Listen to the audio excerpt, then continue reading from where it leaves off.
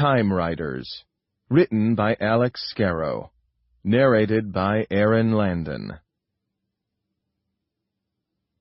Chapter 1, 1912, Atlantic Ocean. "Anyone left here on Deck E?" cried Liam O'Connor. His voice echoed down the narrow passageway, bouncing off the metal walls. "Anyone down here?" It was silent, save for the muffled cries and clatter of hasty footsteps coming from the deck above, and the deep, mournful creak of the ship's hull, stressing and stretching as the bow end slowly dipped below the ocean's surface. Liam braced himself against the gradually steepening angle of the floor, holding onto the doorframe of the cabin beside him. The chief steward's instructions had been clear, to ensure every cabin at this end of the deck was empty before coming up and joining him. He wasn't sure he wanted to. The screaming and wailing of women and children that he could hear coming down the stairwell from above sounded shrill and terrifying. At least here on Deck E, amid the second-class cabins, there was an eerie sense of peace. Not quite silent, though.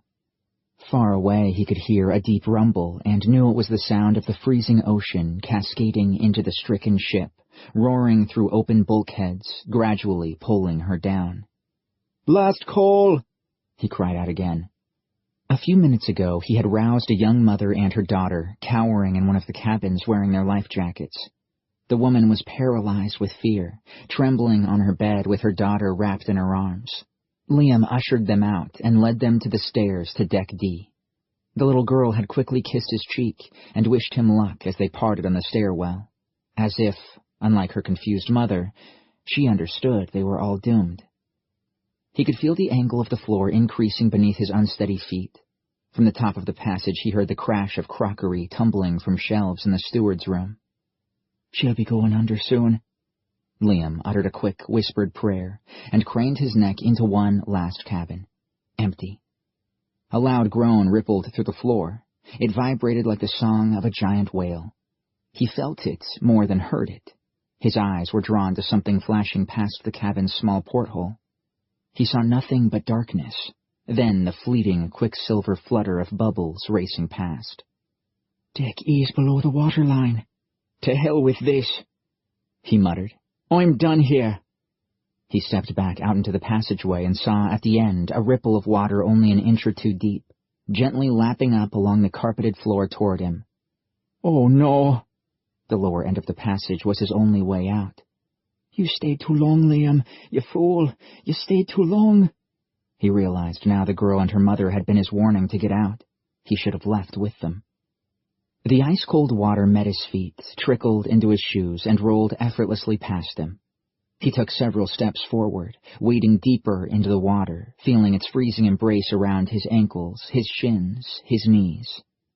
Up ahead around the corner at the end of the passage was the stairwell he should have been climbing 5 minutes ago. He pressed forward, whimpering with agony as the icy water rose around his waist and soaked through his white steward's tunic. His breath puffed past chattering teeth in clouds of vapor as he struggled forward. "Ah, Jesus, unholy Mary, I don't want to drown," he hissed. His voice no longer the recently broken timbre of a 16-year-old, but the strangled whimper of a frightened child. It was getting too deep to wade now. Ahead of him, where the passage turned right for the stairwell, the water had reached the wall lights, causing them to spark and flicker. "The stairwell's probably flooded." He realized that around the corner the water had to be lapping the ceiling, and at least one flight of the stairs would be completely submerged by now. His only way out would be to hold his breath and hope it would last long enough for him to fumble his way up that first flight to the landing. "Ah, Jesus!" His blue lips trembled at the thought of floundering in the darkness, beneath the surface, losing his way, feeling the growing desperation, and then finally sucking churning seawater into his lungs. It was then that he heard it, the sound of movement from behind him. Chapter 2, 1912, Atlantic Ocean. He turned to look up the passageway and saw a man standing ankle-deep in the water, holding onto a wall rail to prevent himself from tumbling down the passage toward him. "Liam O'Connor," he said. "We're stuck," Liam replied. There's no way out. His voice sounded shrill. Liam O'Connor, the man said again, his voice calm. What? I know who you are, lad. What? We need to... The man smiled. Listen, Liam. He looked at his watch. You have just under 2 minutes left to live. The man looked around at the vanilla-colored metal bulkheads of Deck E. This ship's spine will snap in about 90 seconds. She'll break 2/3 of the way along. The bow end, the larger section, the part you and I are in, will sink first, like a stone. The stern will bob for another minute and follow us down. 1.5 miles to the bottom of the ocean. Please, no, Liam whimpered, realizing that he was crying. As we sink, the water pressure will quickly mount, the hull will buckle under it, the air pressure will burst your eardrums, the rivets in these walls, he said, running his hand over a row of them. We'll fire out of the bulkheads like bullets. This passage will instantly fill with water, and you'll be crushed before you can drown. That's at least a small mercy. Oh, Jesus, no, help me. You'll die, Liam. The man smiled again. And that makes you perfect. Perfect? The man took several steps forward, wading waist-deep into the water toward Liam. Tell me, do you want to live? What? Is there another way out? The lights in the passageway flickered out in unison, then a moment later came back on. 60 seconds until she buckles, Liam. Not long now. Is there another way out of... If you come with me, Liam, he said, holding out a hand, there is another way. You'll live an invisible life. You'll exist as a phantom, never quite in this world of ours, never able to make new friends, never able to find love. The man softened that with a sympathetic smile. You'll learn about things that can ultimately lead to madness if you let them mess with your mind. Some people choose death. I want to live. I must warn you.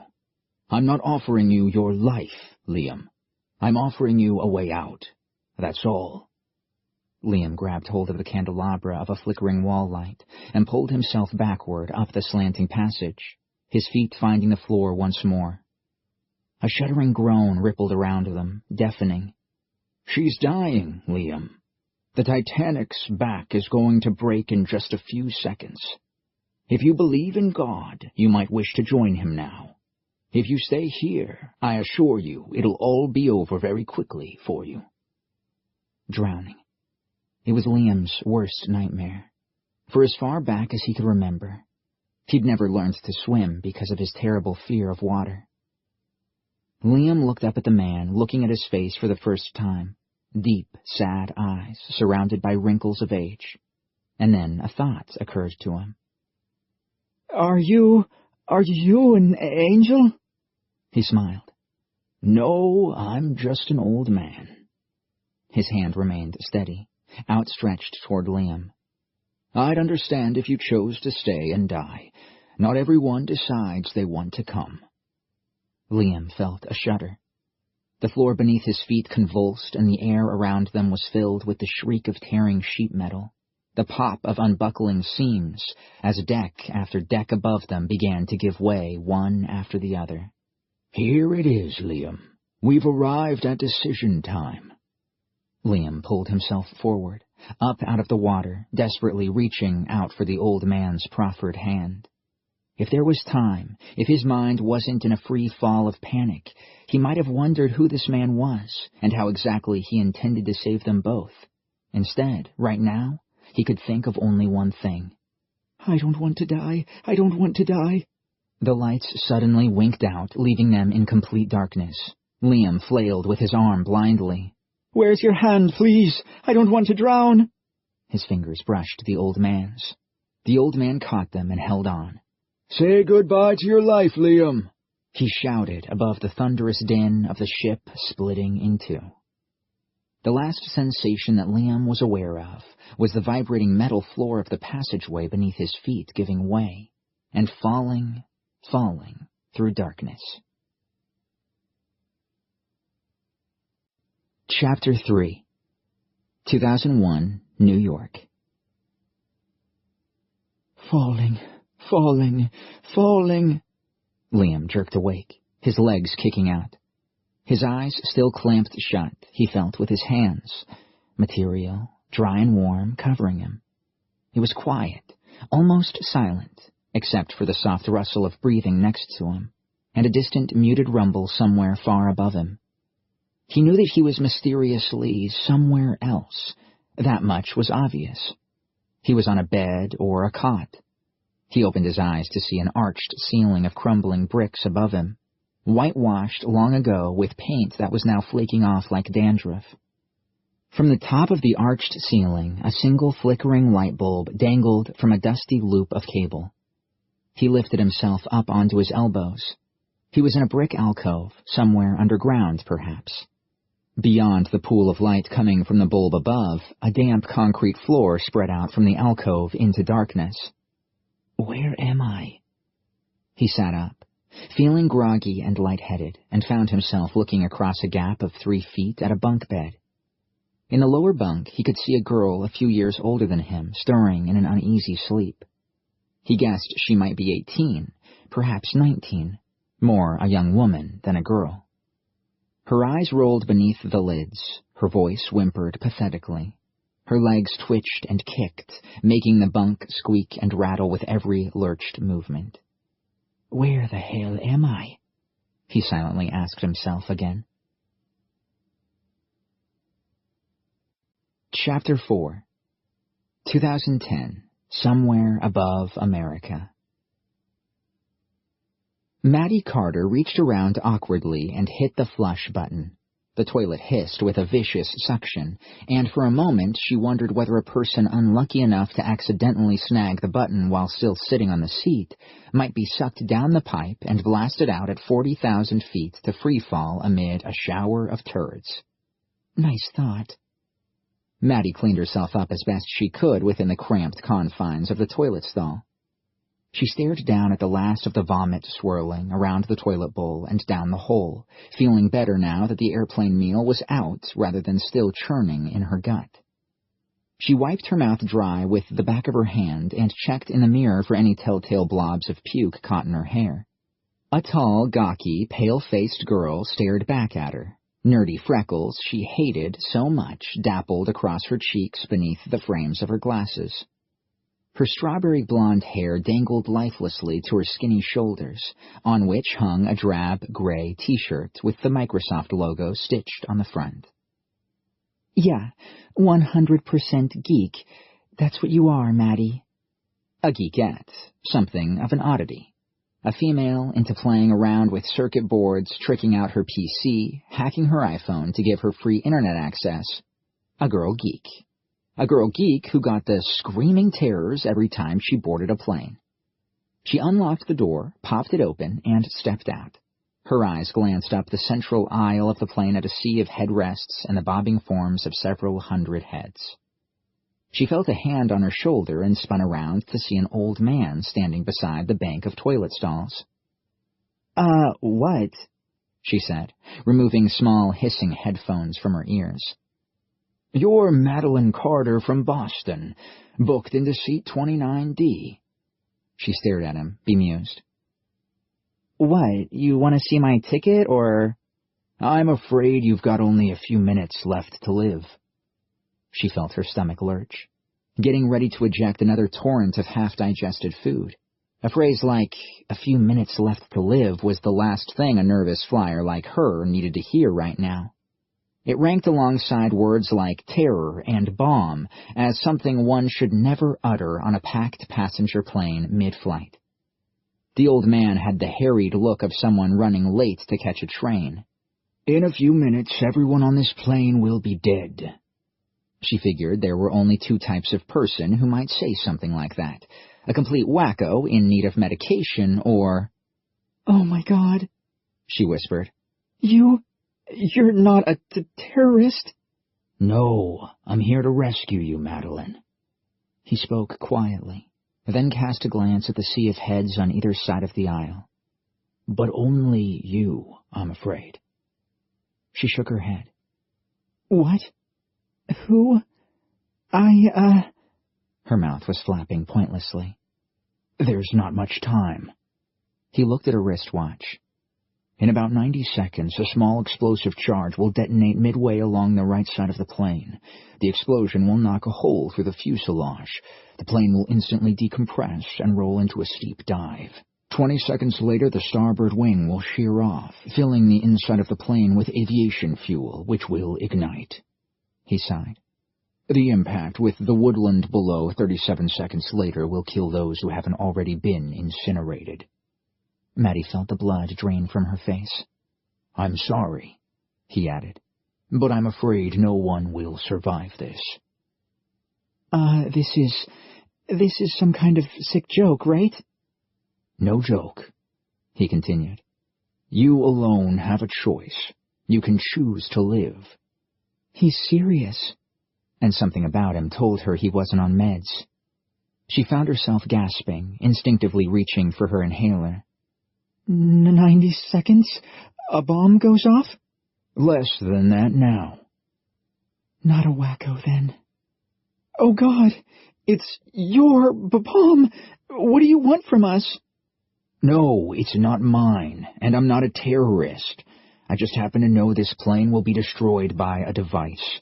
A terrorist group will claim responsibility for it tomorrow morning. Is there time? We could find the bomb and throw it off? She asked, her voice raised in panic. She said the B a little too loud, and it had carried forward. Several heads up the aisle turned quickly to look back at her. He shook his head. Even if there was time, I can't change events. I can't change history. This plane has to go down. Oh, God, she whimpered. The only thing I can do is take you off before it does. She looked up the plane. More heads were turning. She could hear a rising ripple of voices and the word bomb as a whispered tidal wave rolled from seat row to seat row. If you take my hand, he said, offering it to her, you'll live, and in return I'll ask for your help. Or you can stay. You get to choose, Madeline. Maddie realized there were tears of panic rolling down her cheeks. The man seemed sane, seemed calm, seemed deadly serious. And yet, how could anyone be taken off this plane mid-flight? I know you don't believe in God, he said. I've read your file. I know you're an atheist, so I won't try to tell you I'm an angel. I know you have a fear of heights, that you're not great on planes either. I know your favorite drink is Dr. Pepper. I know you have a recurring nightmare about falling from a yellow-painted treehouse. I know so many more things about you. She frowned. How? How do you know that? He looked down at his watch. You have 30 seconds left. A stewardess was now striding down the aisle toward them, her eyes widened with concern. I know you're an avid reader of science fiction, Madeline, so perhaps it'll be easier for you to understand if I tell you I'm from the future. Her mouth opened and closed. But that's impossible. Time travel will become possible in about 40 years' time. His hand extended toward her. She looked down at it uncertainly. 20 seconds, Madeline. Take my hand. She looked up at his lined face. Why? Why you? She nodded.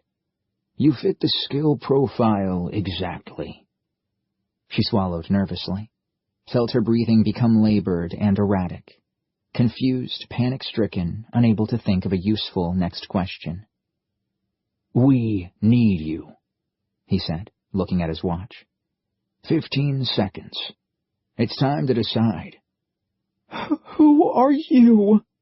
I, or should I say we, are the people who fix broken things. Now, take my hand, Madeline. Take it now. Instinctively, she stretched out toward him. A stewardess pulled up a few feet short of them. Excuse me, she cut in. Someone has reported the pair of you loudly using the B word, bomb. She whispered the word quietly. I'm sorry, but you just can't use language like that on a passenger plane. The old man looked up at her and smiled sadly. No, I'm the one who's sorry, ma'am. I truly am. Maddie looked at him. This is for real? He nodded. And we have to leave right now.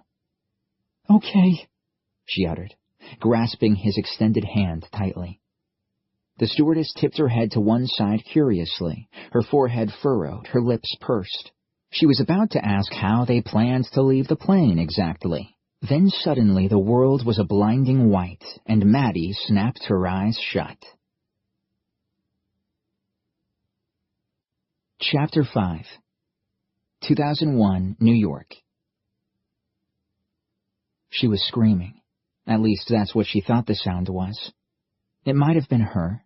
It might have been the sound of a wing tearing itself from the plane. It might even have been the stewardess.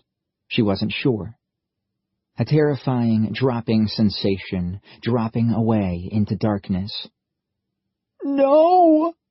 She found herself crying with a voice that sounded like the ragged death squeal of a slaughtered pig. She lurched suddenly and violently. Oh, Jesus Christ almighty! A male voice beside her gasped.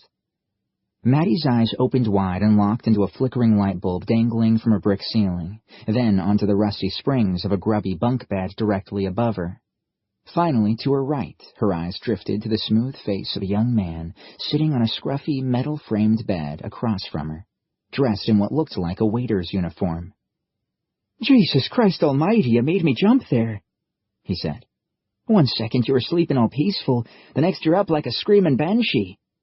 Maddie felt her breath rattling like a startled moth caught in a wire cage. Wheezing, she looked down and saw she was still clasping her inhaler, just as she had been a moment ago aboard the plane.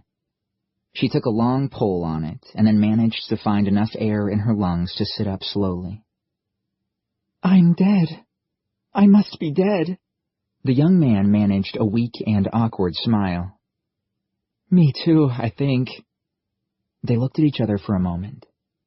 I wonder, he said. Do you think that this is heaven? She finished his question. No such thing. If there is, then it looks pretty lame to me. The bunk bed in which she was lying creaked with movement from above. Maddie looked up at the springs and mattress. Is there somebody else up there? Liam nodded. Yeah, a young dark-skinned girl. She's asleep. Her name's Selena, a voice called out of the darkness. They both jerked around to look out into the gloom beyond the light thrown down from the bare bulb. They heard footsteps on the hard concrete floor, and then, faintly at first, they saw a man emerge from the darkness carrying a tray. Coffee? Asked the old man. Oh my God! Gasped Maddie, recognizing the face. Liam's jaw dropped. You're the man on deck E. That's right, he replied calmly. My name's Foster. He joined them, setting a tray of chipped mugs and a box of donuts on the floor between the beds. He sat on the bed next to Liam. And you're Madeline Carter, and you're Liam O'Connor. He nodded toward the top bunk. The girl up there's Sal Vikram. She's young, only 13. The poor girl will be terrified when she comes to. Here. He handed Liam and Maddie a mug of coffee. You could both probably do with a little pick-me-up. Mr. Foster, is it? Asked Liam. He smiled. Foster. Mr. Foster, I'm not fussed. Mr. Foster, where are we? Maddie nodded. I should be dead. There's no way you could have gotten me off that plane. No way. Foster turned to her. Time travel, remember? She narrowed her eyes. But that's impossible. No, it's not. He shook his head. Unfortunately. What's time travel? Asked Liam. Maddie cocked her head at him. You're kidding me, right? Go easy on the boy, said Foster. He's from 1912. They didn't have much in the way of sci-fi shows and comics back then. She turned back to Liam, looking more closely at his clothes. Not a waiter, but a ship's steward. She spotted White Star Line stitched on a breast pocket. 1912? You're serious? Very, added Foster. Liam here was aboard the Titanic. Her mouth flopped open. What? Liam looked confused. Why are you staring at me like that? He asked her. Because, Liam, said Foster, you're from Ireland 100 years ago. The old man laughed. And she's from Boston, the year 2010. Liam's dark eyebrows lifted in unison. And Selina Vikram, up there on the top bunk, she's from Mumbai, India, the year 2026. Foster cracked a grin that made his old face crinkle like wax paper. And as for me, well, he smiled. Let's say I come from Never Neverland. Maddie leaned forward. Oh my God, come on, when? The 22nd century? Later? His smile told her nothing. Do they have spaceships in your time? Have we colonized the solar system? Has warp drive been invented yet? He held up a hand to shush her. Another time, perhaps. Right now there are more important things to attend to. Before either of them could reply, they heard a stirring from the bunk bed above them. She's coming around, said Foster. She'll be even more disoriented, more frightened than either of you. Maddie slurped a hot mouthful of coffee from the mug in her hands. I seriously doubt that. The girl's murmuring turned to a frightened whimpering that quickly intensified. Foster stood up and leaned over the top bunk. Shh, it's okay, Selina, he cooed reassuringly. It's all over. You're safe now. The girl's mewling voice became a sudden, shrill shriek as her eyes snapped open and she sat stiffly upright on the bunk. Foster held her narrow shoulders firmly. Selina, he spoke quickly and softly. You're safe. No one can hurt you here. It's over. The girl's breath came in short, stuttering gasps. Her eyes, thickly rimmed with dark eyeliner, widened behind drooping black bangs that slanted across her narrow face. They darted from one thing to another. For the moment, it seemed, making sense of absolutely nothing. It's over, Selina, said Foster again. You're safe now. Her gaze settled on the old man. She flicked her bangs away from an almost ashen face. Her coffee-colored skin was drained to an almost corpse-like gray. Liam stood up and peered over the edge of the bunk, cocking a bemused eyebrow at her strange appearance. A dark hooded top with some scruffy wording splashed in neon orange across it. Thin drain-pipe jeans ripped and patched, with patches on top of patches, boots that looked 2 sizes too big for her, laced up past her ankles. A small stud pierced her upper lip. He did a double take before extending a hand in greeting. My name's Liam O'Connor. Pleased to... Give her a moment, Liam, said Foster. Just a moment. Her extraction was particularly traumatic. Is it you? Her voice was small, shaky, uncertain. The man? The man in the flames? That's right. He smiled warmly. It's me, Selina. Sal, she replied. Sal. Only my parents call me Selina. Sal, then, he said, helping her up. She swung her legs over the side of the bunk and silently studied the other 2. A boy dressed like a hotel porter, and a lank-haired teenage girl with glasses. Hey, said Maddie. Welcome to Weirdsville. Just give her a bit of room there. Let her catch her breath. You've got an odd accent, so you have, said Liam curiously to Sal. That's rich, snorted Maddie. Coming from you. She's from a city called Mumbai in India, Liam. But she speaks English, so she does. Well, duh, said Maddie, rolling her eyes. They all do. It's a bilingual nation.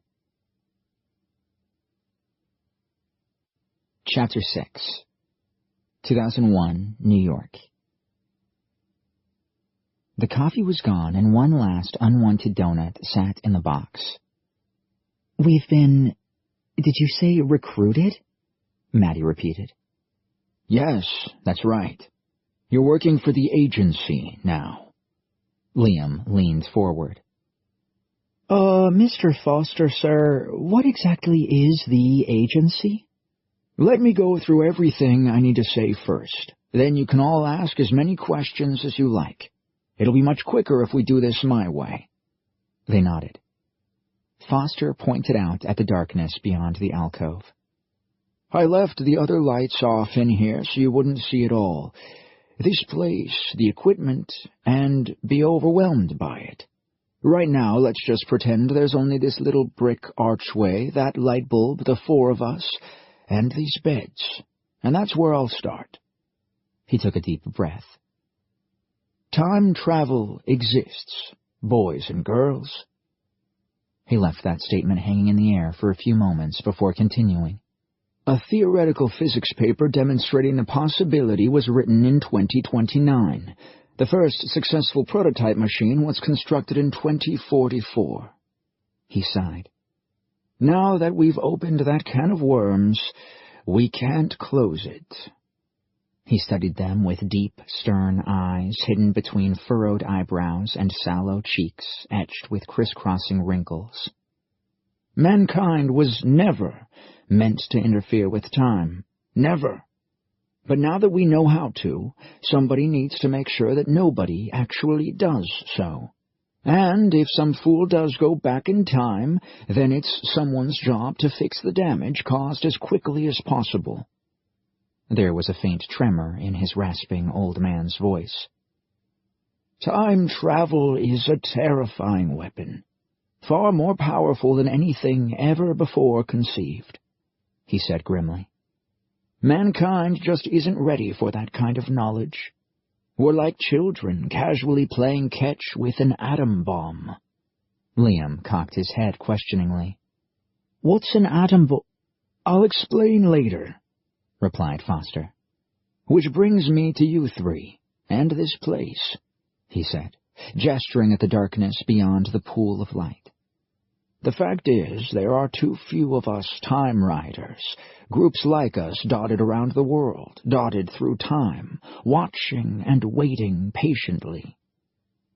Watching for what? Asked Maddie. For a shift. A shift? He nodded. It starts as something incredibly slight, almost invisible to the eye. You catch it then, when it's just a ripple. You have to, because before you know it, it becomes a tidal wave.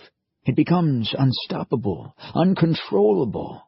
And then we're all truly screwed. Sal's eyes had been lost in the darkness, still far away, but she turned to look at Foster. What is a shift? A shift is the result of time being disturbed. Foster pursed his lips in thought for a moment. Okay. Think of it like this. Time is like a still pool, or a bath. Have you ever tried stepping into a bath without creating a ripple? It's impossible, isn't it? The three of them nodded as the bulb above them flickered and fuzzed slightly.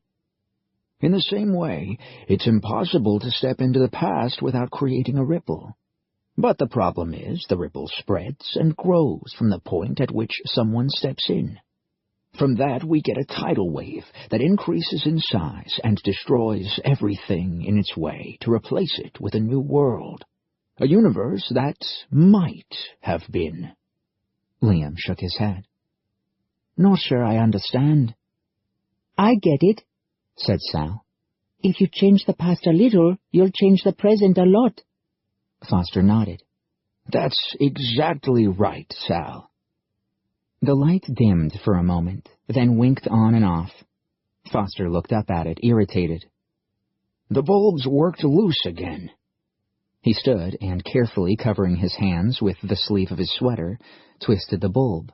The flickering stopped. We need to rewire this place, but there never seems to be enough time. Maddie looked around. Where are we? It looks like some skanky old railway arch. Foster smiled. That's pretty much what it is. It's actually a... The light dimmed and flickered once more, and his eyes suddenly widened. Oh, no. The others looked up at his face, all of a sudden a shade paler. What's up? Asked Maddie. It's here, he whispered. A shift? Asked Liam. No, he shook his head. Worse. Chapter 7 2001, New York. Foster's eyes remained on the flickering light bulb. It's draining the energy. I thought it was the damned light bulb on the fritz. Stupid of me, he hissed. What's draining the energy? Asked Maddie. The strained tone in Foster's lowered voice unsettled the others. I thought the thing had gone. What thing? Asked Liam. Foster turned to him, raising a finger to his lips to hush them. A seeker. It should have faded by now. It must have been leeching power somehow, just enough to keep it alive. The old man reached up with one hand and found a switch on the brick wall. He snapped it off, and instantly the bulb winked out, leaving them in complete darkness. Sal's small voice cut the silence softly. It's dark. Shh, it's all right, Foster whispered. We're going to sit tight for a little while. As long as we're still, we'll be just fine. A long silence stretched out, disturbed only by the sound of their ragged breathing. Then Liam saw something faint moving in the darkness, the slightest glow, barely an outline of something. A seeker, Foster uttered quietly. It's very weak now, on its last legs. Maddie stirred. It looks like a ghost. We don't know what they are exactly, replied Foster. But every now and then, when you open a time portal, it's possible to attract one, to accidentally trap it and bring it back with you. The undulating outline pulsed and flickered like a loose cluster of fireflies, embers dancing above a campfire. That's what happened here. The last team. Foster's whisper faded to nothing. The last team what? Asked Maddie. I must have brought one back with me. The last mission I took into the past, he replied. I went out for some food, came back a few hours later. He paused for a moment, considering how to continue. What was left of them wasn't very nice to look at. Liam heard Maddie's breath catch. They're pure energy, but they can take physical form if they're charged up enough. It's not good when that happens. The pale blue cloud drifted across the darkness in front of them, a spectral form like a lost spirit in a graveyard, a wisp of morning mist in a deep, dark forest. But this one's weakened. I thought it had gone, faded away to nothing. He shook his head in disbelief. I was cleaning up the mess, looking up your files on the computer, preparing to send myself into the past to find you and bring you back. And all that time, the thing was lurking here in this place, quietly watching me. The shape stopped moving. It hovered just a few yards away, a dull, pulsating glow that in fleeting moments seemed to find the shape that reminded Liam of mythical creatures, a centaur, a unicorn, a dragon, before becoming a pale cloud once more. I'd say it's too weak to take a physical form. It's dying, but we're best just keeping still for now. Does that thing know we're here? Asked Maddie. Perhaps. Liam licked his dry lips anxiously. Where did it come from? Another dimension, Foster replied. Another dimension overlying ours, perhaps, attracted to the energy of a time portal like a moth is to light. These things are another reason we should never have messed with time to begin with. The entity moved again, this time drifting ponderously toward them. It's getting closer, whispered Sal. Yes, I do believe it is. But we're safe, right, Mr. Foster? Asked Liam. You said it's too weak to hurt us. Foster's silence in the pitch black was less than comforting. We should leave, he finally replied. We've got over 30 hours before we need to return, before the Arch's time bubble resets. I can't see this thing surviving that much longer. Time bubble? I'll explain outside. Everyone grab a hand. There's a lot of things in here to get tangled up in. I need to lead us out. Liam, Maddie, and Sal reached out and fumbled in the dark, each finding desperate, probing hands and grasping them tightly. Whose hand have I got?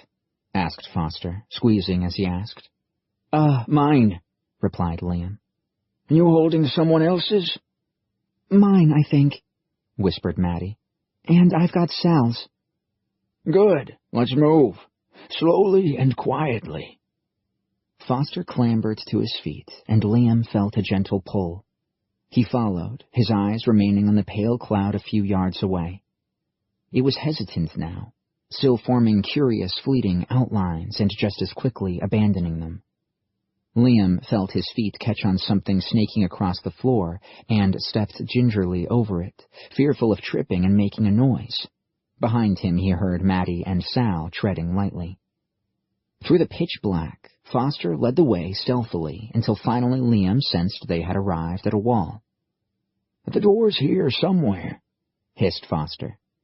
He heard the old man patting the crumbling brick wall with his palms, and then the rattle of knuckles on something metal.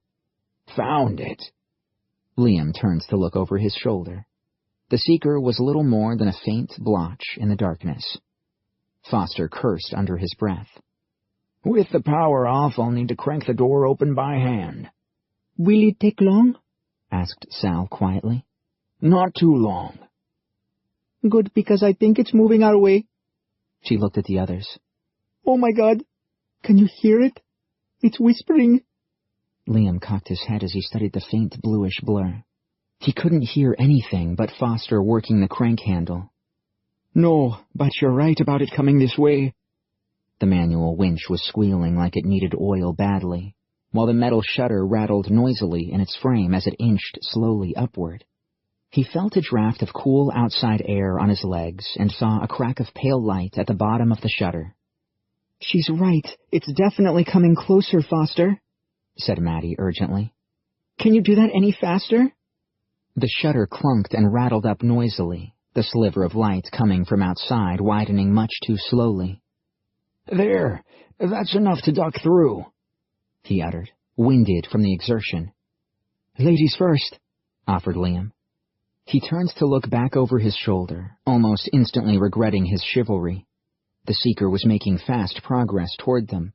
It was almost upon them now, no more than a dozen feet away. The amorphous cloud of scintillating particles seemed to rear up as it drew across the floor, forming the momentary outline of some kind of face. An angelic, childlike face, a little girl. Then the face decayed into some kind of nightmarish creature with empty eye sockets and an elongated jaw. Liam wondered whether this thing was as weak as Foster had claimed, or whether it was still capable of doing harm. Under you go, Liam, said Foster, tapping his shoulder. Quickly now. Liam dropped down and squeezed under the shuttered door, joining the girls outside. Foster emerged a moment later, and with far less difficulty using the handle outside, worked the shutter down again. It rattled against the ground just as a faint tendril of blue light had begun to feel its way out through the gap. It's weakened enough that it won't get through, he said with a smile. He took a deep breath and grinned apologetically. Sorry about that. Now then, he continued, turning to gesture at the world around them with both hands. Welcome to your new home. Liam turned from the corrugated metal shutter, daubed with messy paint that he would later find out was called graffiti, to witness a giant suspended iron bridge right above him, crossing the glistening waters of a wide river toward a glowing metropolis set against the blood red of an evening sky. He was stunned by a million lights glowing and buzzing, flickering and changing color, beautifully reflected in the calm water in front of them. "Oh, Jesus and Mary, that's... His voice faltered at the sight of the futuristic scene. "Oh, Jahula, I know that," uttered Sal. "It's New York. At least how it used to be." "That's right," said Foster. "Let's go get something to eat. I know a great burger place just over the bridge." Chapter 8. 2001, New York. Half an hour later, the four of them were sitting in a window booth, perched on tall stools around a table and devouring double cheeseburgers and fries. Liam's initial reaction to the plate of food had been one of bemusement. The fries looked like no potatoes he'd ever encountered before, and the burger bun, waxy and brown, reminded him oddly of varnished wood. The savory smell wafting up, however, soon overcame him, and, warily watching the others hungrily eating, he followed suit. As he clumsily manhandled the well-stacked cheeseburger into his mouth, his eyes were on the intersection outside, the pulsing lights of a billboard, the busy throng of pedestrians, cars that looked as sleek as dewdrops, the neon glow from lampposts, and a sky barely visible above the skyscrapers, filled with the winking red and green lights of planes crisscrossing the night sky. "It looks so different now," said Sal. "Just like Mumbai. My dad brought me here on a business trip once. It was depressing. The road's empty and so many buildings like dark and empty." Foster nodded. "The year you come from, Sal, 2026, New York was already a dying city. People moved out, whole neighborhoods were left deserted and began falling into decay." Maddie finished a mouthful of burger. "It doesn't look that different to me, though." "And that's because right now we're in 2001, only a few years before your time, 2010, Foster replied. "The global economic crash had only really just started." Liam turned from the window to look wide-eyed at Foster. "I can't believe this is almost 100 years in my future." "For you, Liam, yes. For Maddie, it's just 9 years ago. And for Sal, it's 11 years before she was even born." He sipped a mouthful of cold, frothy beer from a tall glass. "This is where you, as a team, will be stationed. The archway under the bridge is your base of operations, your field office." Maddie looked at him. "Are there other field offices?" He wiped his mouth and nodded. "But you'll never meet them or communicate with them." "Why not?" He picked at the fries on his plate. "It's just the way it is." Sal chugged a mouthful of Dr. Pepper. "I still don't get why we're here, or what exactly you want us for." "You are police, sort of," Foster replied. "Here to police time, to stop trespassers from the future from changing things in the past. The agency is top secret. It really isn't supposed to exist, so we don't have a real job title. But inside the agency, we call ourselves Time Riders." "Time Riders?" Foster hunched forward and stroked his chin thoughtfully. "Look, think of time as a river that always flows downhill. Well, we can ride up it or down it, ride time ride, just like being in a riverboat with a paddle. We can go against the flow, and your job will be looking for other people on the river going against the flow when they have no business doing so. You'll look for them, find them, terminate them, and clean up whatever damage they've done." "How are we going to do that?" asked Maddie. "Well, I'll be training you, of course." Foster smiled tiredly. "As quickly as I can. We need this field office to be operational again as soon as possible." Sal looked up from her food. "The team before us, what were they like?" Foster's smile faded. "A little like you once, I suppose." The old man looked away guiltily to gaze out the window. He chewed on his lips for a moment. "Young, inexperienced, and frightened at first, and ultimately, very unlucky. That thing really killed them? He nodded. Seekers are rare, and normally we do a density scan before pulling someone back from a mission. That last time we didn't, and... Foster's words faded into an uncomfortable silence. So, Liam cut in, when do we start this training you mentioned? Foster turned to them. Now. He sipped his beer again and took a deep breath. I think we should start with a little bit of a history lesson. The history of time travel. Chapter 9. 2066, New York. Dr. Paul Kramer looked out at the dark streets of the city, the boarded-up buildings, the discarded vehicles left rusting down the back streets. Every so often their bus passed a pedestrian, a small, scruffy corner shop, a light glowing through a grimy window. New York was a run-down relic of the thriving city it had once been. There were whole blocks that were now little more than deserted shells, populated by feral packs of dogs and pigeons. The bus was heading down Central Park West off Broadway. Kramer had seen movies made 60 years ago that showed these streets full of life and color and hope. Now it was a dismal, gray place, a city dying piece by piece, block by block. The bus slowed as it passed a police precinct building, the windows protected by metal grills. "No need to drive too cautiously, Carl," said Kramer. "You'll make the police suspicious." Carl Haas, driving, picked up the speed a little. Kramer twisted in his seat and looked back down the bus. His men, 24 of them, sat quietly in their seats, lost in thought, pensive. All of them in fighting form, wearing combat fatigues, ready for their mission. The aisle between both rows of seats was clogged with their equipment, crates and canvas bags full of weapons. He smiled proudly. "Good men, aren't they, Paul?" "We're nearly there," he said to Carl. Carl nodded and then barked out to the men behind them. "Get ready."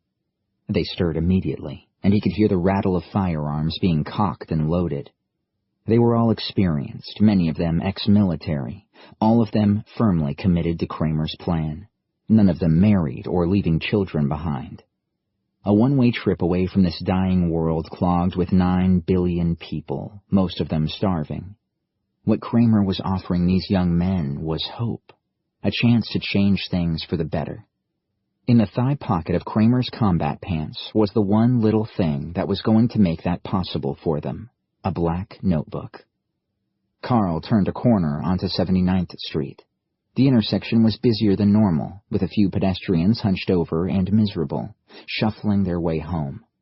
Ahead of them was the grand building itself, the American Museum of Natural History. Like so many others, it was boarded up, covered in pigeon droppings and mostly dark, waiting in vain for better days. Kramer felt his heart sink at the sight of its once proud entrance, now darkened with urban grime and defaced with graffiti. This formerly great nation deserved better. This city deserved better. The museum was a pitiful reminder of a grand time when Manhattan really was the center of the world. He could cry, honestly. He really could.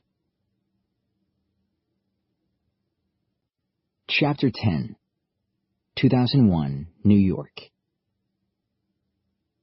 It began with theory, a paper written in 2029 by a talented Chinese mathematics graduate student named Edward Chan, said Foster. According to him, on paper at least, it was possible to bend space and time in such a way as to create a whole. But it took another 15 years and someone else to construct a prototype machine that sort of worked. The man's name was Roald Waldstein, a brilliant amateur physicist. There were all manner of huge corporations and military research teams working day and night to be the ones to make the first time machine, but it was Waldstein, working in little more than a garage, who managed to overcome the practical difficulties of turning the theory into a functioning device.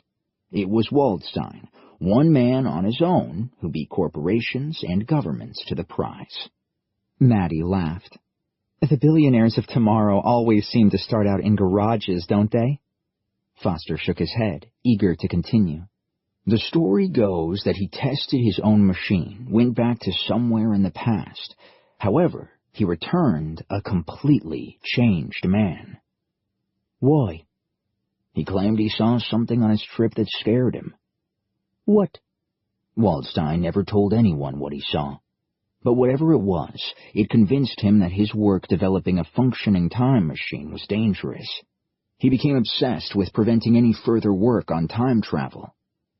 Over the years, Roald Waldstein became rich from other inventions, became an influential voice, and campaigned very publicly to ensure this technology died. Maddie slurped her Dr. Pepper. And obviously it wasn't halted. Obviously. So what happened? Asked Liam. Chapter 11. 2066, New York. Carl parked the bus outside the rear of the museum where the loading bay and delivery entrances were. The men clambered off silently, efficiently, weapons slung over their shoulders, crates and duffel bags carried between them. Kramer helped one of his men with a canvas sack full of ammo clips. It was heavy enough to ensure his arms were aching by the time they carefully placed it on the ramp leading up to the museum's shuttered loading bay. He looked around quickly. The cover of night and sparse lighting from a sputtering arc light almost certainly meant no one had spotted them yet. Soon enough, though, there'd be riot police descending upon them. Carl, a lean and muscular ex-Marine in his 30s, approached him. Once upon a time he'd been Technical Sergeant Carl Haas. That was before the Army spat him out, surplus to requirements.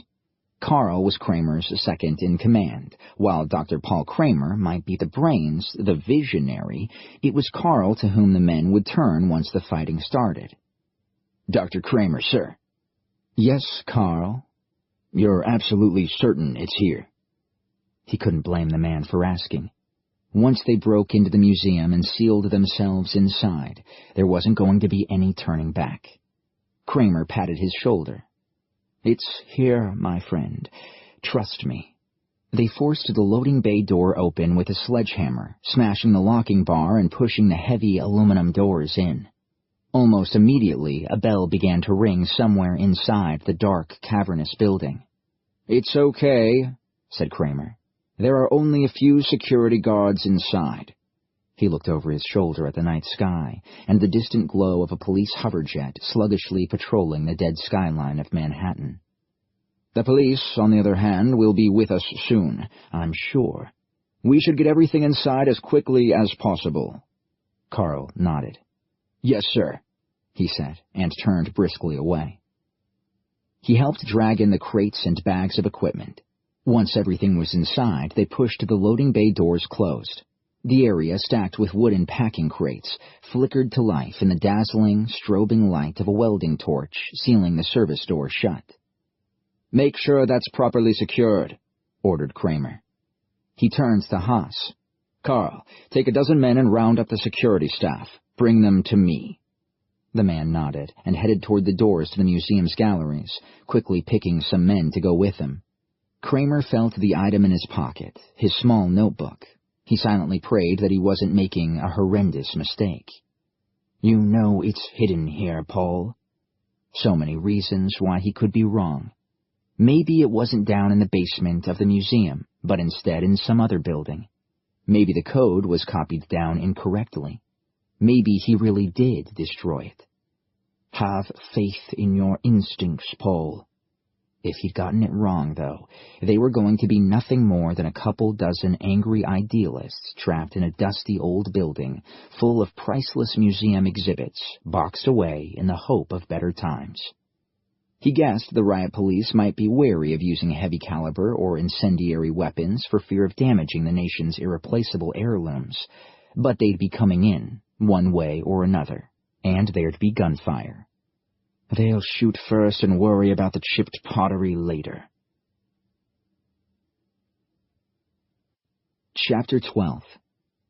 2001, New York. Waldstein destroyed his machine. He smashed it up as well as burning all his notes and files. 15 years of hard work destroyed because he suspected time travel would ultimately harm this world. Wow, gasped Maddie. That's a bit over the top, isn't it? It's like deleting all the code for a game just to kill one bug. Sal looked up from her food, so far barely touched. So why did he want to make a time machine in the first place? His wife and son died in 2028. He made no secret of what was driving him to go back in time. To save them? No, to see them one last time, to say goodbye to them. Waldstein knew he couldn't save them. He couldn't alter history, but he could at least tell them he loved them both moments before their lives were to end. Liam shook his head slowly. That's a tough one, so it is. To have the chance to save those you love, yet not do it because that's the right thing to do. Foster nodded. Yes, Waldstein was a very principled man. Did he manage to see them when he went back? Asked Sal. No one knows if he was successful. He never spoke about it. He returned, as I mentioned, a very changed man, immediately afterward destroying all his work. He began a campaign for all research in time technology to be halted. His desperate warnings that the world could be destroyed by time travel began to find an audience, and in early 2051, an international law was passed strictly forbidding the development of the technology. Waldstein became a recluse after that, rarely seen in public, but content that his campaign had put an end to time travel. Foster sighed. But, of course, it didn't. He finished his beer.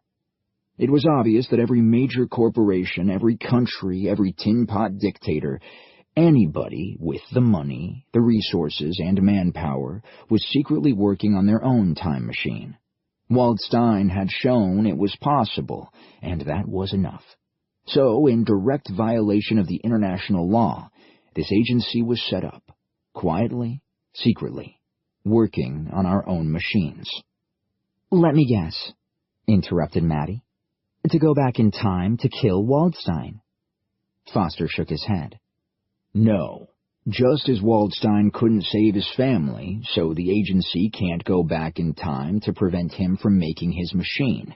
History cannot be violated. It cannot be changed.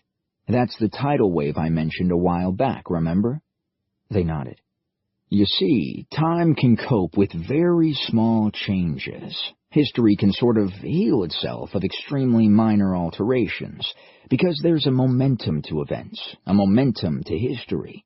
It's as if history wants to go a certain route.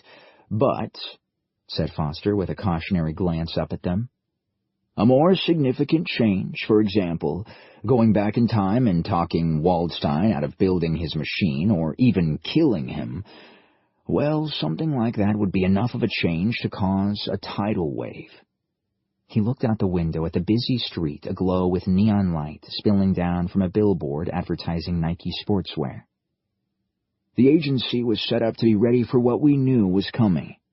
Future time travelers.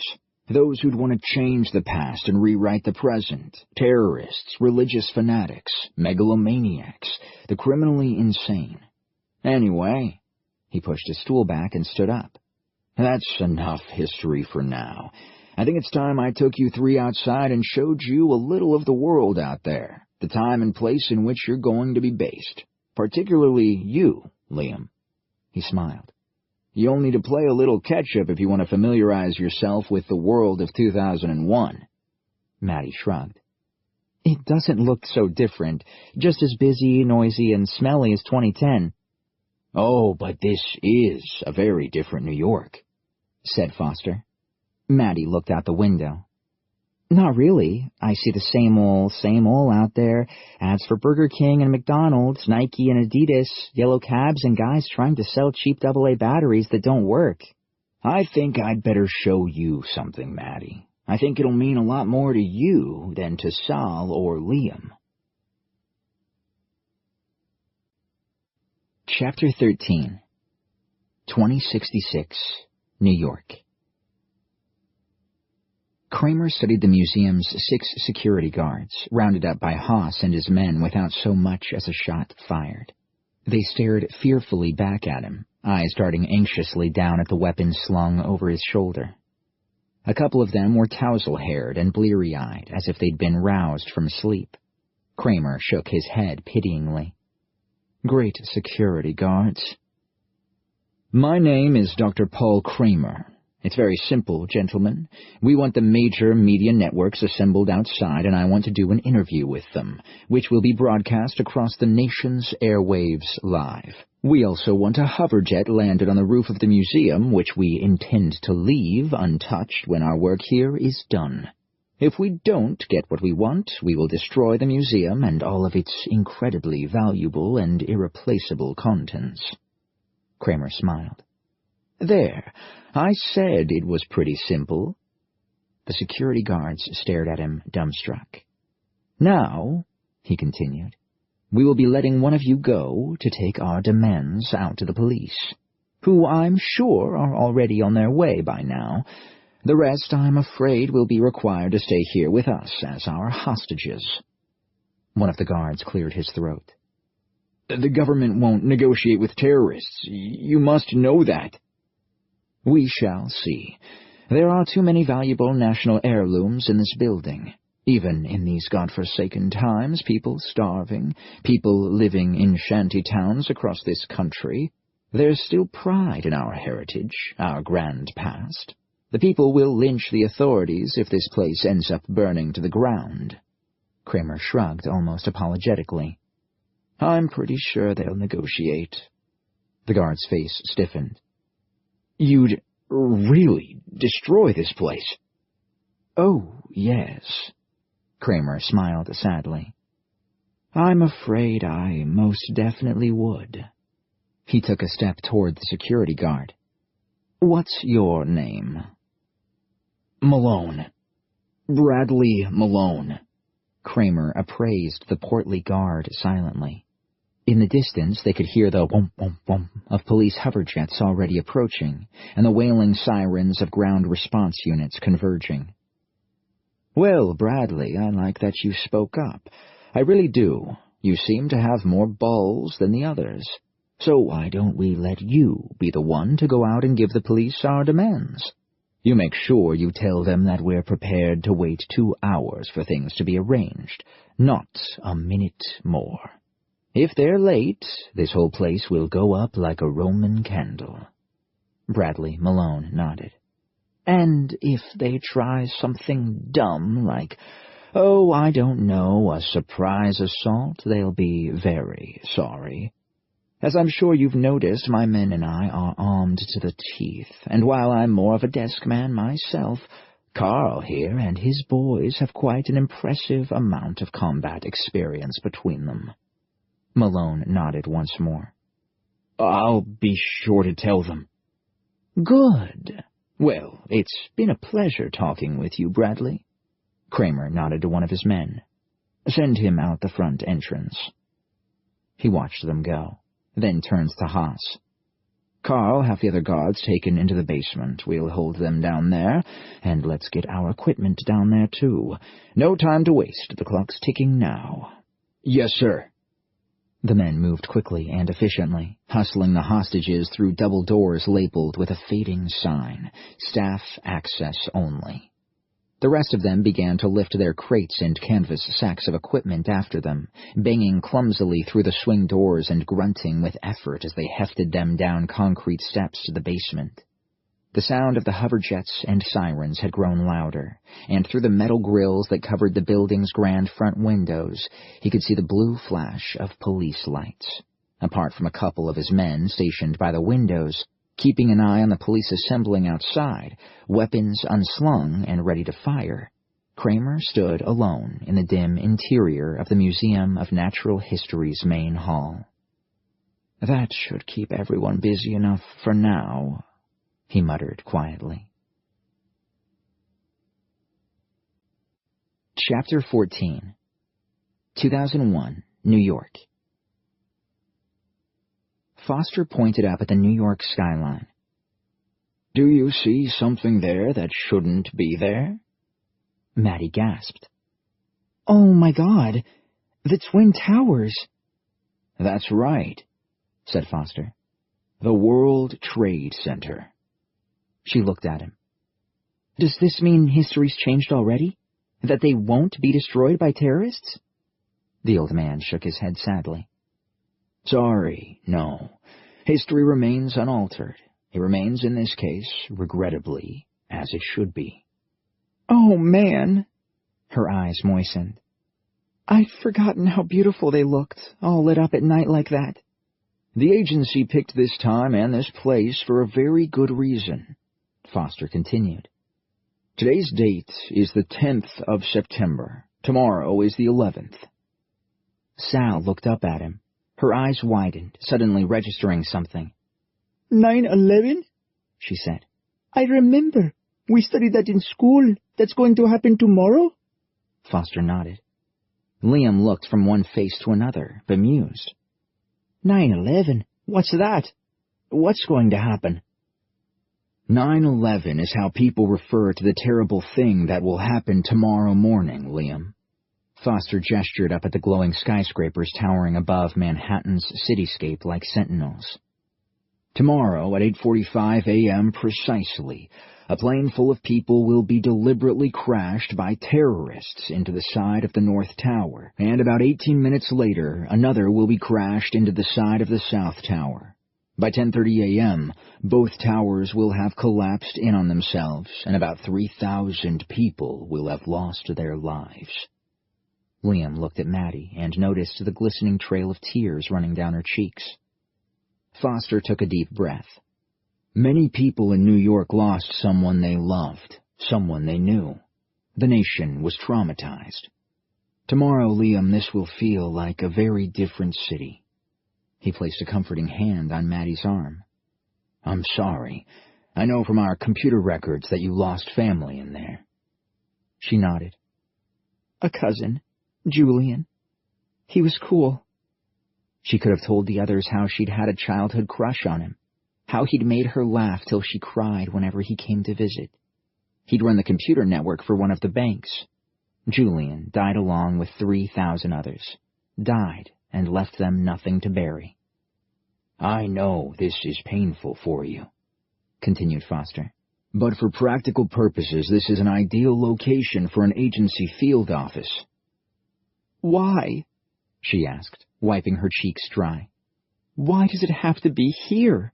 Why now? Foster paused for a moment, thinking how best to explain. The archway you awoke in, the field office, exists in a time bubble of 48 hours, 2 days, Monday the 10th and Tuesday the 11th of September 2001. Come Monday, on Tuesday it automatically resets back to the beginning of Monday. You, as a team, will live within that time bubble. You will live those 2 days over and over again, while for the rest of the world those 2 days will come and go. But why does it have to be these 2 days? Asked Maddie. I remember that day. I was 9. My mom and dad both cried the whole day that Tuesday. Why then? Because everyone's attention will be on what happened. No one will ever notice the comings and goings from that little archway beneath the bridge. No one will ever remember. Foster glanced at Liam. This young man dressed in a steward's uniform wandering around the night before. Your existence here will never affect time, never contaminate time. You'll never be remembered by anyone. All anyone will ever recall of today and tomorrow will be the horrendous images of the planes striking the towers coming down, the dust-clogged streets, the grief-stricken survivors emerging from the smoke. He shrugged. I'm sorry, but it's how we stay unnoticed, Madeline. It's how we keep the agency a secret. It's how we keep from contaminating time ourselves. She nodded silently, new tears beginning to fill her eyes. He rested a hand on her arm. I'm truly sorry. Do you remember the day before? She shook her head. He smiled. The day before, the Monday, was really beautiful. A warm and sunny day, Central Park filled with tourists and New Yorkers enjoying the warmth without a care in the world. Take comfort in that, Madeline, at the end of every grim Tuesday, because for you, the world resets, and that Monday happens once more. Maddie wondered if that meant she might one day catch sight of Julian striding to work in his sharp office clothes, be able to talk to him again, warn him not to go to work. No, I guess I can't. She shook the tempting notion from her head, knowing that it would come back again to taunt her. Foster glanced at his watch. It's been a few hours now. The seeker should have faded away. Liam swallowed anxiously. You're sure of that, Mr. Foster? Yes, it was already dying when we left. I left everything turned off, even that light switch. It'll have faded away by now. We should head back. There's much for the three of you to learn, and learn quickly. Maddie drew her eyes from the towers and studied Foster intently. Why the rush? And why us? Asked Sal. Why you? It's simple. All three of you have the specific skills we need. Now that we have you, though, I need to train you for the work at hand. Foster took a moment to consider what to say next. And I'll not lie to you. It's going to be dangerous. He looked at them somberly. I lost the last team because of a silly mistake. A simple, stupid mistake. They should have scanned before pulling me back. They didn't. So this time the training's going to be more thorough. All three of you will need to work hard. You'll need to understand how time works. Know what you're doing, or... he said, looking away for a moment. Or what? Asked Sal. Or you'll end up like the last team. They stood in silence for a moment, watching the busy street, listening to the bustle of cabs, the thumping bass of a passing sound system, the distant squall of a police siren bouncing off skyscraper walls of glass and steel. Mr. Foster, Liam said after a while. What if we don't want to do this? The old man offered them a sad, pitying smile. Then there's only one place you can go. Back where I found you. For you, Liam, back on Deck E, just as that poor, broken ship starts its descent to the bottom of the Atlantic Ocean. Liam shuddered involuntarily at the thought. I'm sorry, it's not much of a choice, is it? Not really, muttered Liam. He spread his hands. I'm afraid that's the way it is. Maddie shook her head. Well, there's no way I'm going back onto a plane that's about to crash and burn. If you decide to stay, cautioned Foster, there's no leaving. If you decide to stay, you're in for good. Until we die in the service of this agency? He nodded soberly. The three of them regarded the old man in stony silence. Okay, he said. We should probably head back. There's one more member of the team I want to introduce you to. Liam cocked his head. Someone like us? Not exactly, no. Chapter 15 2066, New York. It's down here somewhere in the dark, Paul. Can't you feel destiny tugging at your sleeve? He didn't. What he felt were the eyes of Carl and his men upon him, anxiously, impatiently watching him thumbing through his little black notebook. Through the open door leading onto the stairwell up to the main hall, he could hear the muted echo of a megaphone coming from outside. Apparently they already had a negotiator out front trying to establish contact. If he wasn't so preoccupied down here, it would have been fun to be upstairs in the museum's main hall, watching the circus building up out there. Sir, Carl prompted under his breath. There's only half an hour left until your deadline. They will surely come in soon if they think negotiation isn't getting them anywhere. I know, he replied, looking down at the pages of his scrawled handwriting. It'll take just a moment. Carl looked around the basement. It was filled to the high ceiling with crate after wooden crate of varying shapes and sizes, each stamped with a unique catalog number. There were hundreds, no, thousands of them, stacked down here on long rows of metal brackets and wooden slat shelving. Kramer looked up and noticed the concern on Carl's face. "Carl, these boxes are all categorized. It may appear random, but they were very careful when they closed down the museum to store the exhibits by department, by subdepartment, by genus, by species." Kramer waved the black book in front of Haas. He wanted to be able to locate it easily, quickly, not have to sift through 1,000 wooden cases. Kramer looked around.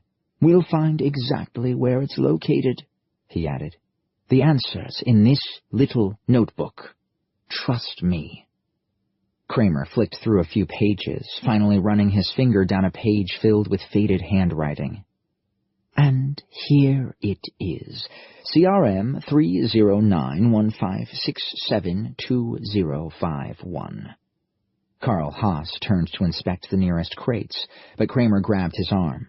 "We don't have the time to check every box. We can work out where to start looking from the number." "How?" "CRM is the prefix code for the scientific exhibits. 309 is the paleontology department." Kramer turned around and approached the huddled security guards. "Tell me, gentlemen, where are the dinosaur exhibits stored?" They shook their heads nervously. One of them, a frail, old, snowy-haired man who looked 10 years past retirement age, nodded toward a nearby wall. There's a chart over there." Kramer smiled. "Ah, yes, I see, thank you." He stepped over, tore it off the wall, and examined it quickly. "Right, it's down there, I think." He pointed along an aisle that faded away into darkness. He pulled a flashlight out of his backpack and switched it on, heading at a swift trot into the narrow passageway flanked on either side by shelves laden with wooden and cardboard boxes of all shapes and sizes. After a minute, he stopped and checked the code stamp on the box nearest him. 207, we're getting closer, he whispered to himself, and set off again at a trot. Footsteps behind him. He turned to see Carl, his flashlight a swinging beam of light lancing out in front of him. "Sir, can I help?" Kramer stopped. "Yes, get the men to bring the portagen down this way. As soon as we locate this thing, we'll need that generator cranked and ready to go." "Yes, sir." Kramer continued further into the darkness, then once more stopped and checked the catalog stamp on a nearby box. 306, he wheezed, winded by the exertion. "Geology. Very close now." He walked swiftly, panning his flashlight across boxes that were increasing in size, from small shoe boxes to crates that could fit an armchair, and even larger ones in which one might fit a small car. Or even a dinosaur. He grinned. This was it. Paleontology. It's got to be here somewhere. Kramer checked his watch. They had about 20 minutes left until the deadline he'd given expired. There was no guarantee the police were going to hold back until then, of course, but he suspected they probably would, and then stall a while longer after that, fine-tuning their plans to storm the museum and take down the terrorists inside, with the minimum amount of damage to the nation's treasures. He swung his flashlight from one box to the next, quickly scanning the catalog numbers. Getting close. He clambered up onto the lowest crate and swiped the beam of his light across the ones stacked on the shelf above. Come on, he found himself hissing. Where the hell is it? His eyes darted from one number to the next. It's got to be here somewhere. It is. Have faith. As if in answer to a prayer, his flashlight spilled across a CRM-309 number. He quickly swung the light back and read the next 4 digits. 1567. He looked down at his notebook. CRM-309-1567/2051. He looked up at the crate again, and his lean face creased with relief that the old man, Waldstein, had been smart enough not to smash up his machine as he'd publicly claimed, but instead to have secretly arranged to hide it down here while the museum was being mothballed. There, didn't I say have faith? Kramer nodded.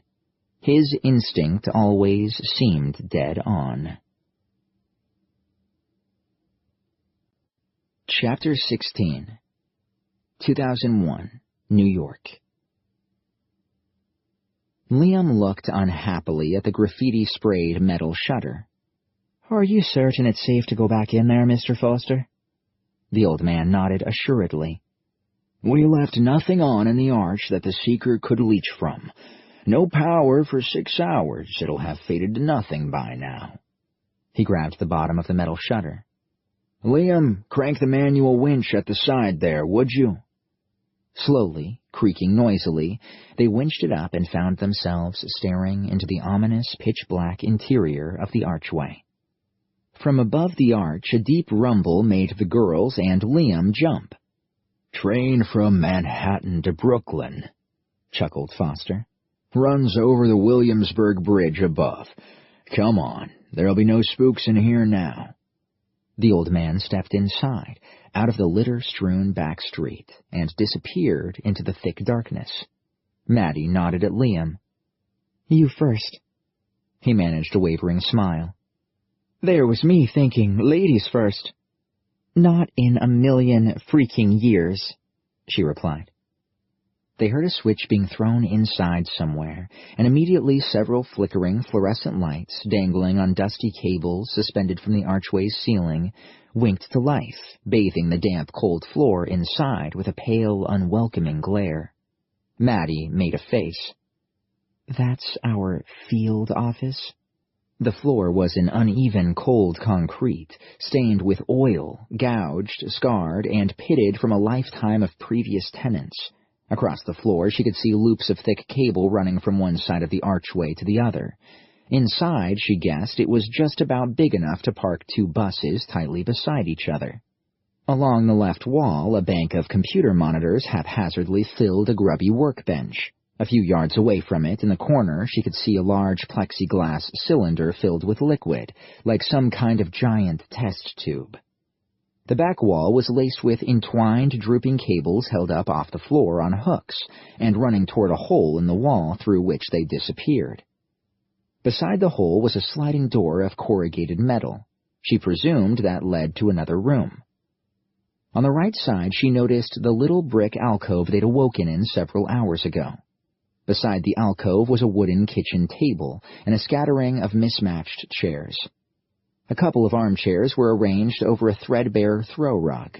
Another alcove contained an electric stove, a kettle, a microwave, and a skanky-looking sink. Beyond that, an open door led onto an uninviting bathroom. It reminded Maddie of her older brother's grubby shared apartment in Boston. All it needed was a floor knee-deep in dirty laundry and discarded pizza boxes. It's a mess, said Maddie. Foster stepped over a rat's nest of network cables gaff-taped to the floor. It's your home, he said. Come on in. They stepped gingerly inside. Sal scooped her bangs out of her eyes and surveyed her surroundings with a barely concealed expression of distaste on her face. Can we decorate? She asked. Foster laughed. By all means. A few more cushions, posters, and throw rugs won't do any harm, Sal. He pointed. Would you hit that switch there? She turned around and looked at the wall beside her. This one? That's right. She did so, and with a cranking whir, the metal shutter wound down behind them, clattering noisily as it hit the bottom. While the 3 of them stood motionless, trying to find something to like about their new surroundings, Foster strode across the floor, stepping carefully over snaking cables, toward the metal sliding door on the back wall. What is all this stuff, Mr. Foster? Asked Liam, pointing toward the computer monitors on the workbench and the large cylindrical water tank. All in good time, Liam. First, I'm going to acquaint you with the fourth member of your team." He reached for a handle, slid back a locking bolt, and pushed the door noisily aside. Sal, Maddie, and Liam stepped cautiously toward Foster, looking through the opening into the dark space beyond. "Come on, nothing's going to bite you," he said, waving them over. "Your other team members in here." "So, why's our teammate hiding alone in a dark closet?" asked Maddie suspiciously. "He's not some kind of weird albino freak, is he?" "He's—" Foster hesitated. "Well, perhaps the best thing is for me to just introduce you. Follow me." He took a step into the darkness. Sal swallowed nervously as she heard his shoes clacking across the hard floor inside. "We normally keep the lighting very low in here. The in vitro candidates are very sensitive to bright lights, especially the smallest ones. Just a second." They heard Foster moving around, fiddling with something in the darkness. Then, very gently, a couple of wall lights began softly to glow red. With that, they could just make out half a dozen large cylinders in front of them, each about 8 feet tall. As the soft crimson glow from the lights above increased, Maddie decided to lead the way in. She could see tall cylinders of clear plexiglass. Inside each, she could just about make out some dark, solid mass. "So, what's in those tubes?" "I'll give you a little more light," Foster said in the gloom. They heard him flick a switch, and then, in the bottom of each cylinder, an orange light winked on, illuminating the contents. "Oh my God!" she recoiled. "That's utterly gross." Each cylinder contained what looked like a watery tomato soup, in which floated a gooey sediment and strands of soft tissue that dangled and wafted like snot in a toilet bowl. In the middle of the murky stew of the nearest tube floated something small and pale and curled up on itself. Strands of umbilical tissue connected to it so that it looked like a pale larva caught in a glistening web of entrails. That's a human fetus, isn't it?" said Maddie, stepping toward it and peering closely through the glass. Liam and Sal joined her. "Prenatal phase. That one is in pre-growth stasis. It'll remain like that until we need it. Here," he said, standing by the next tube over. "We have one that is approximately 1/3 of the way through the growth cycle." They looked into the murky water of the second tube to see what appeared to be a boy of 11 or 12 years of age, hairless, naked, and tucked into a similar fetal curl. Like the fetus, umbilical cords connected to it and curled down to the bottom and up to the top of the cylinder. Liam found himself recoiling at the sight, horrified, disgusted, and curious at the same time. "That's not a real boy in there, is it?" "No, it's an artificial," Foster said. "Grown from engineered human genetic data." Liam shrugged.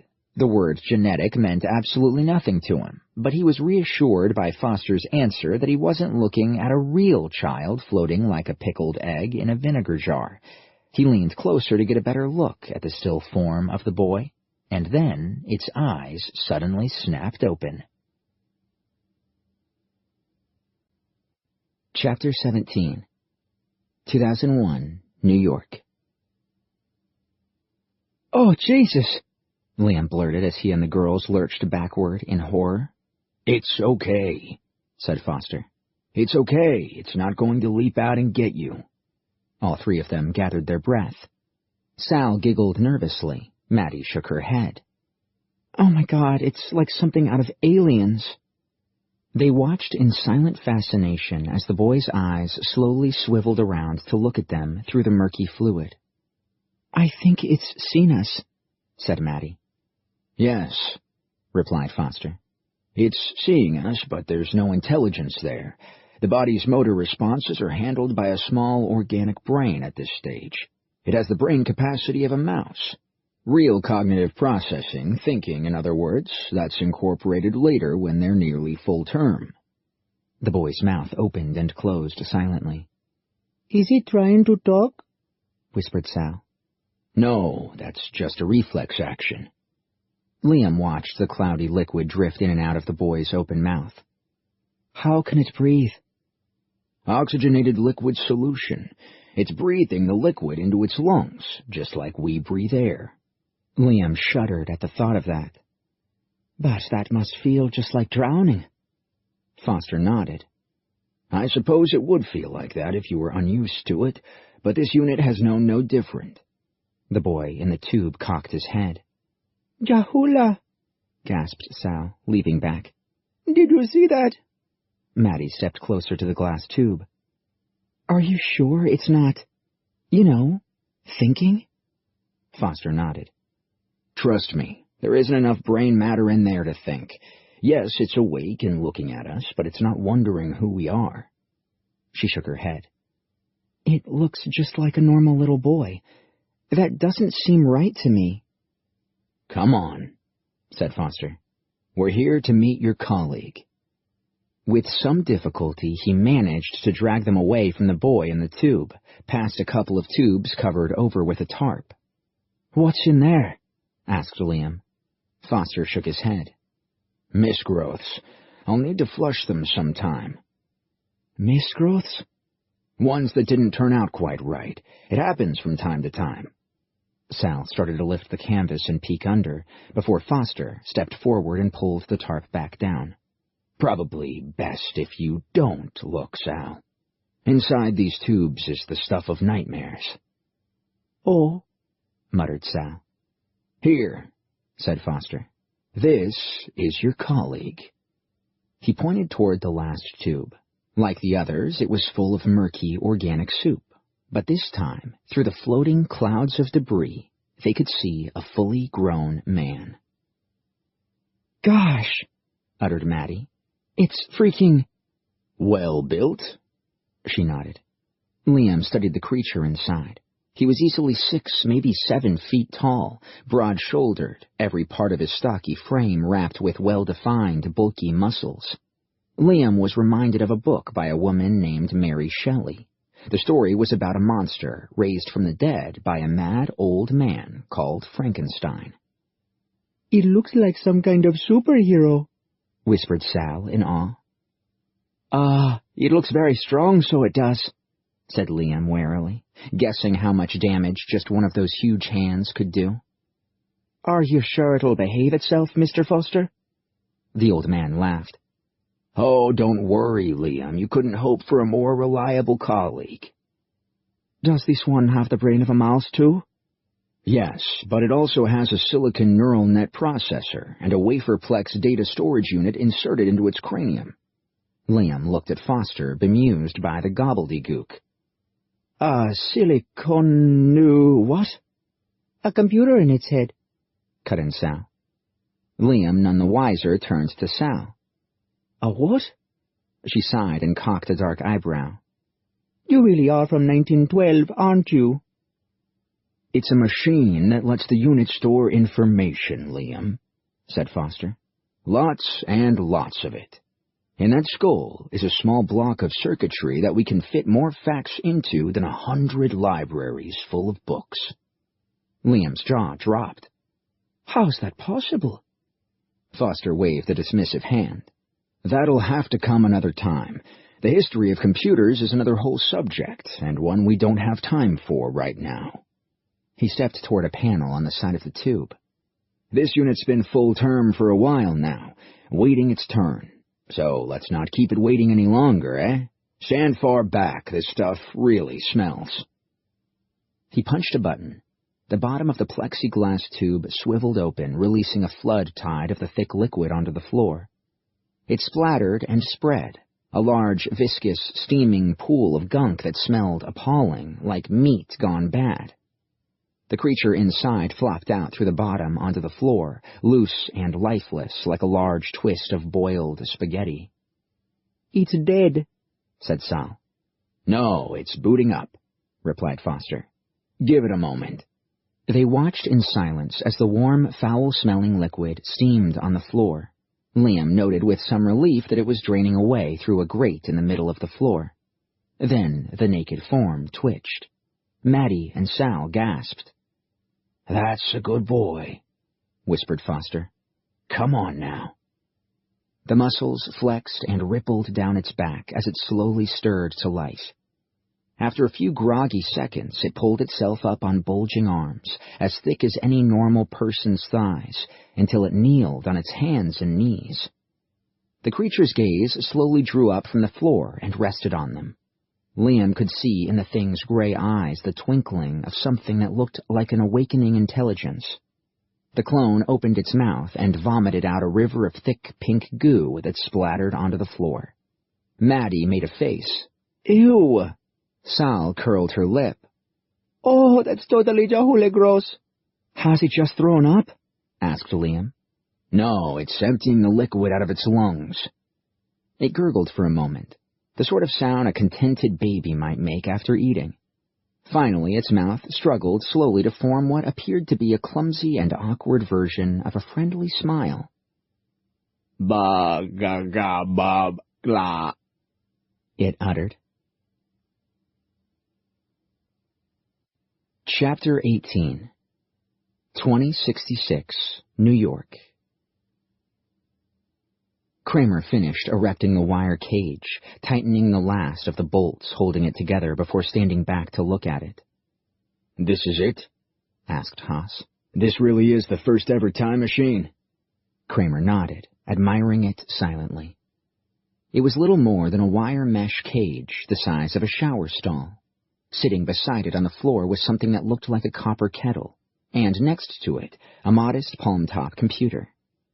A few feet away, their portable generator chugged noisily, feeding a steady supply of power to Waldstein's machine. "The displacement energy field is fed into the wire cage," said Kramer. "It's only big enough for us to go through one at a time. It's going to take us longer than I thought to get where we're going." Carl Haas looked at his watch. "The deadline passed half an hour ago, sir. The police surely won't wait much longer." Kramer nodded. "I know. We should get started." He kneeled down beside the palm top and started to tap the touchscreen with a stylus. "It will be cold where we're going, Carl. The men will need to pull out their winter coats." "I'll warn them. Should I call through the—" His question was interrupted by the sound of a muffled thud. Kramer looked at him sharply. "What's that?" "They're coming in." Carl straightened up. "I'll have the men fall back from the main hall. We can hold them on the stairwell to the basement. It's a good choke point." "Whatever you think best. Just buy me as much time as you can." Carl nodded and turned on his heel, running down the dark aisle and already on the radio to his men upstairs. Kramer looked back at the screen and tapped in the timestamp. A very specific time. A very specific place. He turned to two men standing nearby. "Max, Stefan, we must start by sending the equipment through first, all right?" Both men nodded and began dragging their boxes and canvas sacks into the cage. Carl Haas reached the top of the basement stairs and stared out through the open double doors into the museum's dark main hall. He thumbed his radio. "Rudy, Peter, what's your status?" The earpiece crackled a reply. "They're inside the building. They sent tear gas and flashbangs down the left wing and they're moving our way. Pull back to the main hall and hold them there for as long as you can. We're setting up a defensive position on the basement stairwell." "Copy that." Carl squinted into the darkness of the main hall and realized, despite the slithers of blue flashing lights stealing in through the boarded-over windows, it was still too dark. "Okay, gentlemen," he spoke quietly into his radio throat mic. "It's showtime. Everyone, go to night vision." He reached up to the unit strapped around his crew-cut head and flipped the night vision heads-up display down over his left eye. Moments later, he heard the first percussive rattle of a firearm echoing through the empty halls. He turned to the man kneeling on the stairs beside him. "You ready for a fight, Saul?" The soldier nodded, even managed an edgy grin. "Yes, sir." The men lifted in one last sack of equipment and closed the door to the wire cage. "Stand clear," said Kramer. He looked down at the palm top's small glowing screen. "Okay, then," he said, crossing his fingers behind his back. He turned to Max and Stefan. This is where we get to see if this old machine actually works. He tapped an icon on the screen. Purge. Immediately, sparks spurted from the wire cage, showering onto the equipment inside. For a moment, Kramer worried the canvas sacks might smolder and catch fire, causing the ammo clips inside to explode. But the display of fireworks was short-lived. As the last glowing embers cascaded down, he realized the cage was already empty. He looked at his two men, wide-eyed and grinning like fools. He laughed. And so it does. With no time to savor the moment, he ordered them to load up the cage again as he reset the transmission program on the palm top. In the back of Kramer's mind, although he realized now wasn't the time to voice it aloud, was, in what condition were those things arriving at their destination? Intact or in pieces? He could visualize too easily himself arriving in the past, and only living long enough to see his body had been contorted into a steaming pile of inside-out organs. He licked his lips anxiously. You're not chickening out now, are you, Paul? Chapter 19. 2066, New York. Carl listened to the radio traffic coming in from his men. From their quick bursts of distorted crosstalk, it sounded as if they were doing a good job of keeping the police SWAT teams tied down. Both flanking teams had called in at least a dozen kills between them. The police were getting chewed up out there from the snatched exchanges he could hear over his earpiece. But already 2 of his men were dead. Rudy had gone down early, took several rounds in the chest. Aiden, 1 in the head, dead before he hit the ground. His men were buying time, all right, but they couldn't afford to lose too many. They couldn't afford to lose any, if truth be told. There were only 24 of them. 24 men, not exactly an army, hardly enough to conquer history. He tapped his throat mic. All units fall back to the basement stairwell, immediately. Keep your heads down. I don't want any more casualties. Doing our goddamn best, Carl, one of them called back. He recognized Peter's voice. One of the other men laughed over the radio. The intensity of chattering gunfire increased momentarily as both teams laid down suppressing fire before hastily abandoning their positions to fall back to the main hall. Carl turned to Saul. Ready. They'll need cover. Kramer watched the 4th cageful of equipment vanish amid a shower of sparks. He just prayed to God that their invaluable equipment and his men were all going to end up in the same spot, rather than scattered throughout history. He looked around. Most of the equipment had gone through. So now, he said, we need to start sending people. Max pulled his Arctic camouflage jacket from his backpack.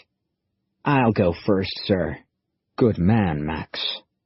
He zipped up his jacket, unslung his pulse rifle, and offered Kramer a crisp, clipped salute before stepping confidently into the cage. You ready? Yes, sir. Ready to change history, sir. Kramer nodded. To change it to the way it should have been. That's right, sir. Kramer saluted the man.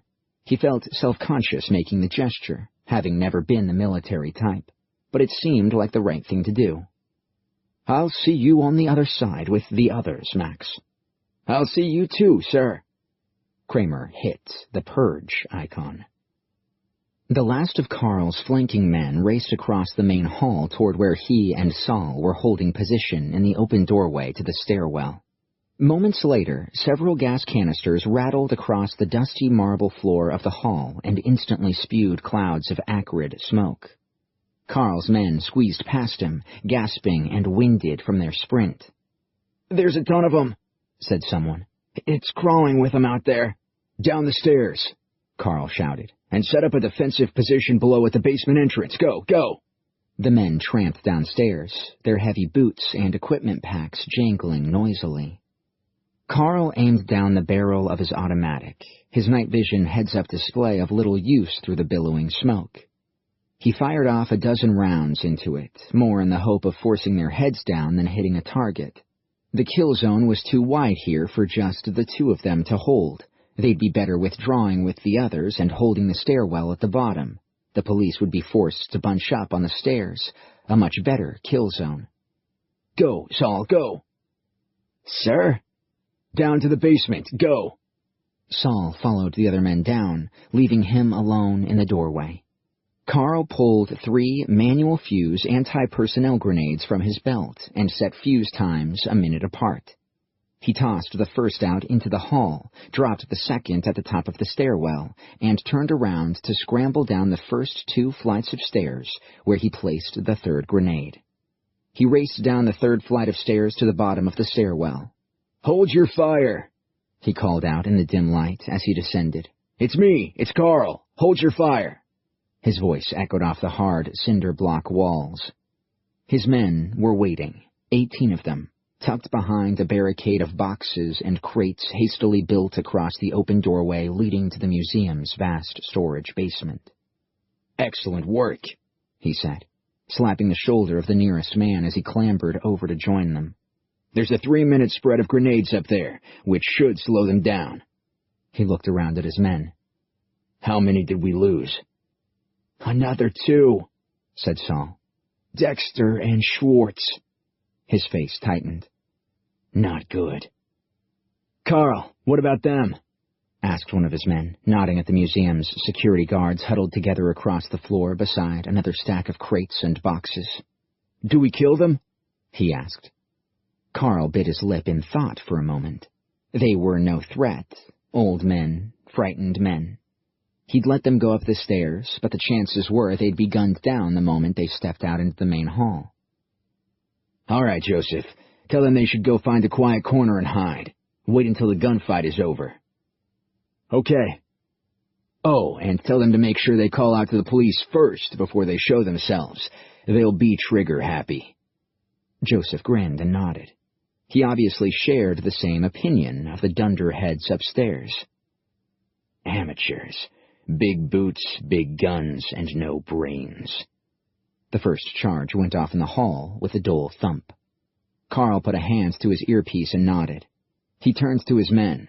Ross, Peter, Stefan, Joseph, head down there, he said, gesturing toward a narrow passageway between 2 tall storage racks on their left. Kramer is down there. He has the machine running now and is sending us back one at a time. You 4 are first. The men nodded and headed into the passage.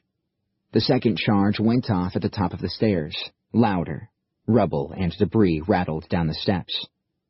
This is it, Carl, he told himself. The last holding position.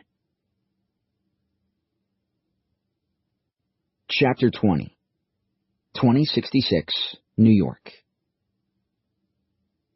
Kramer sent the man through and reset the coordinates for the next as the rattle of gunfire echoed down the passageway from the distant stairwell. He had lost count of how many of them he'd put through, perhaps a dozen, maybe 14. Carl had radioed through a few minutes ago. They were down to the last 5 men holding position at the bottom of the stairs. Another man had gone down, Saul, wounded badly. Things were getting tight by the sound of it. He tapped his throat mic. Carl, you need to come now. Haas's voice crackled back over the radio. Someone's got to hold them here, sir. If we all turn and run, they'll be on to us in seconds. Kramer cursed. Carl was right. Someone was going to have to be left behind to buy enough time for the last 2 or 3 to be sent through, and for Kramer to sabotage the machine so they couldn't be followed. Already they'd lost 5 good men. To have to leave 1 or 2 behind to hold them off wasn't what he wanted to hear. Damn it, he hissed. If he'd managed to find the machine sooner, assemble it just a little more quickly, or if the police had taken a few more minutes to get organized before storming the museum, they could have all been through into the past without any bloodshed, without a single casualty. I'll hold them, wheezed Saul. Carl looked down at him. The front of his gray and white Arctic camouflage coat was almost entirely black with his own blood. Several unaimed shots sprayed over the top of the stairs handrail had found him, thudded into his chest, and knocked him off his feet. The boy was spraying thick gouts of blood with each labored breath. A lung or both had been hit. Carl didn't need a medic to tell him that the rest of this young man's life was now going to be measured in mere minutes, perhaps even seconds. Saul, You have to go, sir. The young man forced a ragged smile. You have to go. Change this world for a better one. Kramer's one. Carl nodded. We'll do it, Saul. You better, he gasped, a thick curl of congealed blood leaking from the side of his mouth. Go, now, he whispered. I'll give you as long as I can. Carl nodded. Saul was fading fast. He looked at the remaining men and gestured with a well-practiced hand, the signal for them to break cover for the basement. As they did so, Carl emptied a complete clip onto the stairs. Sparks and sprayed chips of concrete danced amid plumes of dust. The SWAT team, getting ready to storm the last flight of stairs, backed off, ducking their heads from the heavy fire. The clip empty, he looked down at Saul quickly and squeezed his shoulder. Perhaps we'll see each other in another time. Saul grinned, then began firing at the stairwell with short economic bursts that would conserve his ammo and hopefully buy his comrades the precious time they needed. Carl turned and ran after his men, hearing their pounding footsteps ahead of him. Kramer reset the machine once more. The last of the men with him had gone through, and now he was waiting for Haas and whoever else was with him. He could hear footsteps and, in the distance, short, staccato bursts of gunfire. Hurry! He called out. Out of the darkness, two men emerged, Ronan and CG. Quick! He said, ushering the first of them into the wire cage. Where's Carl? Coming just behind us, sir. All right, good. He activated the machine, sparks showered, and the darkness flickered alive with strobing light as Ronan vanished. CG stepped in just as Carl's pounding footsteps could be heard. Kramer quickly reset and activated the machine. The gunfire down the aisle suddenly ceased. Damn, they're in. Carl appeared. They're through, he called out. I know. Hurry up and get in, he said, holding open the door of the wire cage. Carl drew up and looked at him. Who will send you through? Don't worry, I'll manage, Carl. He hesitated. No one gets left behind. Your words, remember.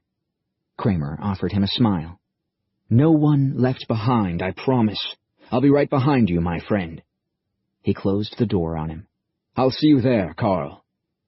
Carl replied with a salute. Yes, sir. I'll have the men ready to move out. Kramer nodded. Good. See you in a minute. He activated the machine. Once more, the dark area of the storage basement lit up, throwing the wooden fascias of stacked crates into stark relief. For a fleeting moment, as the sparks showered to the floor, it occurred to him that the contents of some of the crates and boxes down here in this dusty basement were about to be changed. History, recent history, the last 100 years to be precise, was soon going to be drastically rewritten. No bad thing. History, as it stood, had led mankind here to this dark, poisoned, overcrowded, exhausted world. No bad thing at all. Over the noise of the portable generator, he heard the thud of combat boots on hard concrete, echoing swiftly down the passageway, and voices calling out. The police were coming, and fast. He could see the dancing beams of their flashlights swinging from side to side in the distance. He kneeled down beside the palm top and set the coordinates one last time. Taking a deep breath, he set a 5-second delay on the command, then hit the purge icon. Quickly, he stepped inside the cage, pulled a grenade from his pack, pulled the pin, and placed it on the floor outside the machine. He shut the door and closed his eyes, hoping that the machine would have finished sending him into the past before the grenade detonated. Come on! He cracked open his eyes and winced at the sudden blinding shower of sparks cascading around him. Through the wire of the cage, he thought he saw the approaching shapes of several riot police, swiftly dropping to one knee and raising their guns to fire at him. Come on! Come on! Come on! It would be the cruelest turn of fate for one of their bullets to find him a microsecond before he left this world for good. Kramer clamped his eyes shut, expecting any second to recoil from the impact of several lethal, large-caliber rounds, or to be blown to pieces by the grenade on the floor just outside the cage. Then he felt it, a sensation like falling, as if the floor of the cage beneath his feet had been suddenly whipped away, like the trapdoor of a hangman's scaffold. Chapter 21 2001, New York. That thing's a complete monghead, said Sal, studying the figure from the plexiglass tube pityingly. Maddie regarded the creature with something approaching motherly sympathy. Are you sure it's supposed to be like that? Don't worry, said Foster. The onboard computer is preloaded with a basic program of artificial intelligence. It's adaptive learning code. It'll pick things up quickly enough, you'll see. The most important thing right now is that it imprints you people on its mind. Particularly you, Liam. He frowned. What do you mean by imprints? Think of it as being a bit like a chick hatching from an egg and deciding the first thing it sees is its mother. To ensure the learning code embeds more efficiently, let it bond with you first, Liam. Go on. Go say hello. Liam looked uncertainly at Foster. Go on. It's perfectly safe. He turned to look at the large muscle-bound form on the ground and imagined this thing could very easily rip his arms out of their sockets and beat him over the head with them if it decided that might be a fun thing to do. Warily, Liam took several steps forward, grimacing as his shoes slipped in the drying gunk on the floor. He kneeled down beside the giant and studied it more closely. Glafbogdra, it gurgled in a deep voice that seemed to rumble up from its chest. The creature was entirely bald, not a single hair on its muscular body, its skin pale, almost milk-white. Liam offered the pitiful creature a friendly smile. Hello there. It mimicked. My name is Liam, he said, pointing at himself. Me? Liam. Leham, it repeated as it climbed to its feet and stretched out both big hands curiously toward Liam's face. He swallowed nervously as the thing's large hands cupped his head. This thing's going to crush my skull like a ripe melon. With hands still wet from the sticky fluid, it curiously stroked Liam's cheek. Liam, he corrected. Liam. And you are? Liam turned to Foster. Does it have a name? Foster shrugged. You can decide on the name you want to give it. Try not to think of something too stupid, though. The name's got to last. Sal suddenly giggled at the sight of the thing's genitalia. Maddie turned to the old man. Foster, maybe the first thing we should do is give it something to wear. I mean, Sal's only 13 and well, I just don't want to be looking at that right now. No, I'm sorry. Patrick is a completely dumb name for him, said Maddie. She sipped her coffee as she studied the large, muscular form across the floor, while Foster finished putting some clothes on him. There was a stupid cartoon called SpongeBob SquarePants that had a dumb starfish character named Patrick. Liam shrugged his shoulders. I had a big bruiser of a cousin called Patrick. The name seemed to fit. Maddie smiled. I've got the perfect name for him. They looked at her expectantly. Her grin widened. Arnold. You know, after the Terminator guy? Liam looked confused. Arnie. Arnold Schwarzenegger, she continued. Sal looked surprised. Do you mean the 45th President of the United States? Maddie gaped at her. You've got to be kidding. President? Of course, I remember now, Sal continued. We studied him in American history. They amended their constitution to allow him to be a presidential candidate. Born in Europe somewhere, wasn't he? Maddie nodded. He started out his life playing some kind of robot in a sci-fi movie once, didn't he? What was the movie called? Duh. Maddie rolled her eyes. The Terminator. Oh, yeah. said Sal. That was it. I love those Terminator movies. They were so cool. Maddie ran her eyes over his hulking form and nodded approvingly at her suggestion. Arnie was the perfect name. Liam was about to ask what they were both talking about. Terminators? Cartoons? Sci-fis? Sponge-bobs? The girls might as well have been talking in Mongolian as far as he was concerned. There was this funny part in Terminator 2, Maddie continued, when the hero, this kid called John Connor, introduces the Terminator robot to this other guy as his Uncle Bob.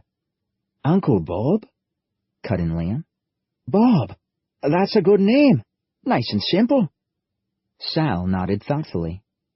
Yes, he looks like a Bob. Maddie stared at them both.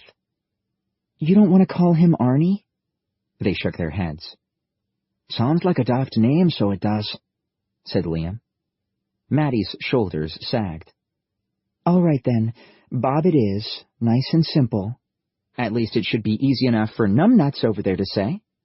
Liam looked across at Foster and the large clone.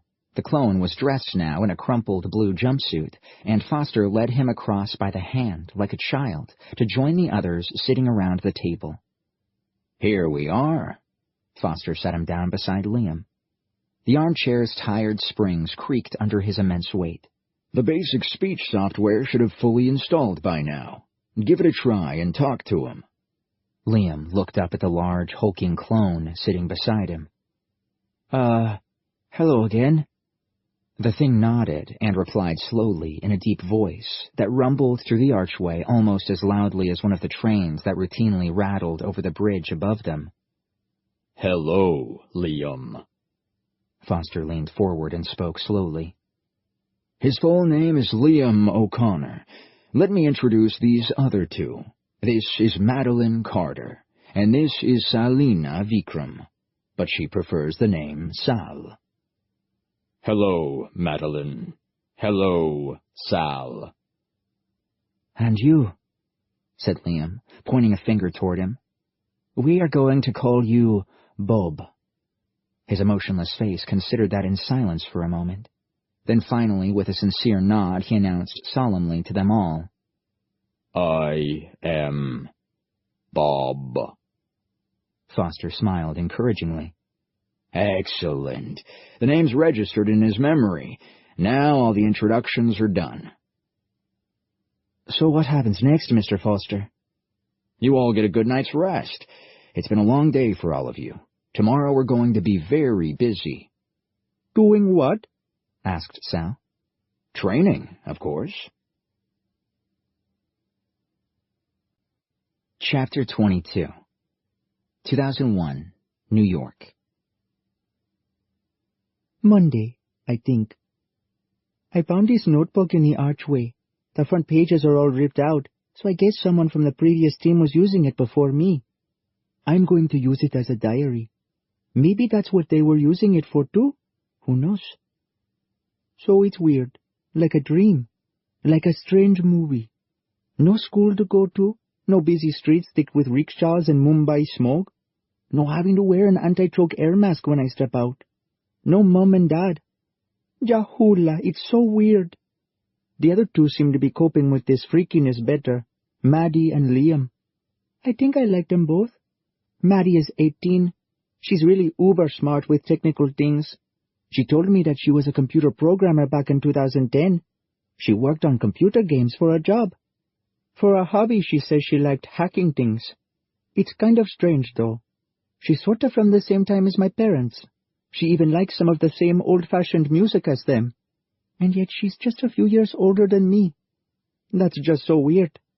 And Liam? How totally weird. 16 years old, or 107 years old when you realize he was born in 1896. That makes him a really, really old man. But he's still cute. I like that he's from an old-fashioned time, when people dressed all neat in clothes with lots of buttons and said, "How do you do?" I feel so odd. I miss my parents. I miss our apartment. I miss the tops of skyscrapers poking out of the street smog.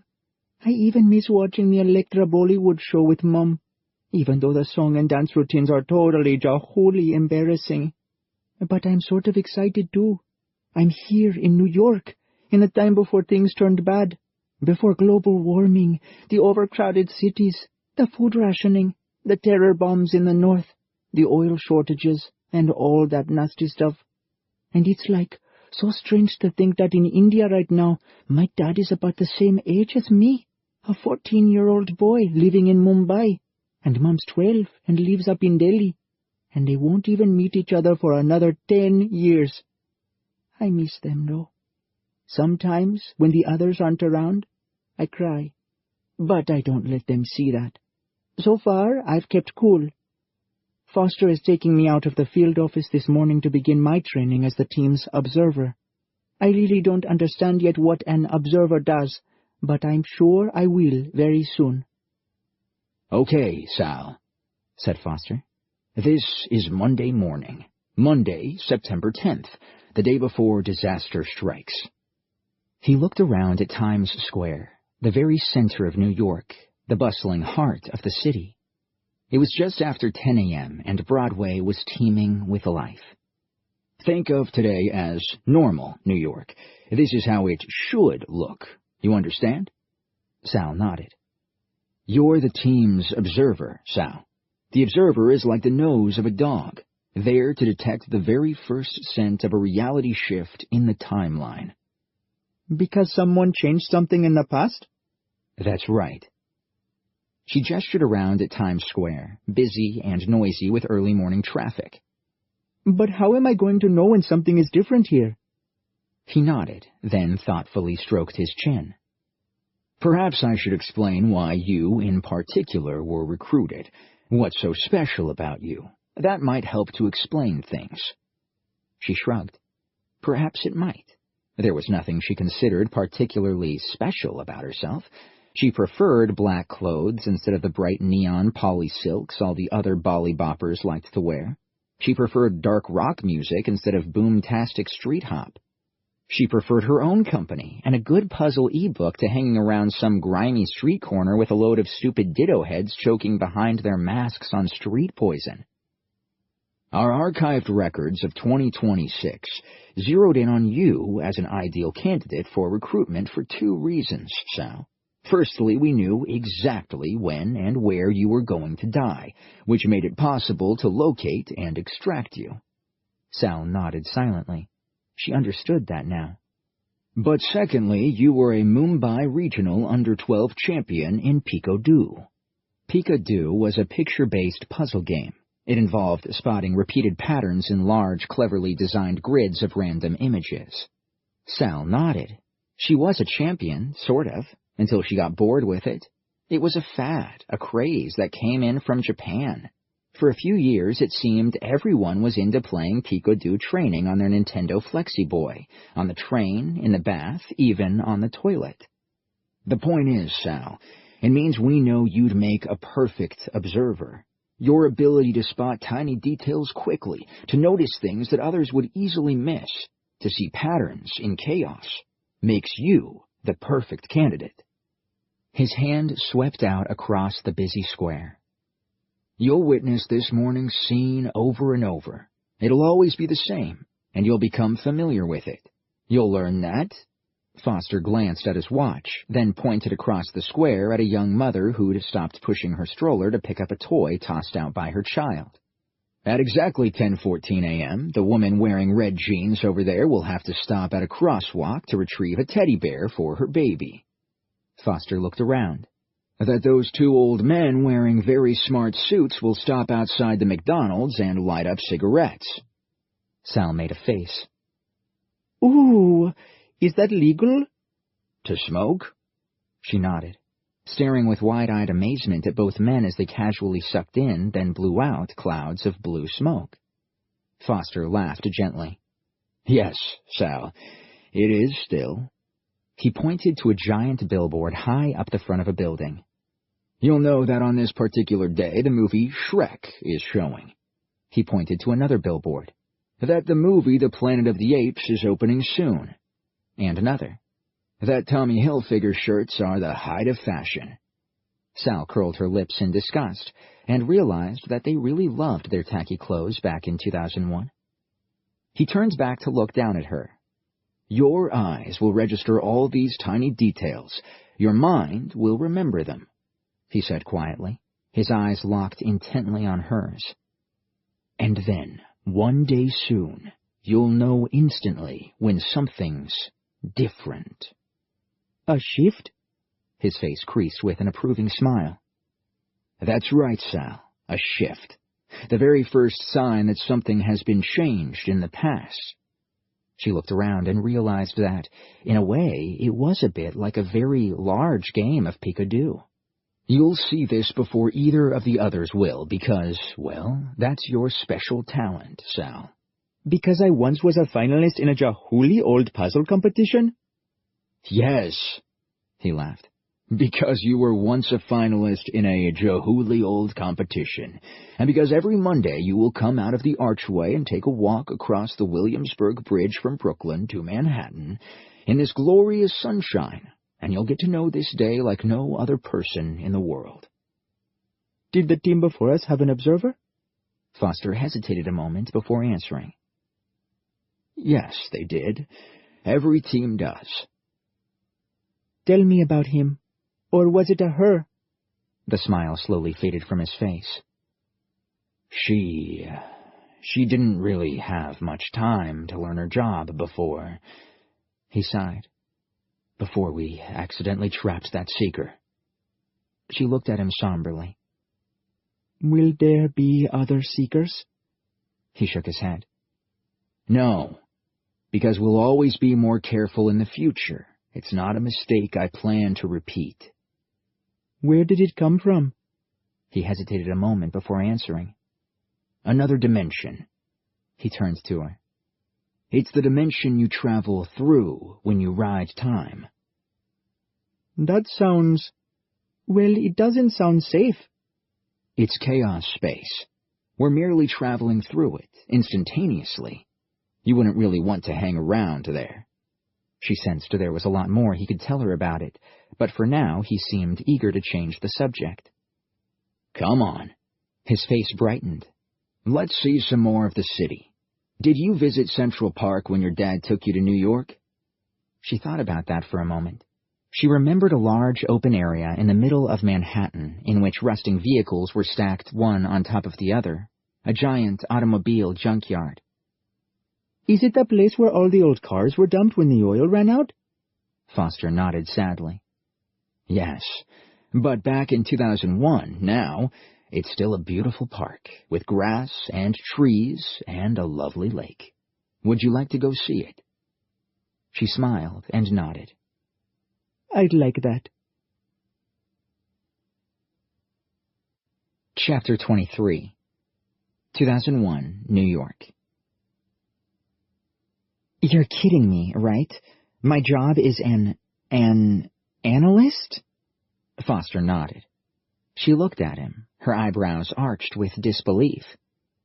You're telling me I've been plucked from a falling airplane and sent back in time to join a team of time cops, and my job ends up being exactly what I used to do? Foster shrugged. It's not exactly the same. She looked at the row of computer monitors on the bench in front of her.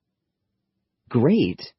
This computer is a cell-based tetra-gig mainframe, carefully transported back from the future and painstakingly assembled by our first team, which means, Maddie, right now in 2001 New York, you're looking at the most powerful computer system in the whole world. And guess what?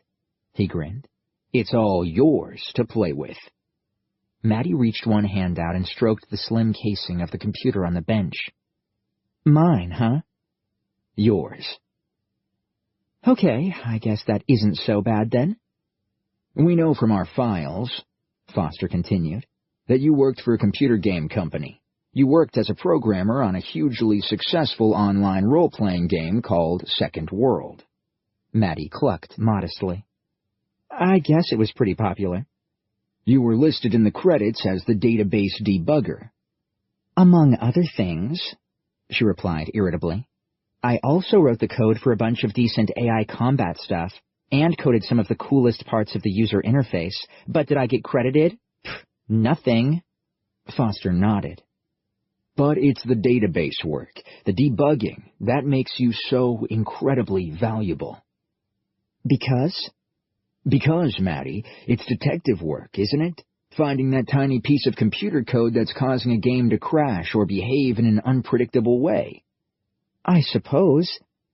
Foster nodded toward Sal. You'll be working closely with Sal. Maddie turned to see her sitting on the far side of the arch at the wooden table with Liam and Bob. They both seemed to be teaching the lumbering oaf how to hold a knife and fork. As the observer, she'll be the first line of defense.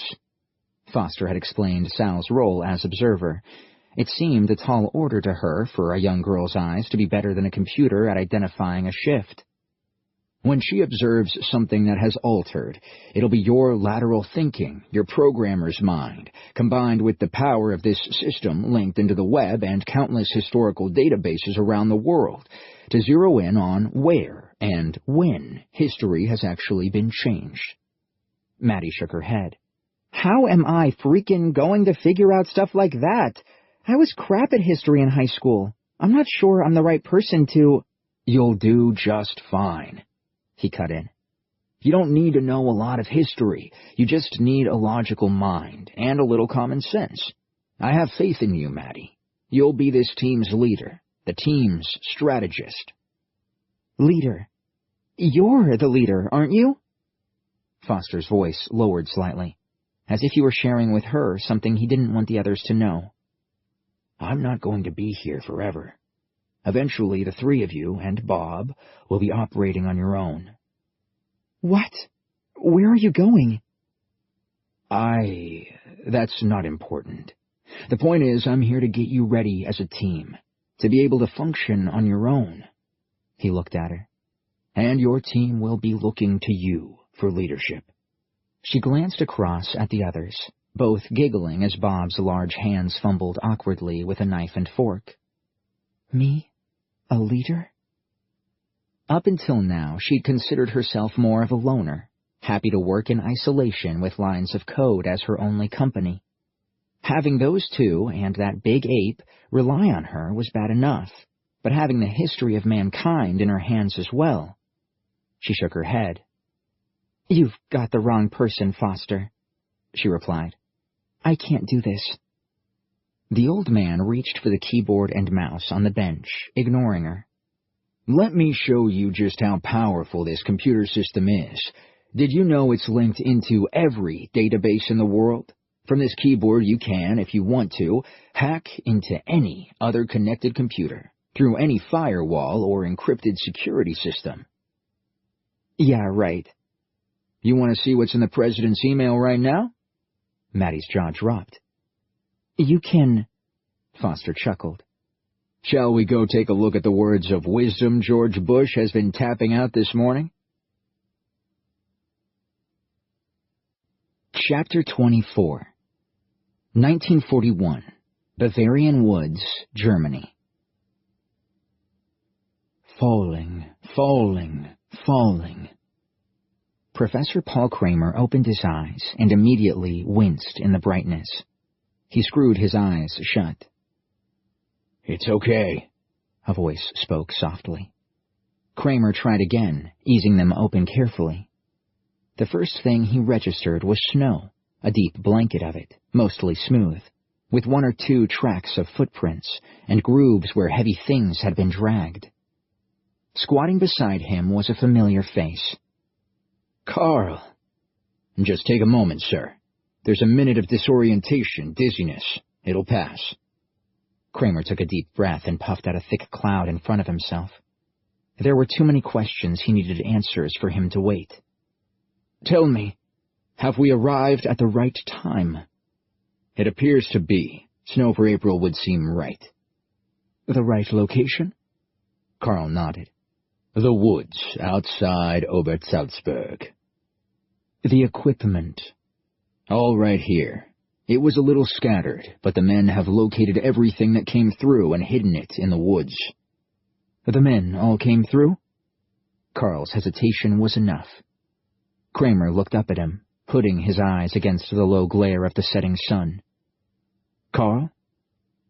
Tomas and Ethan. didn't make it."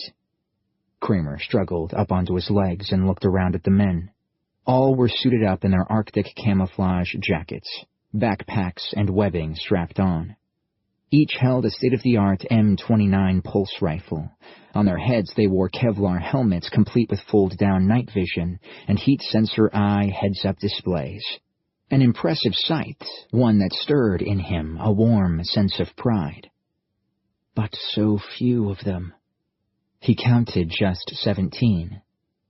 What happened to Tomas and Ethan? Carl was reluctant to reply. "Carl, please." His second-in-command nodded reluctantly. "I will show you." He stepped through his men across knee-deep snow that crunched beneath each step. Kramer followed him, pulling out his Arctic jacket, putting it on, and zipping it up. Carl led him into a thick copse of pine trees, branches drooping, heavily laden with snow. "It appears something malfunctioned during their trip," said Carl as they pushed through some branches, dislodging a small cascade of powder snow. "Mercifully, neither of them lived for very long," he continued, stepping to one side to reveal their bodies. "They lasted no more than a couple of minutes," he added somberly. Kramer stared at the twisted tangle of limbs and organs. It was unrecognizable as human, or, more to the point, two humans. Instead, it looked like some grotesque creature an insane god might construct from the parts left over from creation. A pathetically corrupted thing with too many arms and legs and internal organs emerging into the open through distorted and bubbled skin that looked like melted plastic. One head melded to the end of what looked like an impossibly long arm. Kramer recognized as Ethan. He spotted the face of Tomas emerging from a mass of flesh that could only be described as the thing's pelvis. "My God," was all he could whisper. "They were still alive when you found them?" Carl nodded, grim-faced.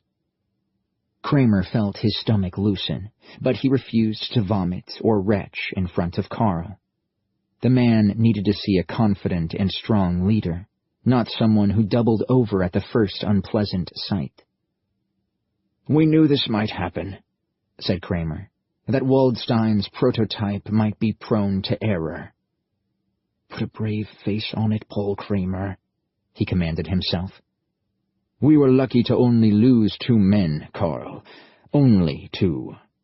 "Yes, sir." "Well, there'll be no more time traveling now. We're done with that. We're where we want to be." Carl nodded and managed a weak smile. "Germany, April 15th, 1941. Kramer nodded at the crest of a nearby hill, now bathed in a cool silver glow of moonlight. "Destiny is waiting for us up there, Carl." Carl grinned eagerly. "We will succeed, won't we?" Kramer nodded. "Yes, we will." Chapter 25. 2001, New York. Maddie looked at Foster incredulously. "We're going to do what?" "I said this morning we're going to deliberately change history." Liam, Sal, and Maddie stared at him in silence over their bowls of Rice Krispies. Bob, sitting between Sal and Liam, observed them and Foster thoughtfully. "Liam," said Foster, "today's going to be your first trip back into the past. You and Bob are both going together."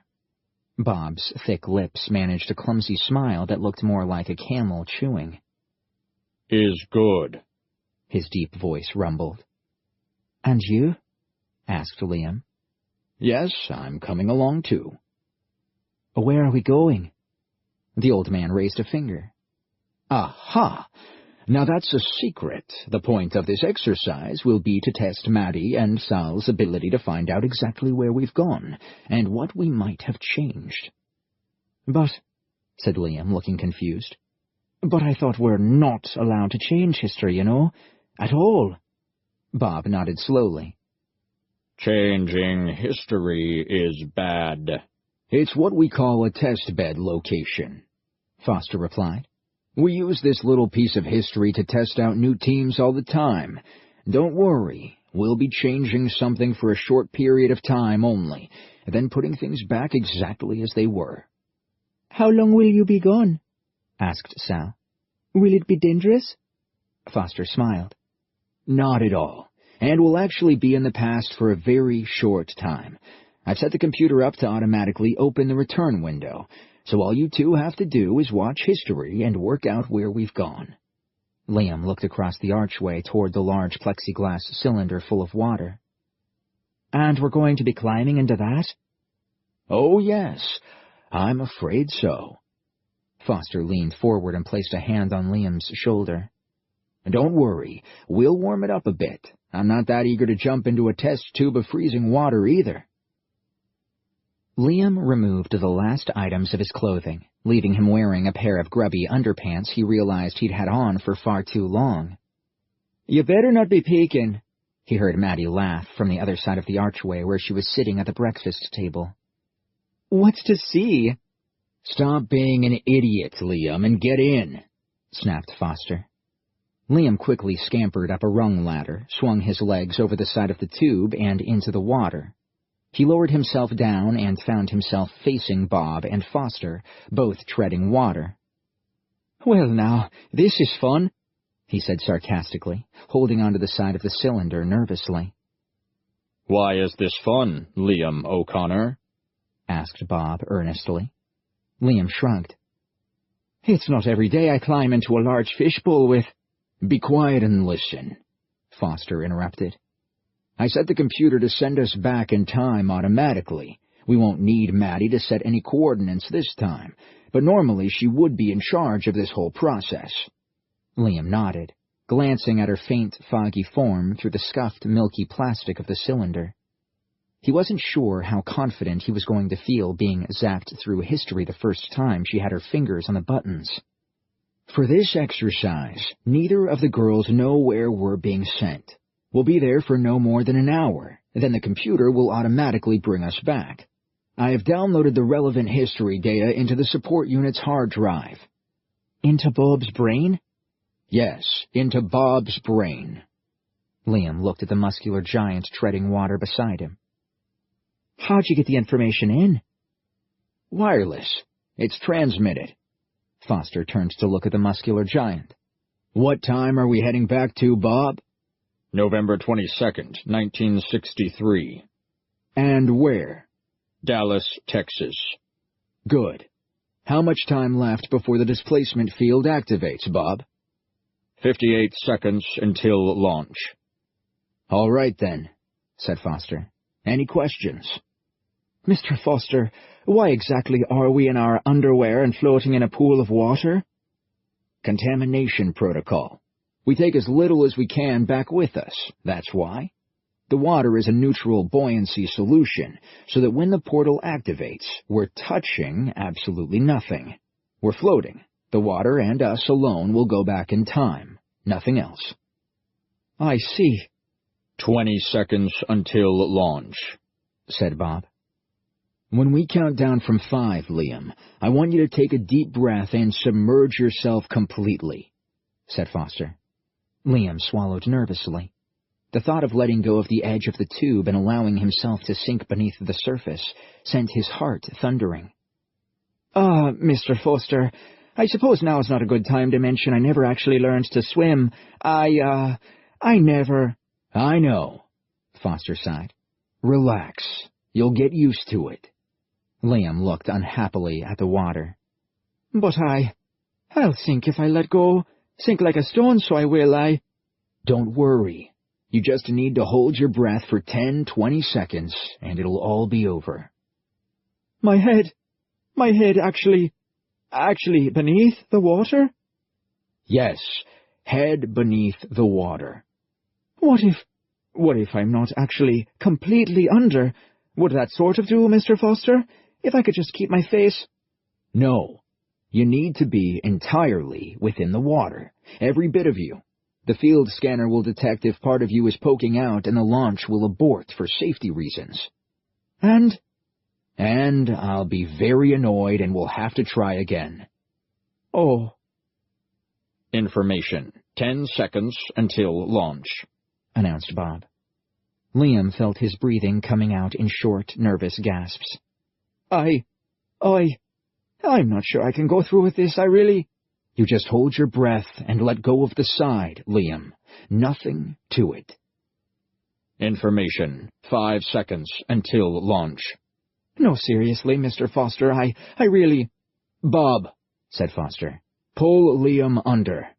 The clone reached out a big hand, and a second later Liam found himself beneath the surface with a mouthful of water, floundering and thrashing in a blind panic. Sal's cell phone vibrated. She pulled it out of her pocket and grimaced at the sight of the old-fashioned handset, an ugly slab of shiny black plastic with the letters NOKIA stenciled at the top. Nothing like the cool earbud V3 cell phone she used to own back in 2026.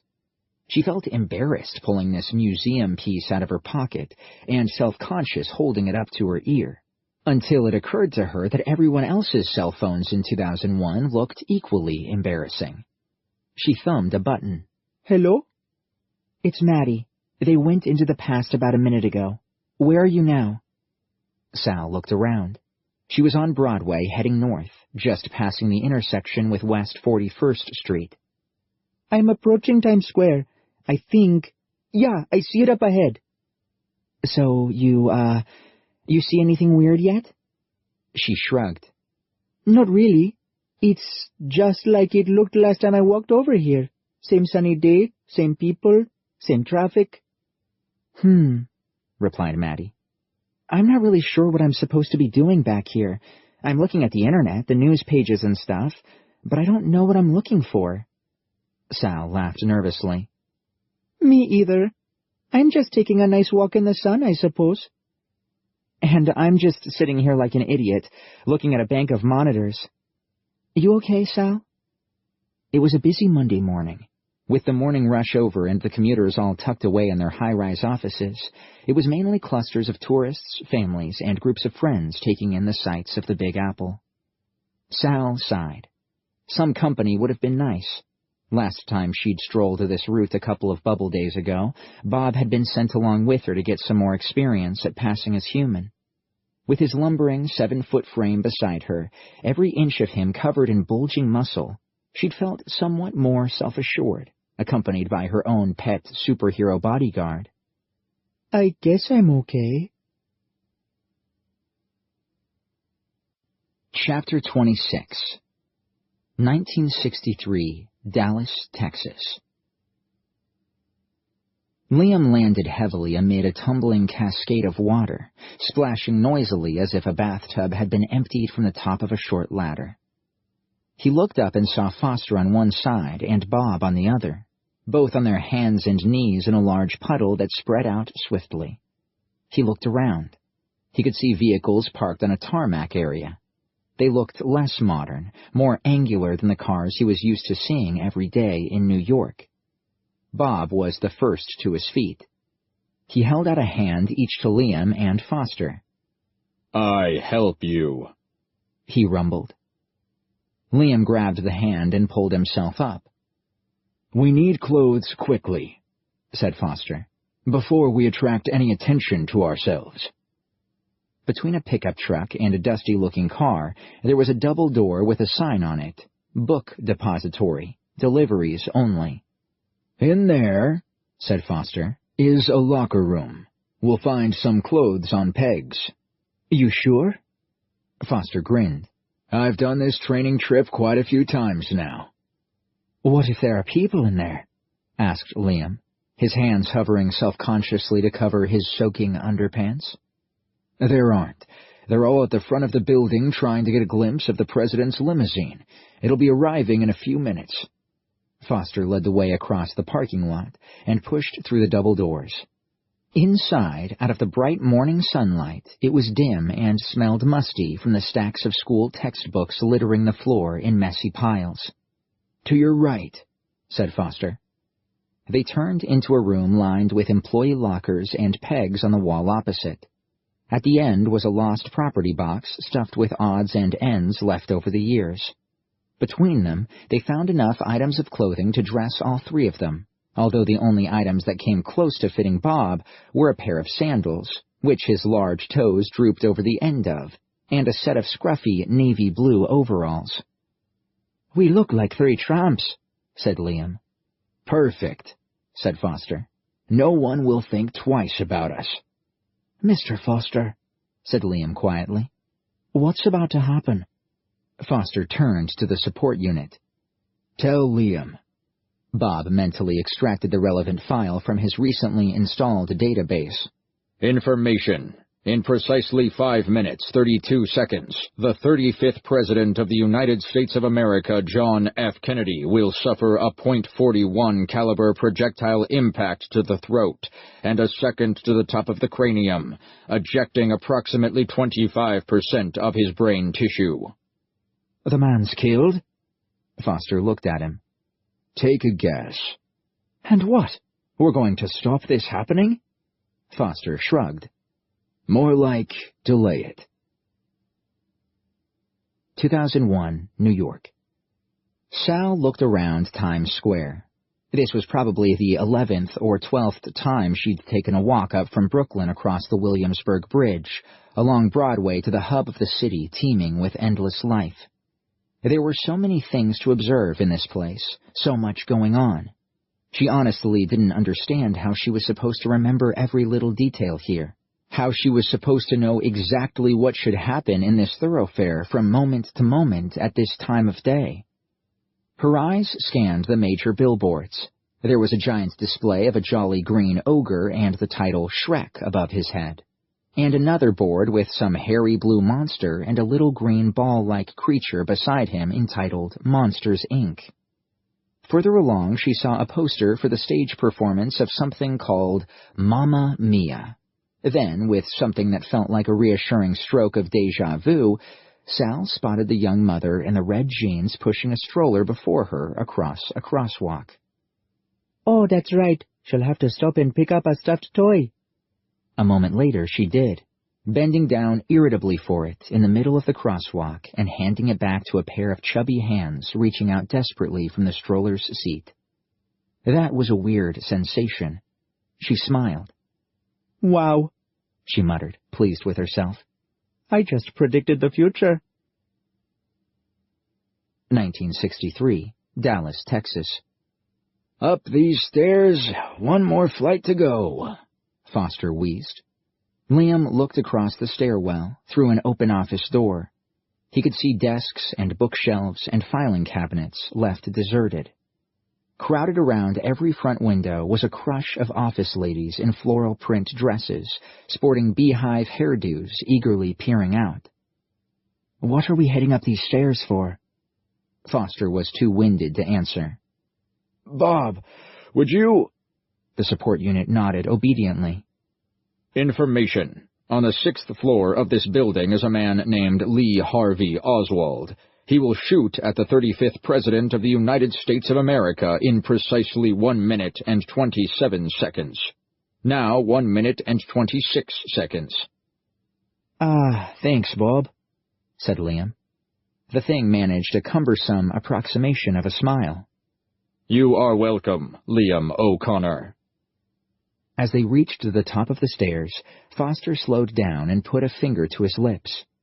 He pointed through an open door into what appeared to be a storage room. "This is it," he whispered. "Through here, on the left, is a row of windows looking down onto Dealey Plaza. Oswald, right now, has his gun resting on the sill of the second window along. In about 30 seconds... 39 seconds precisely," Bob cut in. "Bob, be quiet." Bob nodded meekly. "In about 30 seconds, the president's car will swing around a corner and into view. The car will approach this building, and when it's virtually beneath them, Oswald will fire the first shot as it passes. But this first shot," Foster continued quietly, "we're actually going to prevent. Follow me." Foster walked through the door into the storeroom. Liam and Bob followed cautiously. They stepped between stacks of school textbooks, precariously piled on top of each other, coated in a fine layer of dust. Liam glimpsed, between teetering piles, the hairy tuft of the top of a head framed by a tall window. He turned to Foster, and Foster nodded. "That's him." They stepped across the floor quietly until they were standing over him. "Excuse me," said Foster.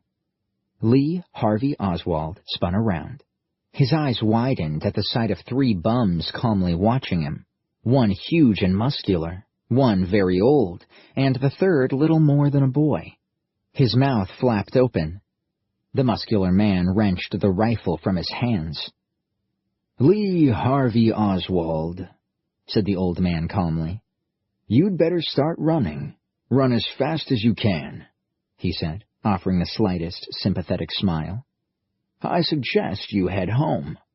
Who are you?" Foster smiled. Let's see. Oh, I know," he said, grinning. "We're the CIA. Anyway, you'd better get going or my man here will toss you out the window head first." Oswald nodded uncertainly as he got to his feet, looking Bob up and down. He pushed past them and disappeared out of the storage room, casting one last frightened and puzzled glance at them as he descended the first flight of stairs, 3 steps at a time. "Time violation," cautioned Bob flatly.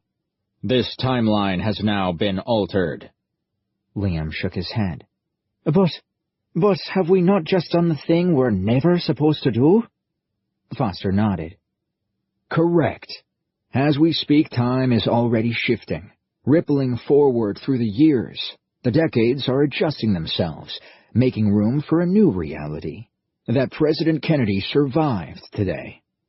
The old man looked out the window and watched the open-top limousine, escorted by a string of motorcycle cops, sweep sedately up the street toward an overpass and a grassy hill. Chapter 27, 2001, New York. Sal was beginning to feel a little foolish now, standing at the intersection of Broadway and West 44th Street, watching the world go by. A sweet old woman had stopped only moments ago to ask whether she'd lost her mommy and daddy and needed to be taken to a policeman. "Very embarrassing. I'm 13 for Jahula's sake." She was about to head for somewhere a little less busy to stand, away from the steady flow of pedestrians, when she felt it. A passing moment of dizziness, disorientation, as if the world were a giant tablecloth and someone, somewhere, had just given the corner a very gentle tug. She reached out for a garbage can to steady herself. Then, recovering her balance, her eyes registered something very subtly different about Times Square long before her brain did. Something was different. Her eyes flickered around the busy triangular convergence of streets, thick with Monday morning traffic. "What is it?" she whispered. "What is it?" Then her shifting scrutiny rested on something that hadn't been there before, a new thing. Above the entrance to the Primetime Cinema, the billboard that had been announcing the arrival of Planet of the Apes had instead been replaced by a large, flickering screen showing some kind of news program. There was text at the bottom, CNN, Mission Update, Day 346. She watched a grainy image of several men in crumpled orange jumpsuits, holding clipboards and chatting amicably within the cramped confines of some sort of capsule. Subtitles ticker-taped onto the screen. Commander Jeremy Hammond and crew celebrate Anton Puchov's 35th birthday. Sal noticed that few, if any, of the pedestrians on the sidewalk around her seemed particularly interested in the broadcast, as if it was something commonplace, old news for them. The image of the men maneuvering awkwardly in the cramped interior changed to a picture of a rust-colored sphere floating against an ink-black backdrop. A new ticker-tape subtitle appeared. Mission to Mars, 80 days to Mars orbit. CNN warmly wishes Anton a happy birthday. "Oh my!" she gasped, and pulled the cell phone out of her pocket. The phone buzzed in Maddie's hand. Sal? Did you feel it? The dizziness? I felt sort of nauseous about a minute ago. I thought it was my asthma, she said, glancing down at her inhaler. I think that was it? Maddie sat up. What? You mean a shift? Sal hesitated. Yeah, there's something else. What? On the big screen here. What? There's a rocket on its way to Mars, I think. Maddie nearly splashed coffee onto the keyboard. You serious? I'm watching it right now on CNN. Maddie looked up at the row of monitors in front of her. At first glance, none of them appeared to be showing anything out of the ordinary. One showed Fox News and some dull political story. The second was tuned to MSNBC, and a weatherman promising a warm, sunny day tomorrow. The next was tapped into the stock exchange. Another showed BBC News 24 and was running a story about the Spice Girls' forthcoming world tour and the tickets selling out within an hour. Oh, my God, she wheezed, suddenly short of breath. Didn't they split up in the 90s? But here they were, promoting their 7th album. You're right. Something's changed, Sal. She felt the burden of responsibility begin to settle on her shoulders, remembering Foster's quiet pep talk, that it was down to her to pull the strings together, to make sense of the data. To locate the source of the change, Maddie. That's your job, to find where the shift is coming from. She looked at the wall of screens in front of her and wondered where exactly she was supposed to start. Thanks, Sal. I'll call you back, she said quickly, and snapped her phone shut. She tapped the keyboard and pulled up the CNN news feed, and there it was, a grainy image of the crew inside some cramped vehicle broadcast from God knows how many hundreds of thousands of miles away, and a computer graphic showing how far they'd gone, and how much further they had to go. A mission to Mars. That's got to be the biggest change here. Bigger than a freaking Spice Girls tour, she muttered. She did a Google search on the Mars mission, quickly reading the results before her. Not for the first time in recent days, her jaw slackened and dropped open. There was an enormous space program in operation, cooperatively funded by the Chinese, the Russians, and America. A small scientific outpost existed on the moon. A cartwheel space station hung in geosynchronous orbit around Earth. A number of supply shuttles had already landed on Mars ahead of the men en route there. The world, this world, seemed obsessed with space exploration, driven to reach out to neighboring planets. She dug deeper into the history of the program. Archived newspaper articles from 1983 described a conference of nations discussing the funding of a permanent lunar outpost to build an orbiting mission platform for future projects further afield. She found even older newspaper articles, dating from the 1970s, about a meeting of minds between Russian Premier Brezhnev and NASA's Goodwill Ambassador John F. Kennedy. Kennedy? She looked at the name again. Not that Kennedy, the one who got shot. The president? Her history wasn't great, but she'd seen enough movies and read enough books to be certain the guy died back in the 60s sometime. She saw Kennedy's name suddenly flash up on the CNN ticker tape feed. A moment later, an old man appeared on the screen, a very old man, frail and snowy-haired. No way, she whispered. That's not him, is it? Ex-President and Goodwill Ambassador John Kennedy extends his congratulations and best wishes to the Mars crew. Maddie stared at the old man on the screen. Wait a minute. You should be dead, she said. You should have died years ago. But when? She was almost certain it had happened sometime in the 60s. She vaguely recalled old news footage of an open-topped car, his wife wearing a pink dress in the back seat, and Kennedy in a suit sitting beside her, both of them waving to crowds gathered at the roadside. Where was that? When was that? She remembered seeing old news footage from a shaky handheld movie camera. The president's head snaps forward suddenly, then back. There's a puff of blood. The man slumps. The woman, his wife, panics. She's screaming. What's left of Kennedy's head is cradled in her lap. The woman looks around desperately for help. Men in dark suits clamber aboard the car. It speeds up. The crowd on the roadside looks confused. Some are ducking to the ground. Some are screaming like the lady in pink. Some seem to be crying. The name of the place where this happened came to her out of the blue. Dallas, Texas, she uttered. She typed the phrase Kennedy plus Dallas plus assassination into Google. The search returned only one link that featured all three words. It was from a newspaper article dated November 22nd, 1963. It was an article about a suspected aborted attempt on the president's life.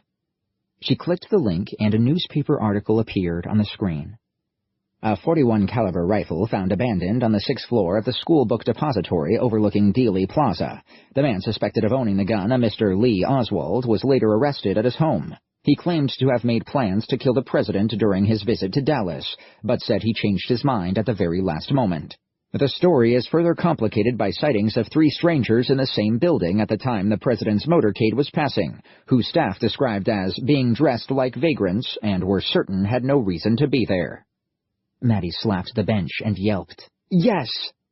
She knew exactly where and when Foster and the others had gone back to. "Found you!" she screamed triumphantly. 1963, Dallas, Texas. The three of them watched the president's car slowly roll past them and up toward the overpass in the distance. Information. Time contamination is increasing, announced Bob in a calm, emotionless voice. Mission priority. Correct time violation. Liam looked at Bob. How are we going to do that? Recommendation. Kill John F. Kennedy. What? Gasped Liam. We've got to kill the man now? Foster shook his head. Not this time, Liam. Relax. Bob's deep voice chimed again with an increasingly insistent tone. Recommendation. Kill John F. Kennedy immediately. The old man watched the car drift slowly away from them. There'll be times, Liam, he said wistfully, that you'll wish time could be changed, that things downriver in the future could be made better than they've turned out. But, Liam replied, puzzled, we just did change things, didn't we? Foster nodded. Yes, but on this occasion history corrects itself after about 30 seconds. It does? Liam cocked his head. How? They heard the distant crack of a rifle. One shot followed quickly by another. Liam leaned forward, poking his head out the window. He craned his neck to look down the road as the vehicle swung left and headed beneath the underpass. He saw a fading plume of smoke coming from a wooden picket fence at the top of a grassy slope. The president's limousine swerved. He saw the lady in the back seat, the lady in pink, scrambling over the seat to cradle her husband's head. In this training scenario, we've let history veer off track for less than a minute. Foster sighed sadly. But on this occasion, history does quite successfully manage to correct itself. He turned to Liam. Many people believed it was Oswald on his own who killed Kennedy, but there were other men, hired contract killers ready to fire in case he missed or chickened out at the last moment. Information. Time violation has been corrected, Bob announced formally. Mission priority. Return without causing further contamination. Liam watched the chaotic scene below. The panic among the gathered crowd, the president's bodyguards clustering around the car. Was he a good man? A good president? Foster shrugged. If he had been given more time, from what I've read in history books, perhaps he might have been a great president. Liam nodded. Pity. Yes. Information. Extraction window approaching, said Bob, closing his eyes and retrieving data from his embedded computer. In exactly 59 seconds. We're going to leave now, said Foster. Soon every building along this road will be crawling with police and federal agents. Bob, he said, turning to the support unit, place the gun on the floor. He did so. The old man led them away from the window of the 6th floor. So how do we get back, Mr. Foster? Asked Liam. Any second now. 9 seconds to be precise, offered Bob. Liam looked around, but couldn't see any large cylinders of water for them to climb into. Then, all of a sudden, he felt a puff of displaced air on his face. A yard ahead of him, he could just about make out a shimmering, circular outline. Automated return window is now activated, said Bob. Say goodbye to 1963, Liam. Liam looked around at the storage room, the dusty stacks of school books, and heard the tearful commotion of women's voices coming from the floor below. Goodbye, 1963, he uttered obediently, and then followed the other two into the shimmering air, holding his nose and his breath as he stepped forward. 2001, New York. Liam felt that horrendous, familiar falling sensation. Worse still, he anticipated finding himself floundering around submerged underwater. But instead he found himself standing in the middle of their field office, his feet on hard, cold concrete. Huh? I thought he blurted. Foster slapped his back gently. We go out wet, we come back dry. I'll explain why some other time. Liam spotted the girls sitting at the breakfast table, both holding red and white cans of a fizzy, sugary drink called Dr. Pepper that they seemed to like drinking copious amounts of. Spontaneously, they clinked their cans together and cheered the return of the boys. We know exactly where you went, fellas, shouted Maddie. Being the pair of complete frickin' geniuses we are. Foster spread his hands. And? She grinned triumphantly. So, how was Dallas? Well done, he smiled. I'm guessing you interfered in some way with the assassination of John F. Kennedy? You saved him, maybe, but then you must have fixed it again. Her face dropped a little. Unfortunately, I'd have liked us to have a mission to Mars happening. Sal cocked her head curiously. You managed to stop an assassination attempt and then make it happen again? And also found some really disgusting clothes to wear? And you did all that in just under an hour? Foster opened his mouth to answer. An hour? Cut in Liam. We've not been gone that long, have we? 10 minutes at the most, maybe. Foster chuckled. Time travel isn't symmetrical, Liam.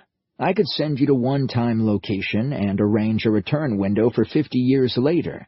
As far as you'd be concerned, 50 years would have passed, a whole lifetime.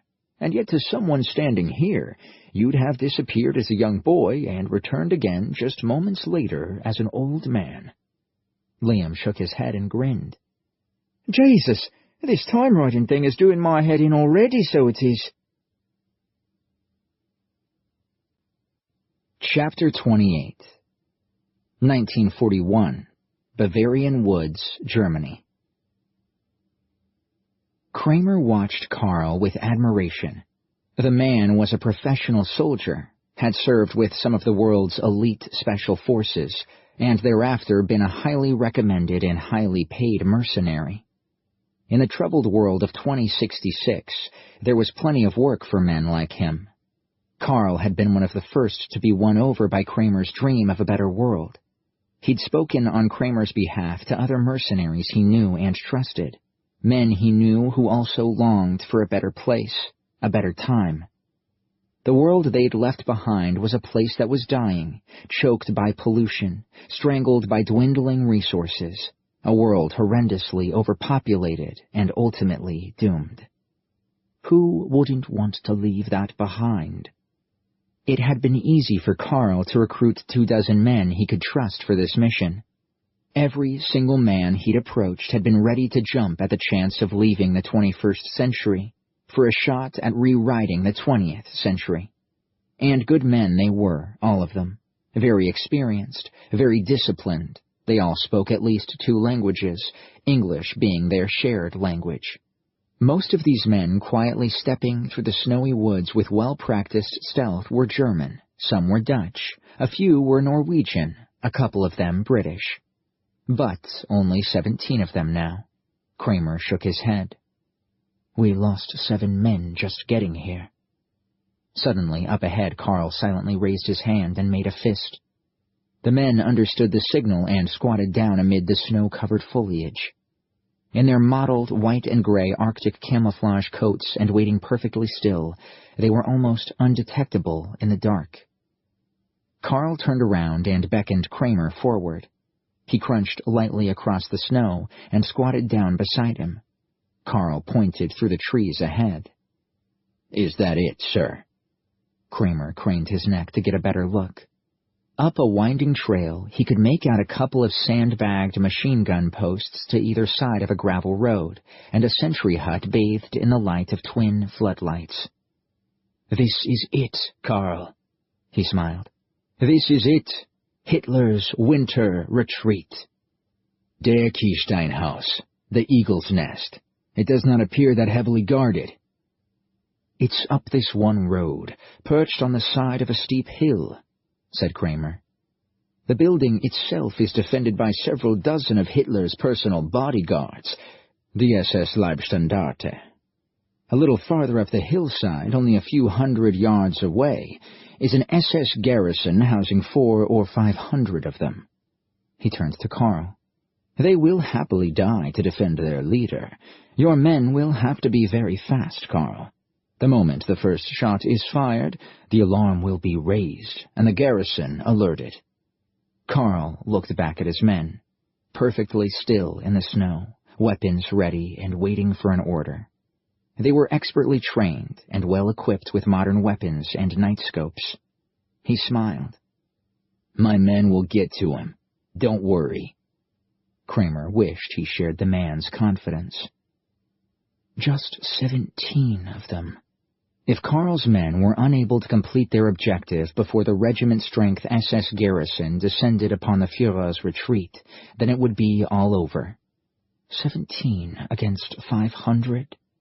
Even with the advantage of combat technology from 2066, he wondered for a moment if he was asking too much of these men. Chapter 29. 2001, New York. "Why have you brought us here?" asked Maddie, looking around the entrance hall of the Museum of Natural History. It was crowded mostly, it seemed to her, with Japanese tourists. "Because, Madeline, this building, these exhibits are what we're all about."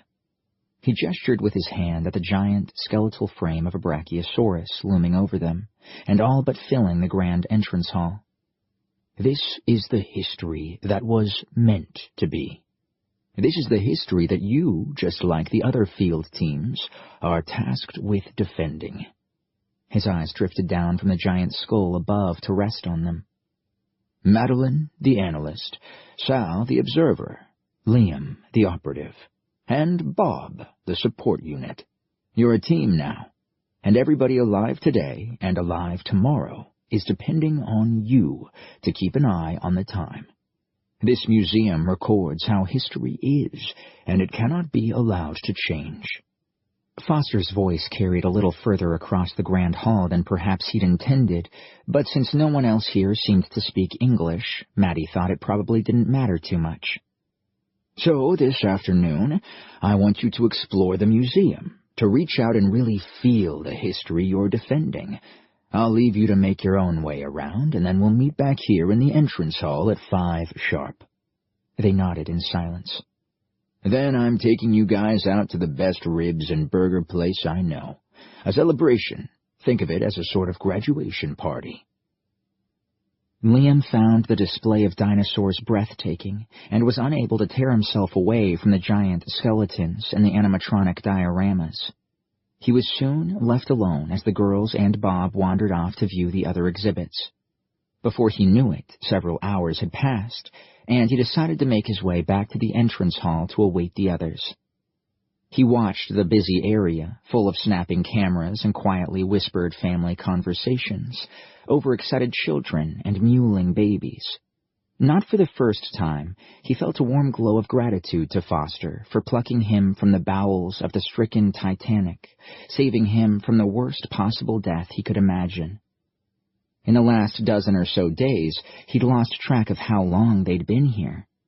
He realized he was the luckiest person born in the 19th century for the things he'd been privileged to see almost 100 years into his future, and all the amazing things he was yet to see. He grinned like a fool, like a child promised every Christmas present he could wish for.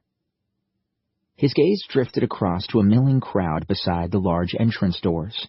People seemed to be hesitating there on their way out. Curious, he crossed the hall. On a podium, a large leather-bound book lay open beneath the glow of a brass reading lamp. Beside it, an old security guard with a ruddy face, topped with thick, bushy eyebrows and an odd, heart-shaped mole poking out from one of them, stood to attention. "Guest book," growled the guard, noticing Liam's curious gaze. "Feel free to sign and add a comment if you wish, sir," he added reluctantly. "And keep it clean." Liam looked down and noticed the scrawled messages of hundreds of visitors. So many different names, so many languages. "Keep it clean?" The guard cleared his throat. "I know what you damn teenagers are like." Liam felt a tap on his shoulder and turned around. It was Maddie. "Guest book," said Liam. "Oh yeah, I know. I came here on a school trip once and left a dirty poem," she giggled. The guard scowled disapprovingly. His bushy old eyebrows knotted together as if he actually recalled the very words she'd written. "You still archive them?" Maddie asked the guard. "We do," he replied stiffly.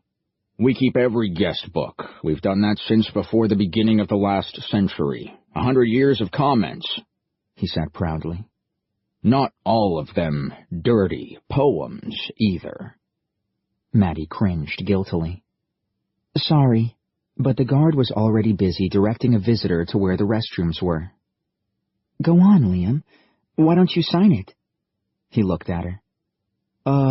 Will I not change history or something?" "I can't see how you would." He gingerly picked up the pen, attached by a chain to the podium. "Liam O'Connor, September 10th, 2001. I loved the dinosaurs a lot." "That it?" asked Maddie. He shrugged. "I don't want to push me luck now."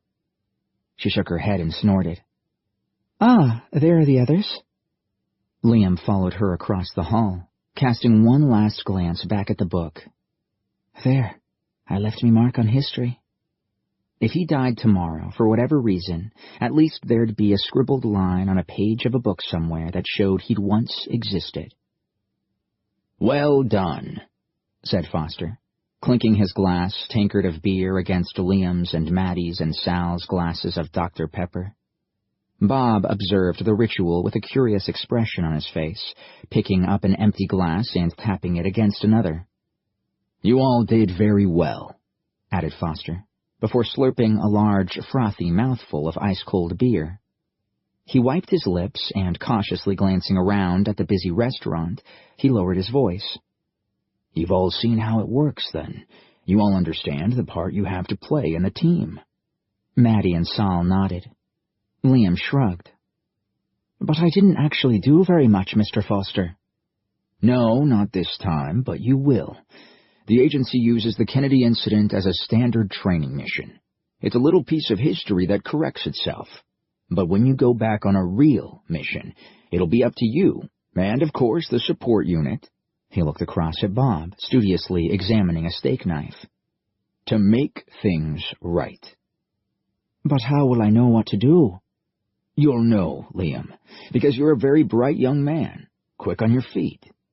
Foster placed a fatherly hand on his shoulder. "Initiative, that's what you've got. You're a smart lad. No amount of training can give a person that." Thanks." "What do you think, Bob?" The clone looked up from the steak knife. "Mission Operative Liam O'Connor is good." "There, I think he likes you." Liam smiled. "Thanks, Bob." Foster turned to Maddie and Sal. "And you two. You did very well." They grinned, both pleased with themselves. "But this exercise is just the beginning." A waitress arrived with a tray full of plates, She prepared to deal them out like playing cards. "Who's having a rack of ribs?" Liam raised a hand. "I'm starving," he said.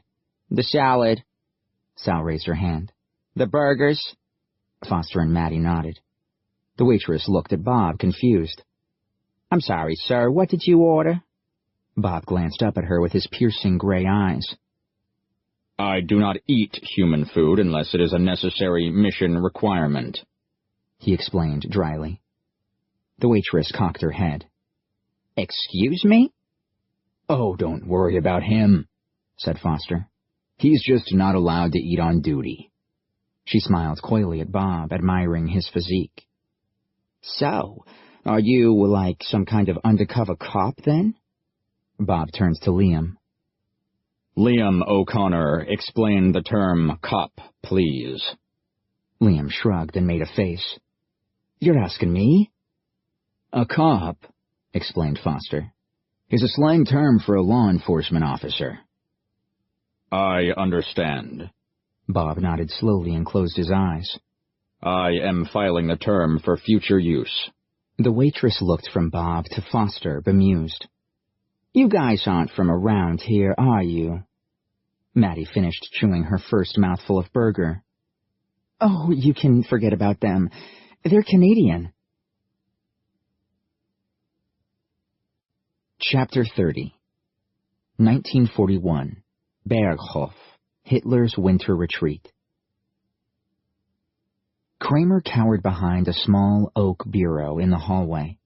Shards of wood stung his face as a dozen rounds slammed into the far side and sharp slithers splintered off. He rattled a scream of curses out under his breath as the corridor filled with the deafening crack of machine gun fire. At the end of the hallway, several SS Leibstandarte were dug into covered positions, defending the double doors to Die Grosse Heide, the main room of Hitler's mountain retreat.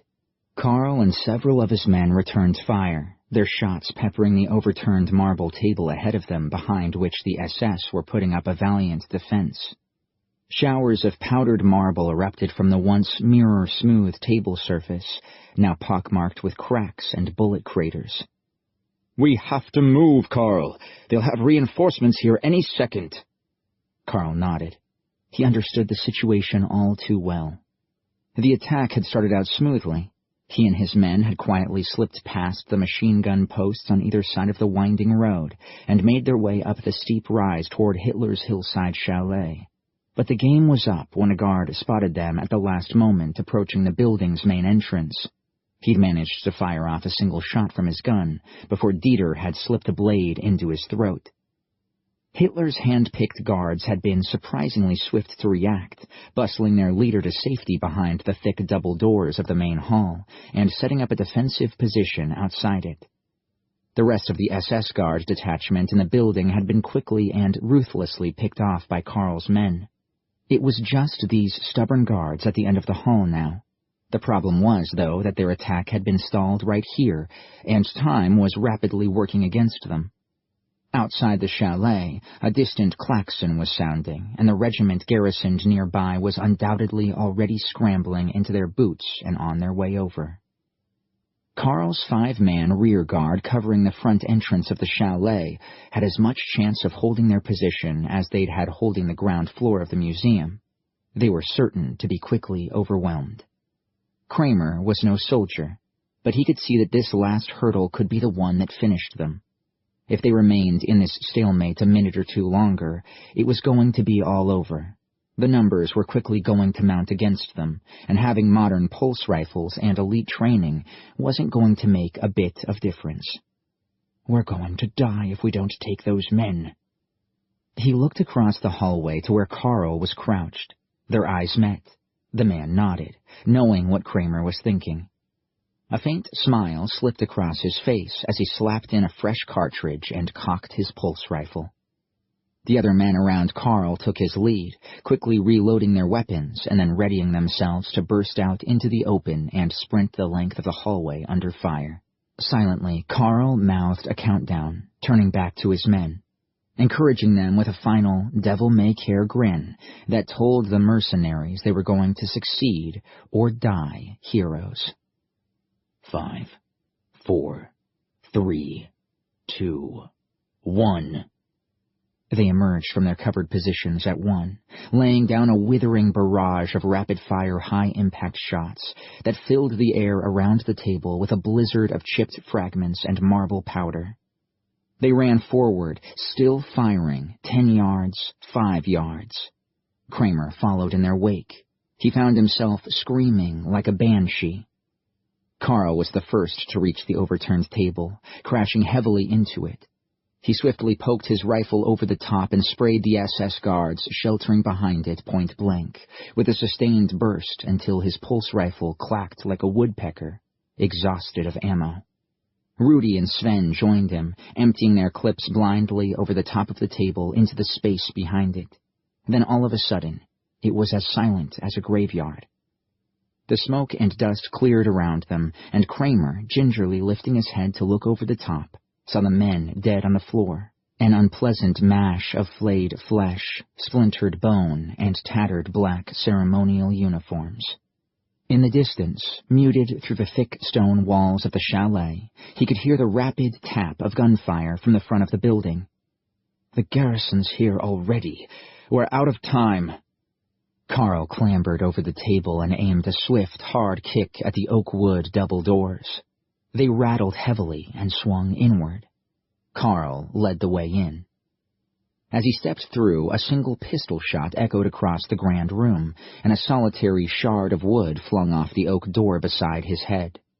Rudy, stepping in beside him, swung his weapon around and emptied 6 shots into a portly-looking Wehrmacht general with braids on his shoulders, throwing him back across a grand banqueting table covered with maps and scattered typed pages of intelligence notes and field deployments. The general rolled off the side of the table and thudded heavily onto the floor. Kramer stepped into the room, slowly scanning the sweat-soaked faces cowering behind armchairs and coffee tables. Generals and field marshals, so much gold braiding, so many medals pinned to their chests, and yet here they were, looking very much like a class of startled children. His eyes finally rested on a trembling man in a tan-colored tunic, with dark bangs drooping over one eye and a distinct toothbrush mustache. Unmistakably, it was the very man they were after. Hitler was crouching on the floor holding an ineffective-looking pistol in his shaking hand. As the sound of the distant gunfight around the Berghof's entrance grew more insistent, Kramer took a step forward. "Adolf Hitler," he said in fluent German, "your plans to attack Russia in the next few weeks will result in you losing this war." Hitler's eyes widened. His lips flickered and tensed, but he said nothing. "Now, if you want to win the war, if you want detailed knowledge of what your enemies are doing right now, if you want weapons technology that will make you invincible," he nodded back down the hallway at the growing cacophony of approaching gunfire, "then I suggest you call off those men outside and listen very closely to what I have to tell you." Chapter 31, 2001, New York. Maddie walked alongside Foster as they crossed the Williamsburg Bridge back over the East River to Brooklyn. In the darkness, the lights of the city danced on the water magically. "It really is a beautiful city," she said. Foster nodded. "Tonight is special," he said. "I always think of this evening as the last one of the old New York. Tomorrow, when those 2 planes arrive, it'll change." They walked in silence for a while, watching the others ahead. Sal and Liam seemed to be teasing Bob, laughing at the stiff, unnatural way he talked. "There's no harm in that," she supposed. Bob needed to sound a lot more like a human if he was going to blend in, particularly if he was going to be sent alongside Liam on assignments back into the past. She noticed the old man was looking a little frailer than he had when he'd pulled her out of that plane. He rarely seemed to sleep. Almost every night, after they'd all tucked themselves up into their cots, she heard the archway's door creak open. "Where do you go at night?" He looked at her. She shrugged. I hear you sneaking out. I walk around Brooklyn. He smiled. I clear my head. The fresh air does me some good. She studied him silently for a moment. Are you okay, Foster? She asked. Foster took his time replying. You've noticed, then, he said eventually. I'm not sure what you mean. That I'm dying, he said quietly. What? He looked at her. I figured you would have worked it out soon enough. Actually, I was just thinking you weren't looking too well, that's all. He smiled again. That's kind of you, but in fact I'm dying. Very quickly, as it happens. What's wrong? Do you need a doctor? No, it wouldn't help, he said, shaking his head. This is something you need to know, Maddie, he said, grasping her forearm. You can't tell the others right now, particularly not Liam. What? Foster took a deep breath. It kills you, eventually. What does? Time writing, he replied. Going into the past. It only has a gradual effect at first, so gradual he won't notice to begin with. But the more he does it, the further back he goes, the greater the harm he'll be doing to his body. The process will gradually corrupt the cells in his body, prematurely aging him. She looked at him, alarmed. Yes, aging him. At first it won't be apparent, but toward the end, when the corruption has reached a certain level, he will suddenly age quickly. A thought occurred to her, a question she didn't want to ask, but knew she had to. So, Foster, could I ask you... You want to know how old I really am? She nodded. He shook his head sadly, and she thought she saw the glisten of a tear nestling in the deep wrinkled fold beneath one eye. I was pretty young when I made my first trip. And now? If I add up all the Mondays and Tuesdays I've served in that field office, he said, running a hand through his fine snow-white hair, I suppose I'd be about 27 now. Maddie covered her gasp with a hand. Oh, God! He managed a wry smile. About 10 years older than you, although inside I still feel young. I've become an old man, he said, his voice tapering off with the sound of regret, even bitterness in there somewhere. He can't know, Maddie, he added. Not yet. He's not ready. But it's unfair that he doesn't know what this is doing to his body. Foster raised a finger to his lips.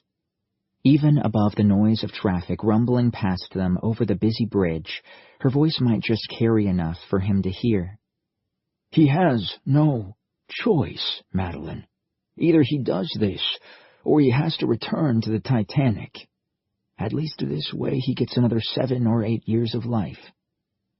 What if he left?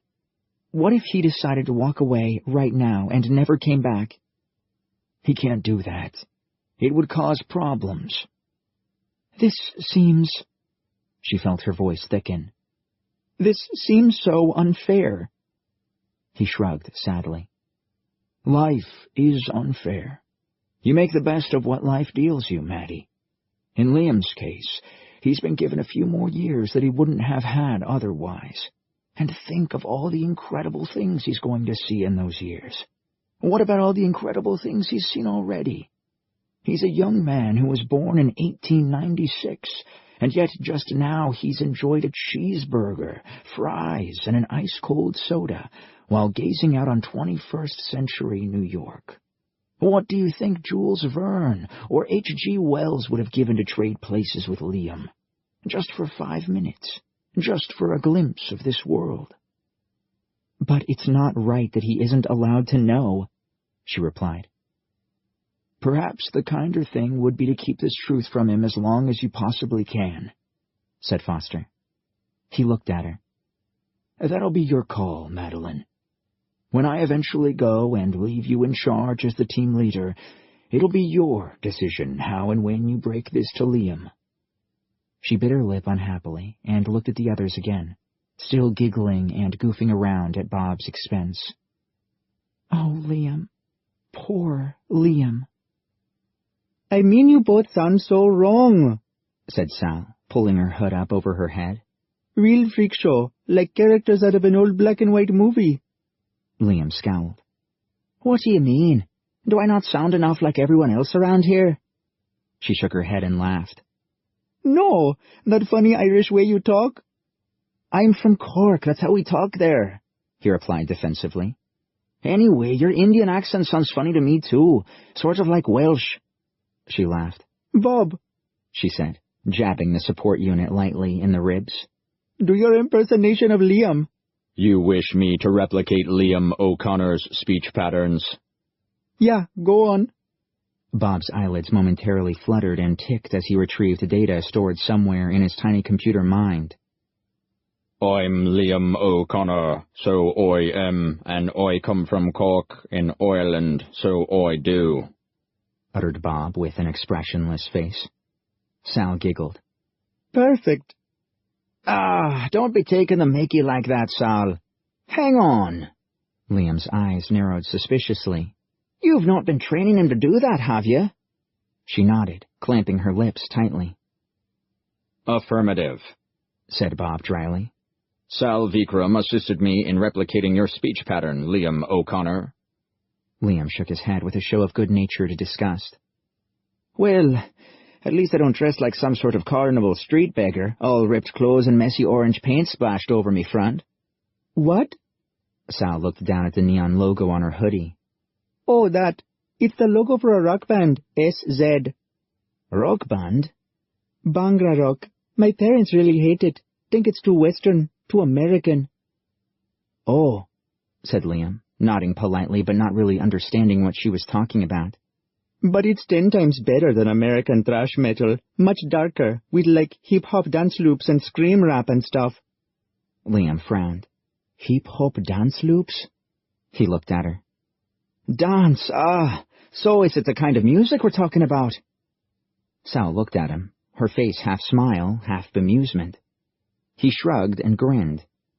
Hey, I like music too. I like the brass bands, marching bands as well, I tell you.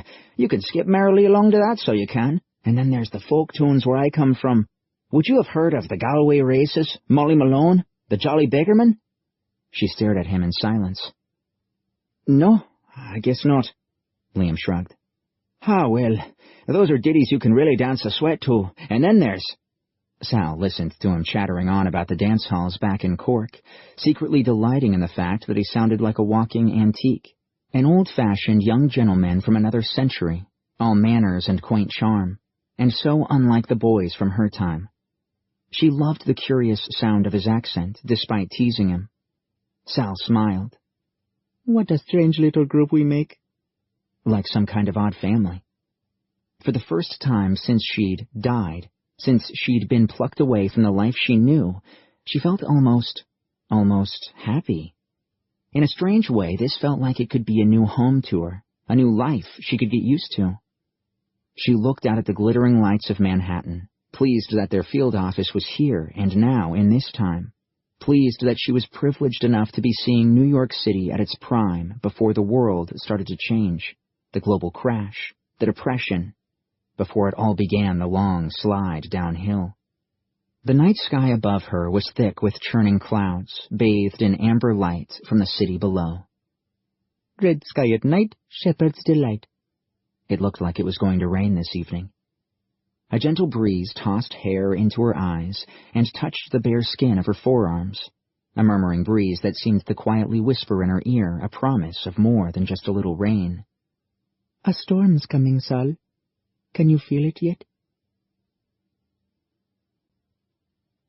Chapter 32 2001, New York. Tuesday 12th or 13th. I'm losing count. It's a Tuesday morning. The Tuesdays I think of as the sad days. The Mondays are the happy days. I hate the Tuesdays, full of grief. Those smoking twin towers, the crying and fear, that terrifying rumbling as they come down, and the air full of dust and scraps of paper. I'd prefer not to go out into them, prefer to stay in the arch. but Foster says it's important I'm equally familiar with both versions of New York, the before and the after. It's early right now, 7 a.m. I always seem to be the first to wake. The others are all fast asleep. Maddie snores in the bunk below. Liam whimpers like a puppy. Sal looked up. All was still in the archway. Foster was asleep on an old sofa beside the kitchen alcove, stirring restlessly beneath a quilt. And Bob rested in one of the birthing tubes in the back room. She wondered what he dreamed about, if anything. She closed her diary, sat up, and pulled on some clothes under her blanket, and then climbed down quietly. She grabbed a garbage bag full of dirty clothes lying beside the bottom bunk, and walked across to the breakfast table. One duty, collectively agreed, was that every other Tuesday would be a good day to take their meager supply of clothes down to the laundromat in the morning to collect in the evening. She checked their small fridge. No milk, she sighed. One of the others had finished the last of it without saying. She shook her head and clucked like a mother hen. They'd starve if it wasn't for me. She decided to stop off at the convenience store on the way back to pick up some low-fat milk, some bagels, and some more Rice Krispies, since Liam had discovered a passion for them and seemed to devour bowl after bowl of the stuff. She punched the red button, and the shutter whirred up, quietly rattling and letting in the cool morning air of the city. She breathed in deep and looked up at the clear blue sky. It was going to start out as a lovely, sunny day today, as always. Sal dropped off the laundry with the sweet old Chinese lady who worked at the laundromat. She was a chatty old thing whom Sal was beginning to get to know well, always talking proudly, sometimes in broken English, sometimes in Cantonese, about her nephew, whom she announced with pleasure, always wears Spencer fancy suit to go for his work. Of course, it was exactly the same greeting every time she stepped into the shop, as if she were setting eyes on Sal for the very first time. Which, of course, she was. But Sal decided to politely steer their brief, chit-chatty conversation in different directions with every visit, gradually learning a little bit more about her and her family each time. She headed across the bridge into Manhattan, enjoying the warm sun and watching the city streets grow steadily busier. The air was thick with smells, both pleasant and not so, but nothing quite as bad as she remembered in downtown Mumbai, particularly on the smog-heavy days. Entering Manhattan's Lower East Side, her nose picked out the acrid smell of exhaust fumes, mixed with the delightful odor of freshly brewed coffee and oven-baked bagels billowing from the various coffee shops and fast food restaurants she passed on the way across the Broadway and up to Times Square. Tuesday starts so well, she noted sadly. Right now, in the early morning, it was as fine a day as one could ask for. She looked at her watch. 8:32 a.m. The day would continue to be lovely for another 13 minutes. She sighed sadly. Then it would turn into the nightmare of 9/11. She entered the busy nexus of Times Square and took a seat on a bench, her regular bench, beside a trash can. She watched the stop-and-go traffic at a busy intersection and the sidewalk filled with people on their way to work. Men already hot, with their jackets over one arm and their ties loosened. Women in smart summer blouses and light linen suits. 8:34 a.m. 11 minutes to go. The large green face of Shrek, looking equally bemused and irritated by Donkey, hung above the square, as always. She studied the movie billboard and the others dotted around, beginning to find them all very familiar, like bedroom posters long past their time to be taken down and replaced with something else. 8:37 a.m., 8 minutes to go. A homeless man approached the bench, as he always did at 8:37 a.m., pushing a shopping cart in front of him, piled high with cardboard boxes and an old tarp.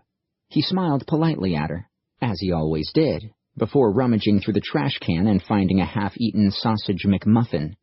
He sat down beside her, his lined and pockmarked face creased with quite possibly the last smile New York would see today, and opened his mouth to say the same thing he always said. "Hey, lucky me! It's still warm!" He eagerly bit into his rescued sandwich. Sal politely returned his smile. "I'm glad," she said. And she genuinely was. She was familiar enough with the next few hours to know this was the last fleeting moment of contentment left in the day.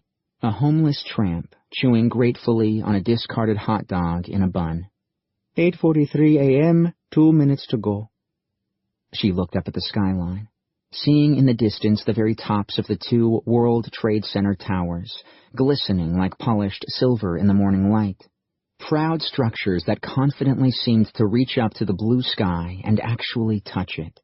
And inside, so many thousands of people, sitting down to start a regular day at work, opening their email, peeling the lid off their Starbucks coffee, unwrapping their onion and cream cheese bagels. 8:44 a.m., 1 minute left. The homeless man finished his breakfast and sighed with satisfaction. He turned to Sal and sucked in his breath to say what he always said at this time. Gonna be a hell of a day, ain't it? Yes, she nodded. It is. The man got up off the bench and pushed his cart away from her, whistling cheerfully as he went. 8:45 a.m., now only seconds to go. Sal hated this final countdown. Beginning with the distant drone of an engine in the sky and ending with cries of disbelief from the pedestrians around her, and a moment later the boom and rumble of the plane's impact. She'd sat through this at least a dozen times now, and God knows how many more times she'd have to. Hundreds. Thousands. Sal wondered if it would get any easier for her, counting down those last few seconds. She closed her eyes. Foster probably wouldn't approve of that if he knew, but there were only so many times she could bring herself to watch. She could hear the plane now, and then she felt it. A dizzying sense of losing balance, of falling, as if just for a moment the ground beneath her had been whipped away. She opened her eyes, looked up, and gasped at what she saw.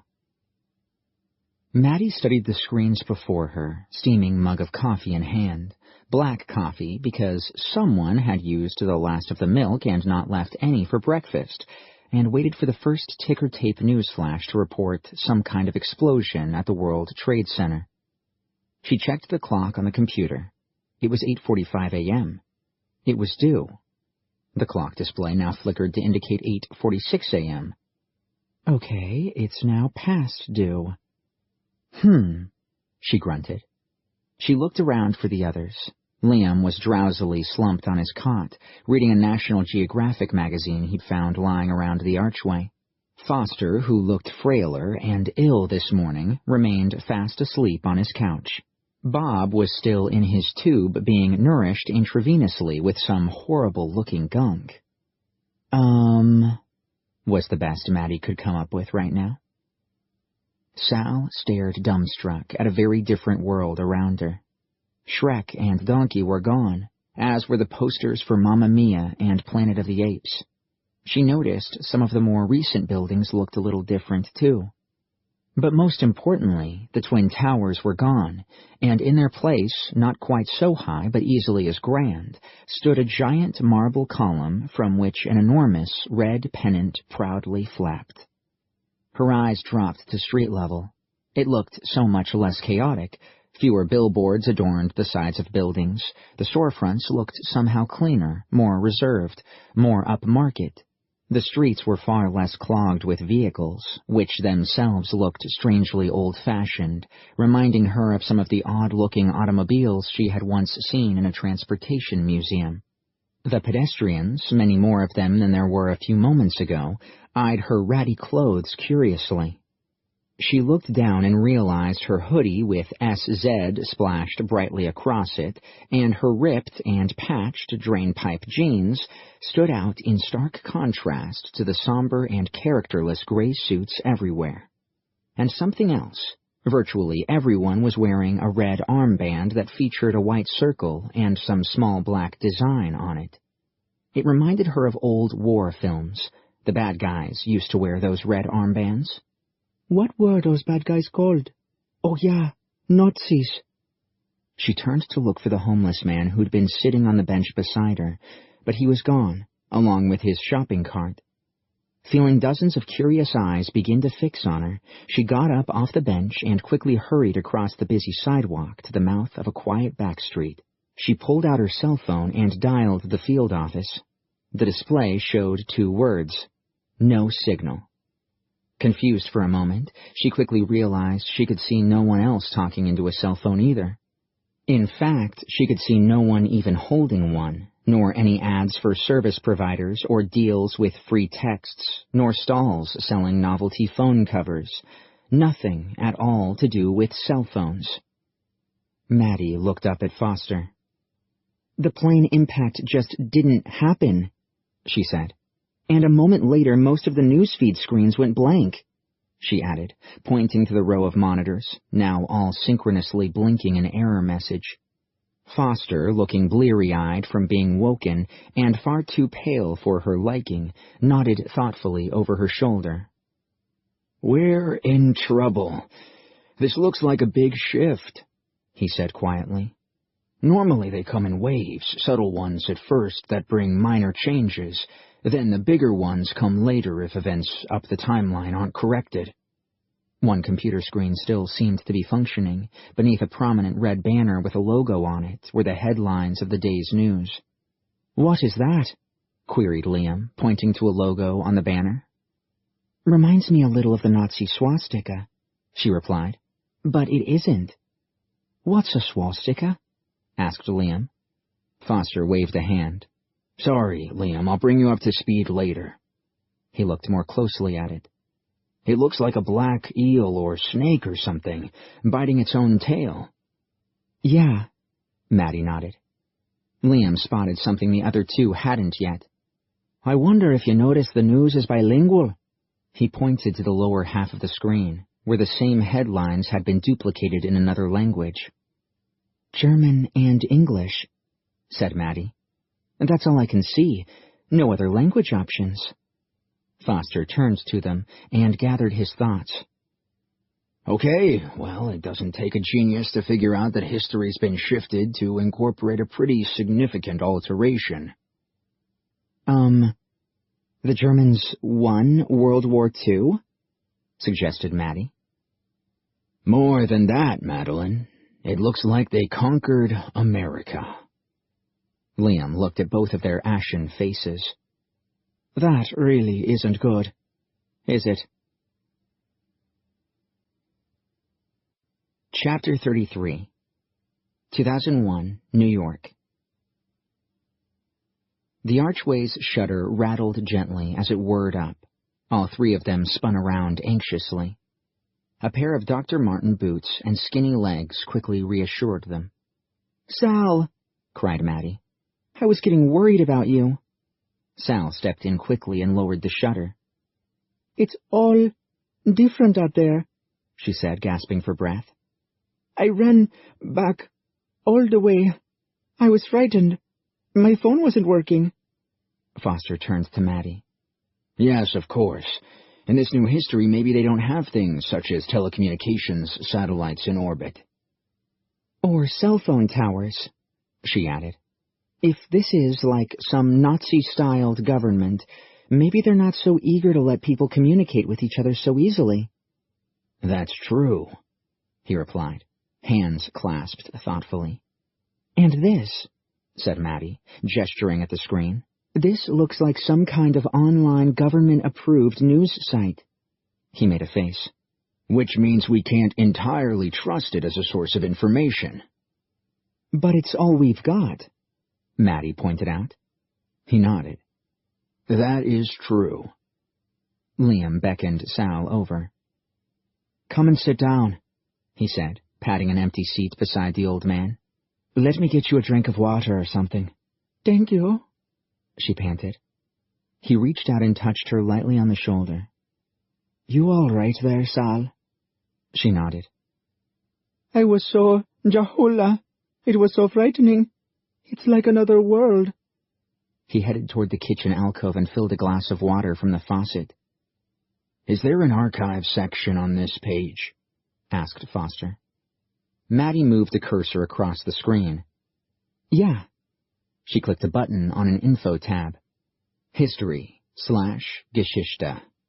The screen paused and flickered before presenting them with a surprisingly limited menu. Not a lot of info listed here, sneered Maddie derisively. Foster studied the meager list of menu items. There, click on Timeline-Zeitlinie.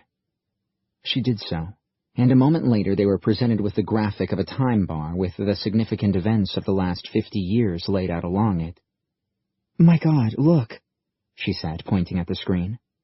1997, end of war with China. 1989, the Führer's 100th birthday. 1979, the first man in space.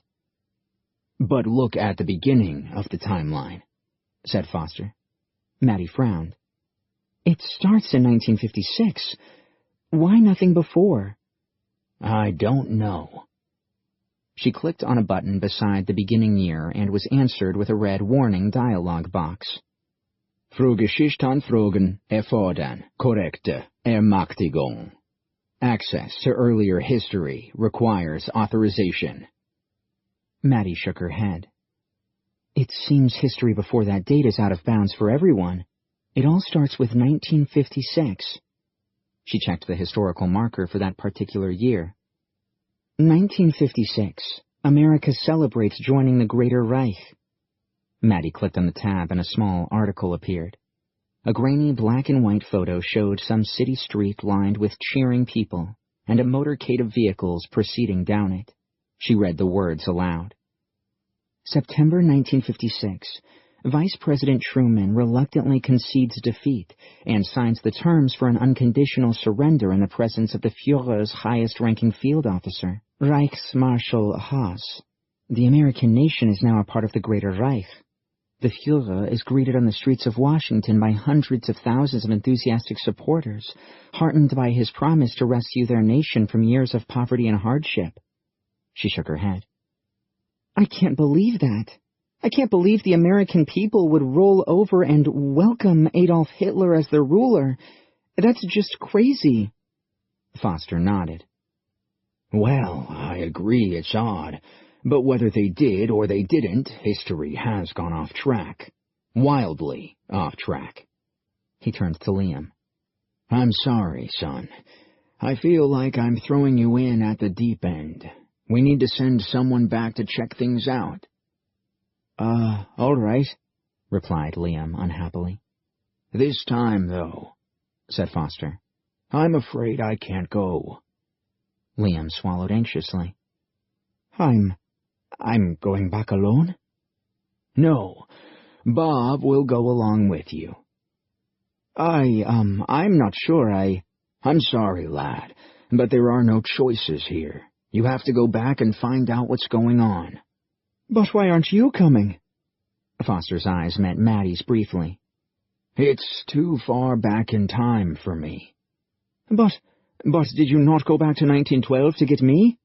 Yes, I did, but this time I'm sorry.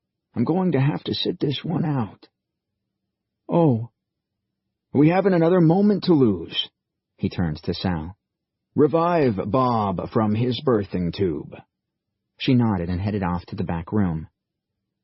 Madeline. Yes. We need to prepare a data download for Bob. He needs all of this alternate history downloaded into his brain.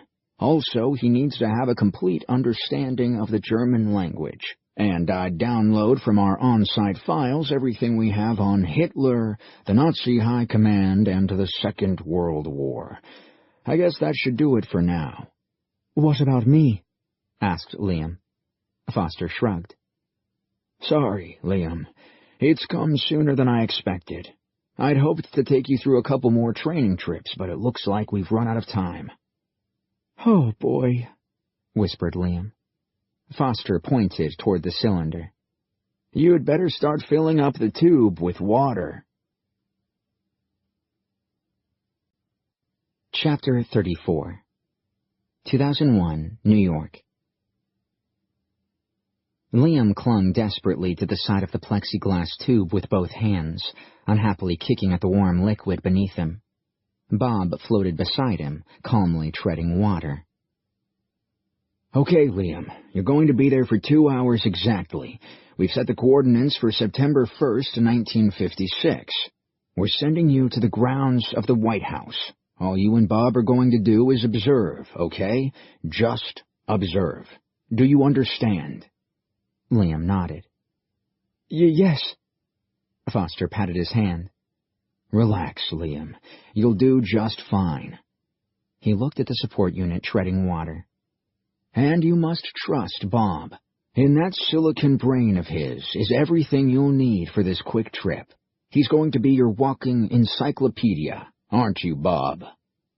Ja, ich habe alle benötigten Daten, Herr Foster. English for now, please, Bob. Bob nodded sternly. I have all the required data, Mr. Foster. Good. Liam looked up at the old man. I've got to admit I'm a little scared. I know, he replied softly. The first time alone is always a little daunting. He smiled. I've been there before myself. You'll be fine. With a little effort, Liam managed a cavalier grin. Just go there, look around, see what you can see, and come back to the same spot a couple of hours later. What if we're late? If you miss that window, we'll open the window again exactly an hour later, for just a few minutes. If you miss that, then we open it exactly 24 hours later. That's the standard missed rendezvous procedure. Don't worry, Bob knows all about that and will keep you on schedule. But if we miss all the windows? Just make sure you don't. Liam swallowed anxiously. But if we do miss every one of them windows, is there not a way to arrange another one? If it comes to that, there is a way for us to talk to you, but it's one way only. You'll not be able to talk to us. He patted Liam on the arm. Just make sure you stick to the schedule. I'll try my best, Mr. Foster, so I will. I know you will, lad. Foster got to his feet and took the steps down the side of the cylinder onto the concrete floor of the arch. Okay, Madeline. Begin the launch procedure. Launching in 1 minute. The displacement machinery attached to the water tube began to hum deeply. Sal stepped forward, staring at their foggy outlines inside the tube. Good luck, Liam, she called out. Be careful. He let go of the side with one hand and quickly waved. I'll be all right there, Sal. Don't you worry about me now. The lights in the arch dimmed and flickered as power diverted to the tube. 40 seconds to go until launch, announced Maddie. Remember, Liam, shouted Foster as the hum grew more intense. You're just going for a look. Don't get involved in anything. Right you are, cried Liam, his voice rattling nervously. 30 seconds, fellas. Liam's legs kicked in the water, sending cascades of bubbles up the tube. The hum of the generator increased in volume and pitch. 20 seconds, Maddie called out, her voice almost lost in the deafening whir of charging machinery. Okay, Liam, shouted Foster. Time to let go and go under. Liam nodded, sucking in one deep breath after another. 15 seconds. Come on, lad. You've got to let go.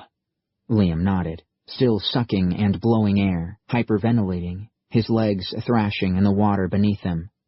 10 seconds. Come on, Liam. You've got to let go now. Taking one last gasp of air, he did so, quickly sinking under the water. Through the scuffed and foggy plastic, Foster, Maddie, and Sal watched him flail in panic as he sank slowly to the bottom. Bob ducked down effortlessly beside him, and touchingly, so Sal thought, reached out and held Liam's hand. It seemed to calm him, just a little. 3, 2, 1. With a pop, the water and both occupants vanished. Chapter 35. 1956, Washington, D.C. They landed amid a small copse of mature cedar trees with a heavy, wet splash. Ah! Yelped Liam. I hate that goldfish bowl thing. Information. The device is called a displacement cylinder, said Bob, crouching beside him, already alert and assessing their surroundings. Liam picked himself up and squatted beside the support unit in the foliage. Beyond the low-hanging branches, out on the well-trimmed acre of lawn in front of the White House, he could see soldiers gathering. Who are they? Bob's eyes slowly panned across the scene in front of them. The insignia and uniforms indicate that they are a mixture of American Marines, Rangers, and Airborne, he replied. Recommendation. We must have clothes. Yes, clothes would be really nice. Bob stood up and announced, I shall acquire clothes, before disappearing through the trees. Liam continued watching the soldiers. They looked like they had already seen some fighting. Many were wounded, some being dragged by their colleagues. All of them looked exhausted and shell-shocked. Their grimy faces had defeat written across them. He noticed a large olive-green vehicle with tracks instead of wheels and a turret with what appeared to be a long, slender barrel protruding from it. It lurched across the grass amid a plume of dark smoke. It looked dented and scorched, as if it too had seen some action. The vehicle backed across the lawn, kicking up divots of soil and leaving deep tracks in its wake, coming to rest against the White House. To his untrained eye, this looked very much like the ragged assemblage of some kind of a last stand around the building. Perhaps it was all that was left of the United States Army. "Blimey," he muttered. He heard a deep rumble coming from above and glanced up through the leafy branches. The sky was overcast, thick with gray, low-hanging clouds that promised an imminent downpour. The rumbling was deep, so powerful he could feel it vibrate against his chest. It was coming from somewhere above the clouds. The American soldiers, like him, were watching the sky anxiously, all eyes trained upward, waiting for something to appear. Liam craned his neck to get a better view. What's up there? Behind him he heard a heavy footfall, and turned to see Bob holding out clothes and boots. The owner of these clothes is dead, he explained without any trace of emotion. He will not be needing them. Liam took them and looked at the damp stains of blood. You didn't kill anyone to get these clothes for me, did you? Bob shook his head. No killing was required. Liam grimaced at the thought of stepping into another man's clothes. On the other hand, standing undressed in the middle of a war zone struck him as the worse alternative. He pulled them on as quickly as he could. It looks like those soldiers are setting themselves up for a last-ditch defense. Correct, said Bob, his eyes smoothly scanning across the lawn. And I guess whatever's coming. Liam looked up again at the darkening sky from where that deep rumble was issuing. Is coming from right up there. Possibly an airborne weapon system. Bob's eyes flickered shut. I have data files on the advanced airplane prototypes that were being developed by the Germans at the end of World War II. They actually used airplanes during World War II? Affirmative. The rumbling grew even louder, and Liam found himself having to shout to be heard. Big ones! Jet propulsion, delta wing designs, VTOL systems, replied Bob, raising his flat-toned voice to compete with the deafening drone from above. Well, that means nothing to me, shouted Liam. What the hell are those? Bob cocked his head for a moment. I am able to provide detailed schematic blueprints if I can locate a drawing implement. Suddenly, the tumbling dark clouds above them momentarily spread thin enough for Liam to see what was approaching. Bob, you see that? Above them, descending through the clouds, was a giant, dull, gray, disc-shaped vessel, easily 1/4 mile in diameter. It almost seemed to fill the sky above the White House as it slowly pushed its way down through the billowing clouds. He could now make out dozens of spinning rotors slung beneath the craft, giant propeller blades whisking the air beneath the belly of the enormous disk, projecting a powerful downdraft that set the cedar trees around them rustling and swaying. Liam noticed the emblem he'd seen earlier on Maddie's screens stenciled across 100 feet of the vehicle's immense hull. "What the hell is that thing?" he yelled. "Information! It appears to be a circular dirigible," replied Bob. He seemed to recognize the bemused and panicked shrug returned by Liam as an indication that he didn't have a clue what one of those was. "It is a disc-shaped airship, a reinforced aluminum hull containing many large cells filled with buoyant gas." Some of the Marines on the lawn, frozen into a motionless stupor by the sight, raised their firearms and began to shoot pointlessly at it. A black square slowly appeared in the dark underbelly of the craft, then another, and another. Now that's not good, is it?" cried Liam. Bob nodded in agreement. "Not good." Liam saw something dark emerging from the squares, dots that quickly grew in size as a shower of somethings rapidly appeared to be descending toward them. A canister the size of a thermos flask thudded into the grass 30 yards from them among a group of haggard-looking Marines. The Marines backed away from it as it started to spew out a yellow smoke. Several more canisters landed heavily and started billowing smoke across the lawn. "Tactical smoke screen," offered Bob. The air was soon thick with a mustard-colored mist. Through it, Liam could just about make out the nearby silhouettes of the American soldiers on the lawn, drawing fearfully back across the clipped grass toward the steps and the grand portico at the front of the White House. Now he could see more dark shapes descending through the mist from above. Dozens, perhaps hundreds of them. Bigger than the canisters this time. They heard something crash heavily through the cedar trees behind them, accompanied by a shrill hissing sound. They spun around to see a man tangled awkwardly in the thick branches. He wore a loose black rubber jumpsuit that reminded Liam of the garbage bags that seemed to line every back street in New York. Covering his face was a dark rubber mask with 2 glass plates where the eyes should be. His head was kinked at an impossible angle, and Liam realized the neck had been snapped on the way down through the tree's branches.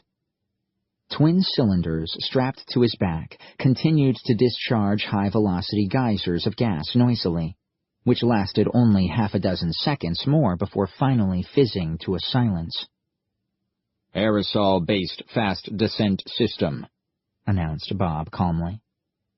Above them, Liam could hear that same hiss multiplied through the air as other men in rubber suits began to land nearby. "To hell with this! We can't stay here!" The support unit nodded. "Recommendation. It will be tactically correct to go inside the building known as the White House." "Yeah, all right," Liam said, stepping out from the cover of the small copse and onto the open lawn. "Please, wait," barked Bob. He stepped across to the body dangling from the branches and, with a hard tug, pulled it to the ground. He effortlessly flipped the body over and drew a weapon from the man's backpack. His calm eyes appraised its effectiveness and how to use it within seconds. He shouldered the weapon and nodded approvingly. "Rapid-fire pulse carbine." His gray eyes locked on Liam's. "Weapon technology from the middle of the 21st century." "Well, that's interesting, but can we go now?" "Affirmative. Please follow me, Liam O'Connor." Liam nodded. Sure, all right, you go first." Bob pushed out through the foliage beneath the trees and into the open, striding forward with the carbine held at his hip. The yellow murky air was now filled with the sound of hissing canisters and the thud of boots making a heavy landing on the lawn. Liam could see the smudged outlines of men all around them. Mask-muffled voices barked orders in German. "Oh, I'm so very going to die." One of the moving outlines took a step too many toward them and suddenly called out a sharp challenge.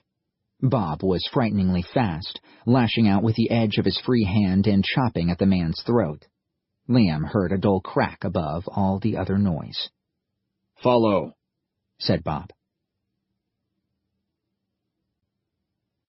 Chapter 36. 1956, Washington, D.C. They moved quickly across the lawn until Liam realized they were now among the retreating Marines backing up the alabaster steps and firing sporadically out into the mist in front of them. Rapid bursts of fire lanced back at them out of the smoke, exploding showers of dust and plaster from the steps and the columns of the palisade.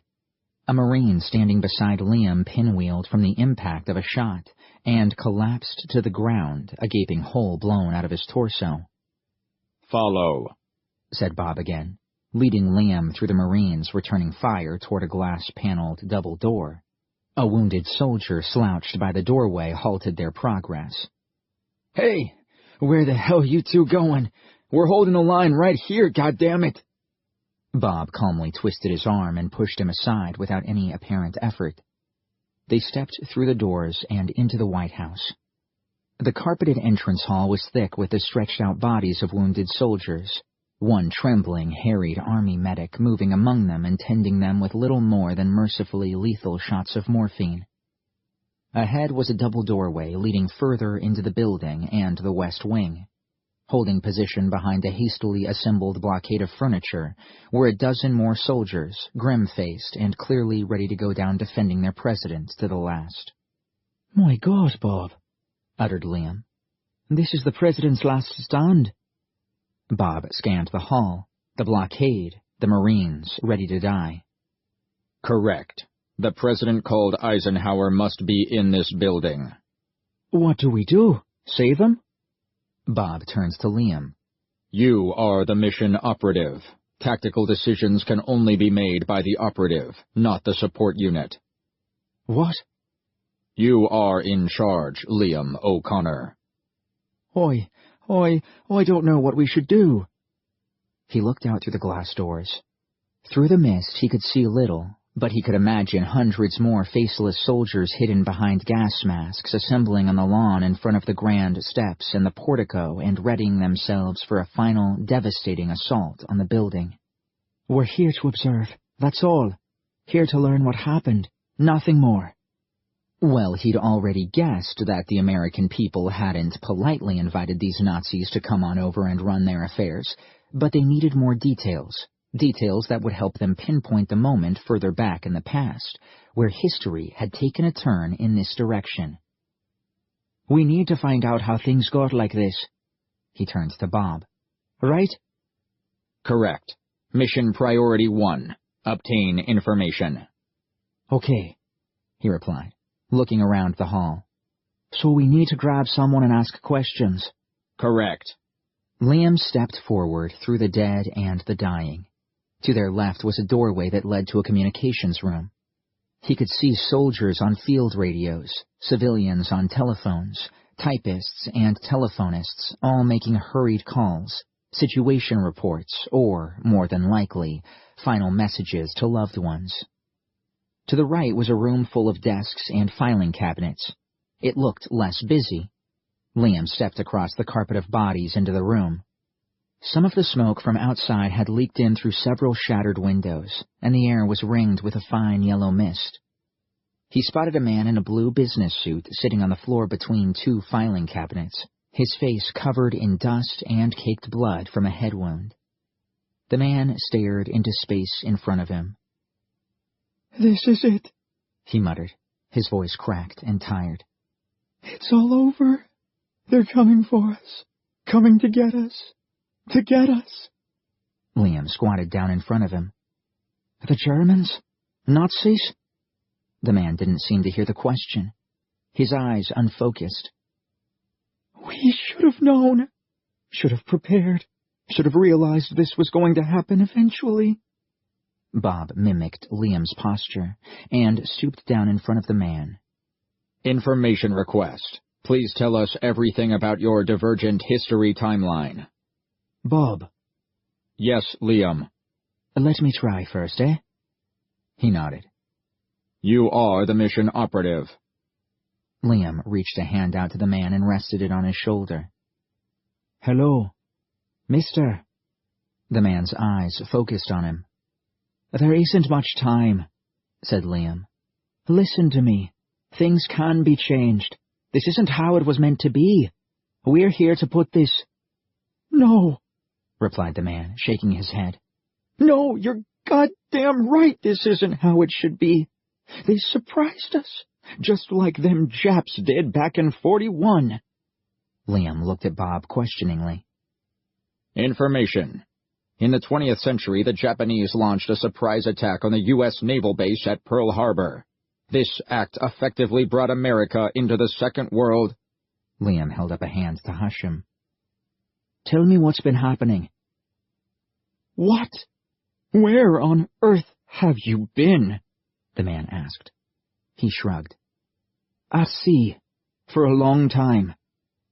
The Nazis launched an assault on the beaches of New England a couple months ago. Overwhelmed our Atlantic defenses like they were nothing. Took New York inside of a week. We mustered everything we had to hold them outside Washington, but they crushed our boys, swiped them aside. Their Führer offered terms, he snorted. Our president and his cabinet and chiefs of staff to be handed over as prisoners, or they'd come in and get 'em. The man suddenly looked up at Bob, then back at Liam. Wait, you said this isn't how it should be. What's going on? Who are you guys? Secret Service guys? This may sound incredibly strange, said Liam, but you need to believe what I'm about to say. What? The man shook his head. What is it? We're from the future, from the year 2001, and right now is a bit of history that shouldn't be happening. The man's face hardened. This isn't a time to play the fool, son. He is correct, said Bob. We're sort of agents, sent from the future to gather information on what's going on here, said Liam. We need to find out what's been happening. The man stared at them both in silence. You're crazy. Liam shrugged. I wish I could show you something to prove what I'm saying, but I can't. Mission parameter. We have nothing on us from the future. This is an observation-only mission. Through the shattered windows they heard movement going on outside, above the drone coming from the sky. Men barking orders, the jangle of equipment belts, the cocking of weapons. Oh, Jesus, we're dead men, cried the man. There are rumors their Führer wants to completely wipe clean America's government. The President, Congress, the Senate, all the top-level civil servants. They'll kill every last person they find in the White House. Listen, said Liam. We're going to change this. We're going to stop this Hitler from doing what... The man looked up at him. Hitler? What the heck you talking about, son? You talking about Adolf Hitler? Yes, that's it, Hitler. That's the correct name, right? He looked at Bob for confirmation. Did I say it right? Correct. Adolf Hitler, the Führer, leader of the Nazi Party and the Third Reich. But that guy, Hitler, died about 10 years ago. You guys gonna try telling me you don't know that? Liam and Bob stared at each other. Assessment. History diverged at least 10 years earlier than this time. 1946 instead of 56, Liam spoke under his breath. We have to go back another 10 years? That is correct. The man studied them both suspiciously. Damn it! Who are you guys, really? You Secret Service guys? Some kind of special forces or something? Tell me you got some secret plan, some kind of super weapon we can use back on them Nazis, right? The sound of gunfire around the front entrance suddenly intensified. They are coming now, said Bob. We must leave. The portal is due to open in exactly 1 hour and 33 minutes. Right, but we know now that we've got to go back again, but further back next time? Correct. The man in the suit reached out and grasped Liam. Have we got something hidden away? Some weapon we're gonna fight back with? Bob answered. There is nothing. In this timeline, you and all the people in this building have a high probability of dying in less than 5 minutes." Bob mimicked Liam's attempt to calm the man and rested a large palm on his trembling shoulder. "But be reassured, citizen. This timeline will be completely eradicated once we have corrected the time contamination." Liam shook his head, as the hapless man stared at him in bewildered silence. "Yes, very reassuring, Bob." The support unit turned to Liam. "We must leave now." Chapter 37. 2001, New York. "There must be some way to hack past their security and access the rest of the online history database," said Maddie. "Maybe there isn't any more," asked Foster. "Maybe the rulers of this time consider history before this date, before the conquering of America, as irrelevant. One way they could have chosen to keep control of the American people is to delete records of their national history, maybe even world history." Maddie shrugged. "But these are the Nazis, right? Surely they'd want to keep records of Hitler's rise to power, World War II, and how in this screwed-up history they actually won it?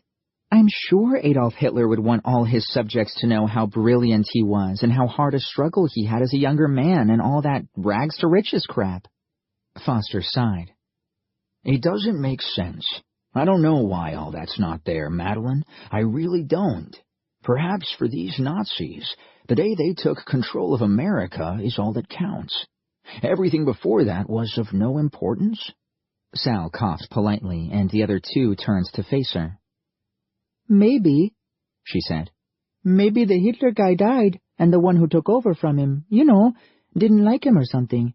Decided to remove Hitler from the records." Foster nodded. "Sal might be right. We've been assuming der Führer is Hitler." Maddie's eyes widened. She looked for a search function on the main page and after a minute of trying various buttons labeled in German, gave up. God, these Nazis really suck at laying out a web page. "Perhaps in this version of the year 2001, the Internet is a brand new thing." She gave up on the idea of doing a search on the name Hitler. Instead, she clicked through the various article tabs along the timeline chart, scanning each article for the name. 5 minutes later, she shook her head. "No mention at all of Adolf. It's like he never existed." "But plenty of mentions of der Führer, the leader," added Foster. Maddie ground her teeth with frustration. "So, who exactly is der Führer?" She accessed the computer's on-site database, a vast encyclopedia of correct history, and pulled up files on Hitler's high command, his inner cabinet, the men most likely to succeed him. Heinrich Himmler? Hermann Göring? Martin Bormann? Joseph Goebbels? She turned to Foster and Sal. "One of them, maybe?" Foster splayed his hands. "It could be any of them." Sal spoke quietly. "Or perhaps none of them."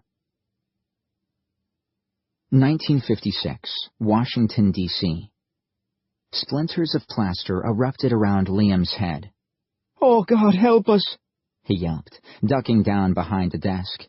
"They're in the entrance hall." The air was thick with the percussive rattle of machine gun fire and the throaty burr of the invaders' pulse rifles. Bob pointed down to the far end of the room. "Recommendation. Go to the end and take cover." "What about you?" "I shall secure tactical advantage." "What's that supposed to mean?" Bob shoved him. "Please, go, now," he said calmly, as bullets from the entrance hall sprayed in through the open door and noisily shredded the typewriter and telephone on the desk they were crouching behind. "What about me?" asked the man in the suit. Liam half smiled. "Come with us for now, but we can't take you back with us." "Geez, I'll be happy staying alive just a little while longer." "You must go now," insisted Bob. Liam pulled himself to his feet, poked his head around the desk, and stole a glance through the open door into the entrance hall. He could see a couple dozen black-suited men firing on the Marines' blockaded position. The staccato chatter of the Marines' guns was lessening against the incessant purr of the pulse rifles. Liam realized the Germans had whittled down the defenders to 1 or 2 Marines. The fight was all but over. "We have to move now." He pulled himself out and sprinted down an aisle between 2 rows of desks, away from the open door and the one-sided battle. He came up against a wooden paneled door at the far end. The man in the suit was right behind him. "Where does this door lead?" "A hallway. If we turn right, there's an exterior door that leads us out to the rose garden." Liam looked back the way they'd come. At the far end, where they'd been hiding, was the mustard-colored mist. He could only just make out a dark blob that might have been Bob. "Your friend coming?" asked the man. "I hope so." The dark shape moved suddenly, lunging out from behind the desk, and then it was gone through the doorway and into the main hall. A moment later, Liam heard a renewed and intense burst of gunfire. Pulse rifles. He heard cries of alarm and panic, muffled voices barking hasty commands in German. He heard several loud screams that ended abruptly, the sound of a ferocious struggle, something toppling over and shattering. "What the heck is happening back there?" "It's Bob happening." For the briefest moment, as he imagined what those powerful arms could do to mere flesh and bone, he almost felt sorry for them. A moment later, emerging through the mist, he saw something lunging like a charging bull down the aisle toward them.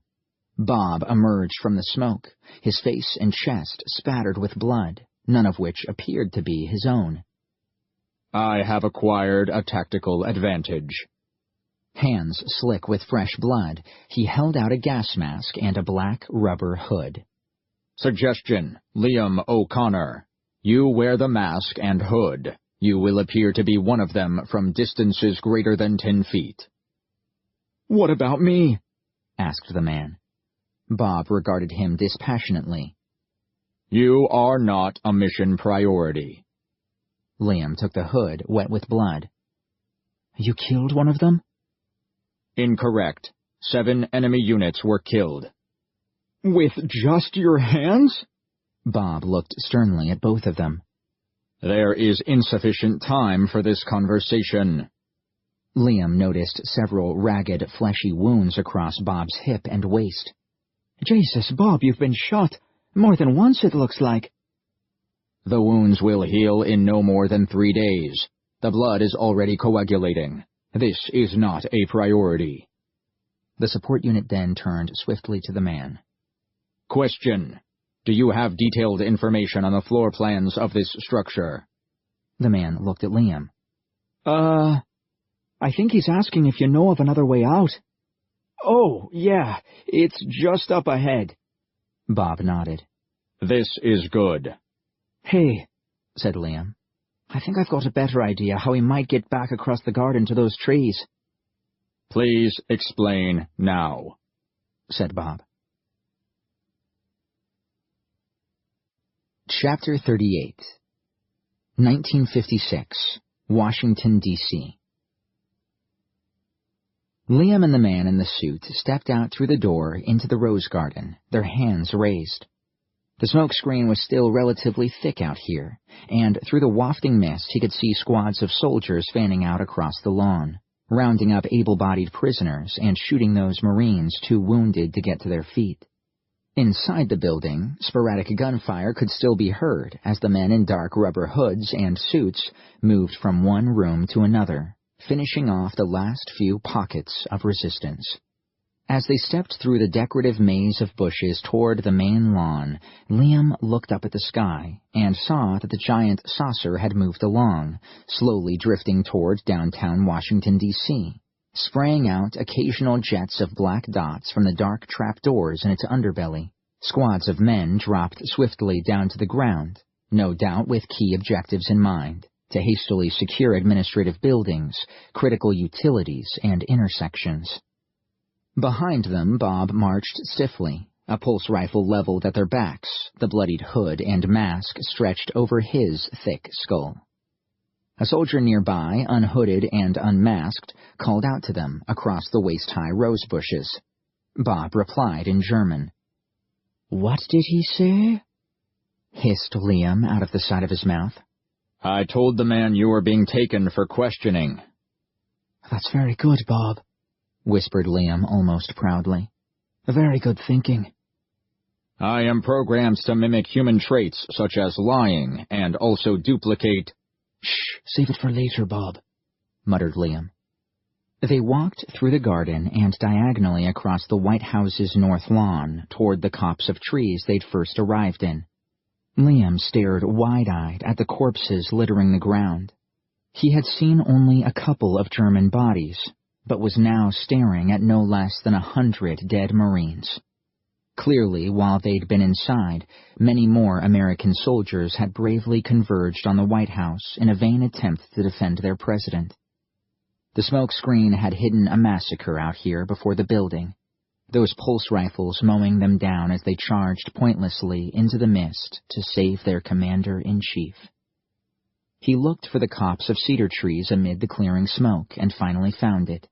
His heart sank as he spotted a platoon of German soldiers resting in and around the small stand of cedars. They had removed their hoods and masks and chatted animatedly, many lighting up cigarettes. "Damn it! They're covering our way home." "Way home?"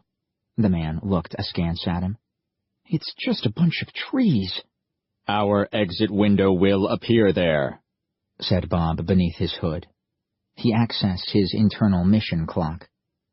"The window will open in precisely 1 hour, 17 minutes, and 34 seconds.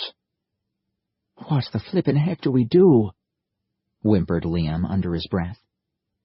"I have no tactical suggestions at this moment." "Great." He looked around.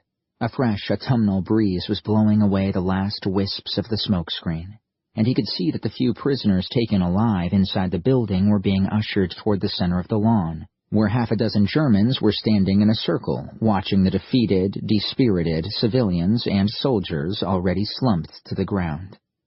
He felt a cold stab of fear and desperation run down his spine. "They'll expect Bob to hurt us over there, and once I'm dumped with the others, I'm going to be stuck." As if overhearing his thoughts, a German officer, his black rubber jumpsuit rolled down and tied around his waist, revealing his gray Wehrmacht uniform, pointed to the prisoners and gave Bob an order. Bob nodded, replied, and steered them toward the holding area. "I have been instructed to leave you there," the support unit uttered quietly. "What are my orders, Liam O'Connor?"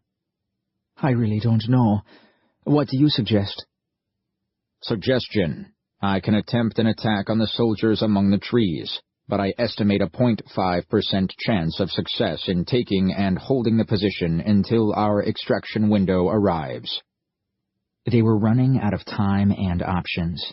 The gathered prisoners sat in a cluster only a few dozen yards away, and no matter how slowly the three of them walked toward it, that's where they were headed. "Suggestion. I leave you here and attempt a rescue when the percentage chance of success exceeds 10%. Liam gritted his teeth. No, both he and Bob would be riddled with rapid-fire, high-caliber rounds before he could get them both halfway across the lawn to the trees. Bob might well be able to survive several more shots on target, but Liam didn't think he'd survive one, given the ragged wounds he'd seen the pulse rifles inflict. "There's nothing we can do right now, Bob. It looks like we're going to miss this window," he hissed out of the side of his mouth. "And I don't fancy having my head blown off trying to make it. How long now?" "In 1 hour and 15 minutes precisely." "But there'll be another, right?" "Correct. An hour later, and 24 hours after that." "So," said Liam, now just a few yards away from the seated prisoners and the nearest guards, "leave me here. If you see an opportunity to get me, take it. But for Christ's sakes, don't get us both killed doing it." "What percentage chance do you authorize me to take, Liam O'Connor?" "I don't know," he uttered under his breath. "Just take your best shot." One of the German guards called out something and pointed at Liam and the man with him. I am being told to leave you here, said Bob quietly. Liam thought he detected the slightest note of anxiety in the unit's deep, flat-toned voice. Then do it. If they take us from here, then follow me. Wait for a chance and get me out of this fix, all right? Mission priority. Primary duty is to observe and report back. What? You are not leaving me here, Bob. Do you understand? Liam snarled under his breath. That's in order. A guard stepped forward and roughly grabbed Liam by the shoulder. Be quiet, he snapped in accented English. Join the others. Liam staggered forward and then slumped to his knees among the group of prisoners. He watched as Bob stood perfectly still, face still hidden by the mask and hood, and looked helplessly on. An officer called out to Bob from across the lawn to help with dragging and stacking the bodies for disposal. The unit turned hesitantly. Behind the glass plates of the gas mask, a complex computer loaded with AI that was still in the process of learning, still almost childlike, was desperately juggling mission priorities and variables, calculating a million different ways to proceed. Liam watched the lumbering figure move away. Oh, blimey. What kind of a mess am I stuck in now? Chapter 39. 2001, New York. How long until the return window, Madeline? Asked Foster. Maddie looked up at a screen. We're counting down the last 2 minutes, she replied. All right, then. We'll find out what the boys have seen and work it out from there. He smiled thinly. The sudden erasure of history before 1956 made it almost impossible to identify exactly when and where things had begun to change and to zero in on that. While the wiping out of historical records may well have been on the whim of some insane Nazi dictator to appease his ego, no doubt, it also had the additional effect of completely hiding the tracks of whomever had instigated this time shift. If that's what some time traveler had intended, then he was being very, very clever, leaving no trace, no tracks, nothing for them to identify the moment they'd arrived in the past. Very clever. Maddie interrupted Foster's train of thought. Foster, a warning dialog box has come up. He looked at it. Location point phase interruption. Abort or continue. The computer's picking up varying density packets in the pickup window. Meaning? The computer monitors the area inside the target window for the minute before we're due to send back our operatives. If there's a lot of unexpected movement through it, we can assume there are unwary people or perhaps an animal walking across it. If it's persistent enough, the computer flags a warning. What do we do? Wait and see if it continues, he replied, pointing to a graphic display on the screen. There's a density packet spike. Someone or something walked through about 10 seconds ago. We aren't going to leave them? Asked Sal, her voice brittle with worry. Foster shook his head. That won't happen, he reassured her. If we need to abort this window, we'll try again in an hour. He looked at the display. There were no more density spikes. It looks like a one-off, he said. Could easily have been a bird flying through, or rubbish blown across. It happens quite often. Sal managed a wan smile. Okay. 30 seconds, said Maddie. We aborting or continuing? The display looked flat. Whatever had passed through didn't look like it was coming back. In all likelihood, it was Liam accidentally stepping in too early. The support unit had probably advised him to stand clear, and now they were both waiting patiently to come home. Continue, said Foster. Maddie clicked the mouse, and the dialog box winked off the screen. 10 seconds. Sal turned toward the middle of the archway's floor, ready to welcome them both back. Keep clear, Sal, said Foster, pointing at a faint circle of yellow chalk on the concrete, scuffed and in need of a refresh. It marked out the dimension of the return window. You really didn't want to be standing there when it opened. 5 seconds, The generator hummed. The lights momentarily flickered and dimmed. Foster looked at the graphic display, expecting to see the graph spike as Liam and Bob stepped in together, but it remained flat. "Come on, boys. Stop messing around." And 3, and 2, the graph suddenly spiked. The lights went out completely. As they flickered back on, he was about to turn around and give them both a talking to for cutting it so close, when he heard Sal's scream. A young man stood there, staring at them, eyes wide with fear and incomprehension. A young soldier, perhaps no more than a couple years older than Liam, blonde hair cropped short, his pale choir boy cheeks smudged with dirt and flecks of dried blood. He wore a black rubber jumpsuit, rolled down to his waist. Beneath it was a gray army tunic with oak leaves on the collar and an eagle emblem on the chest. His eyes darted from Sal to Maddie to Foster, and then to someone else's dismembered leg and arm lying at his feet, amid a scattering of dried leaves, twigs, and a circular tuft of blood-spattered grass and soil. Was ist das? He looked down at the severed limbs on the ground, oozing blood onto the concrete floor. Was geschieht? Wo bin ich? His mouth fluttered in fear, his voice broken, shrill, like a child suddenly finding himself lost in a crowded mall. Maddie reacted first. She stood up and slowly approached him, hands raised. "It's okay," she cooed softly. "Everything's all right. We're not going to hurt you." The young man gathered his wits enough to unsling his gun and swivel the barrel to point at her. "Halt! Stehen bleiben! Wer sind Sie? Wo bin ich?" Maddie shook her head. I don't do German, sorry," she said, offering him a friendly smile.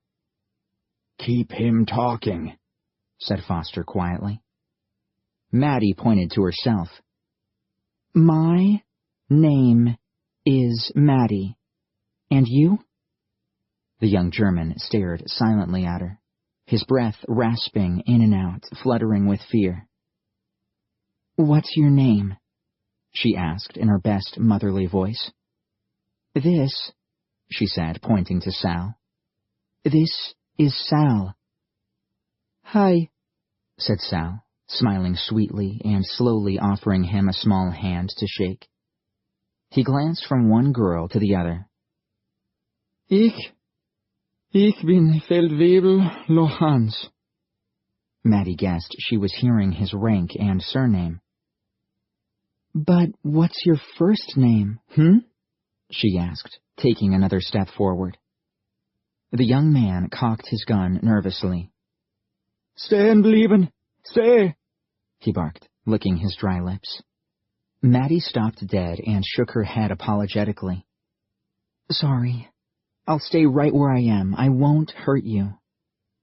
He nodded, seeming to understand that. He took another deep breath. "You? Amerikaner?" She smiled. "Yes." "This," he said, and shrugged, lacking the words in English to complete the question. "This place is in America. In New York, actually." The man's eyes widened. "This? New York?" She nodded. He snorted nervously. "Washington, then." He made a whooshing noise. "New York?" "That's right," she replied. "Whoosh, and now you're right here. Crazy, huh?" That seemed to be one of the 3 or 4 English words he knew. He nodded and managed a bemused grin. "Ja, crazy." The generator suddenly hummed, the lights winked, and a moment later the young soldier, the arm, leg, and most of the tuft of grass and soil were gone. "What happened?" "I initiated an emergency dump," replied Foster. "He's back where he came from, although he's—" "What?" "It doesn't matter now," he replied. He looked at Maddie and Sal. That was a German soldier who looked like he'd just been sucked out of a fight, right off the lawn of the White House, no less. An invasion? He nodded. Day 1 of recorded, or should I say, approved history, it would seem, begins the day that America was successfully conquered by the Germans, just like we were saying. "Oh no," whispered Maddie. "Then we dropped Liam and Bob right into the middle of a battle." Sal's face paled. "We can get them back though, right?" "We'll try again in an hour, but only if we don't see any other odd density packets at the last moment. I don't want to bring back another Nazi or part of one, if I can help it." "But if we can't bring him back, is that it? Is he stuck there?" "There's another scheduled for 24 hours later." "And if he misses that too?" "Madeline. He's a resourceful lad. He has Bob with him. They'll do just fine where they are. And as I said, there is a way we can communicate with them. We can let them know a where and when for another extraction window." He turned to both of the girls. "What's of more importance to us right now is whether there are any more shifts due, whether the world has stabilized as it is, or whether it'll get worse." "Is there anything we can do?" "All we can do right now is try to work out where history was altered, see if we can narrow things down a bit. My guess is something must have happened during World War II, something that changed the balance." Maddie nodded. "Yeah. Maybe." "So," continued Foster, "what we'll do is work with what we have. We'll have to explore the New York out there. Perhaps there'll be clues as to what happened prior to the invasion of America. Okay?" She nodded. "Okay, Sal?"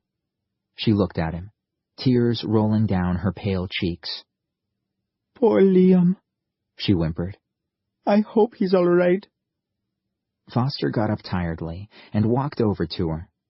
He stooped down in front of her. "Don't worry, Sal. He'll be fine. With Bob right beside him, he'll be just fine. I promise you." "What now?" "We need more information, Sal. I want you to head out to Times Square again. Just find a seat somewhere and observe all you can. See if you can pick out any visual clues, anything at all that hints at events prior to 1956. And Madeline," she nodded, "we need to trawl their historical database. If you can find a way to hack through their security measures, perhaps we can learn a bit more, and then we'll get ready to activate the backup rendezvous." He sucked in air through gritted teeth. "Hopefully, the second time around it won't be cluttered with German troops, eh?" Chapter 40. 1956, Washington, D.C. Bob observed the hive of activity going on around him. His cold eyes locked onto and studied the giant disk floating gracefully above the city, and intermittently spewing out troops. He could hear the distant rattle of gunfire, the muffled thud of explosions. Somewhere in the city, small pockets of American soldiers were still holding out, unaware that the struggle was all over, that their leader, President Eisenhower, had gone down fighting, and even now his body was being carried out and laid across the steps in front of the building, along with the rest of his cabinet and chiefs of staff. An officer standing nearby, adjusting his tunic and Wehrmacht peaked cap, no longer encumbered with a dropsuit, was hurriedly directing activity on the ground. "So," he pointed at Bob, "you can remove the mask. The air's clear." Bob silently removed the gas mask. His hair, only 2 weeks' worth of growth, still just coarse bristles, and his hard, emotionless face, made him look no different from the other stormtroopers around him. "When we've cleaned up the mess out here, then you can take a rest," the officer said. "Now, get a move on, man." Bob's eyes narrowed as he made a millisecond calculation whether he should continue to pretend being an enemy unit or sprint a dozen paces across the rutted grass and effortlessly rip the man's arms from their sockets. "Attack. Tactically incorrect at this moment." He turned away and reached down for the body of a Marine, flinging the ragged remains over his shoulder and carrying it across to where a pile of corpses was slowly growing. As he did so, Bob's inexperienced silicon mind worked on a bigger issue, more important than any immediate tactical assessments. He had a strategic command decision to make. Tactical options. 1. Rescue Operative Liam O'Connor. 2. Return to field office with gathered intelligence. 3. Prevent further contamination. Self-terminate. Bob's AI routines worked more efficiently with smaller numbers of options on each branch of the decision tree. 2 or 3 was the ideal number. Any larger an array of choices slowed down the risk assessment processing exponentially. He scanned the prisoners clustered together and identified Liam crouched miserably among them looking back at him. If Bob had had a little more time to become more familiar with human facial expressions and muscle tics, he might have been able to recognize the mixture of fear, anger, and betrayal written across the young man's face. His eyes suddenly registered a growing commotion among the cedar trees, the place where the time window had been due to open. Soldiers were gathering around something on the ground, something unpleasant enough for 1 or 2 of them to double over and dry heave. Whatever was going on, it was becoming too busy to clear the area, too busy to consider it a viable extraction point, for now, at least. He decided the option that best satisfied the mission's parameters was the first option, to rescue Liam. Option 2 left Liam stuck in the past, where he might potentially be tortured and expose dangerously revealing details of the future. Option 3, to trigger his computer brain to fry itself, achieved absolutely nothing useful at this moment in time. He cocked his head. Option 1 had the highest mission relevance rating. He closed his eyes for a moment. Option 1 Solution Assessment. 1. Await second extraction window. 57 minutes, 30 seconds, minutes time. 2. If success of extracting Liam is greater than 25%, then proceed. 3. Otherwise, await third extraction window in 24 hours. Bob opened his eyes and tossed the corpse he'd been carrying onto the pile. The solution was an acceptable one, even though it amounted to little more than wait and see. He was not going to leave, nor was he going to terminate himself. Instead, he was going to wait for a better opportunity to rescue Liam to present itself. But, he realized, something else had been factored into the decision, something to which he couldn't assign a recognizable label. For now, he decided to give it the name Indefinable Factor. This indefinable factor wasn't coming from his database or his AI code. It was coming from the small part of his brain that was organic, the tiny nub of wrinkled flesh in his skull, linked by myriad hair-thin wires to his onboard silicon wafer cell computer.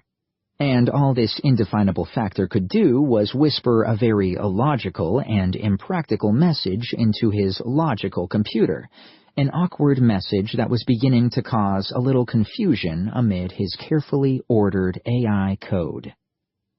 Liam O'Connor is my friend. Chapter 41. 1956. Command ship over Washington, D.C. Oberleutnant Ralph Hoffman stepped onto the freight platform with 2 other men who were hefting a heavy body bag between them.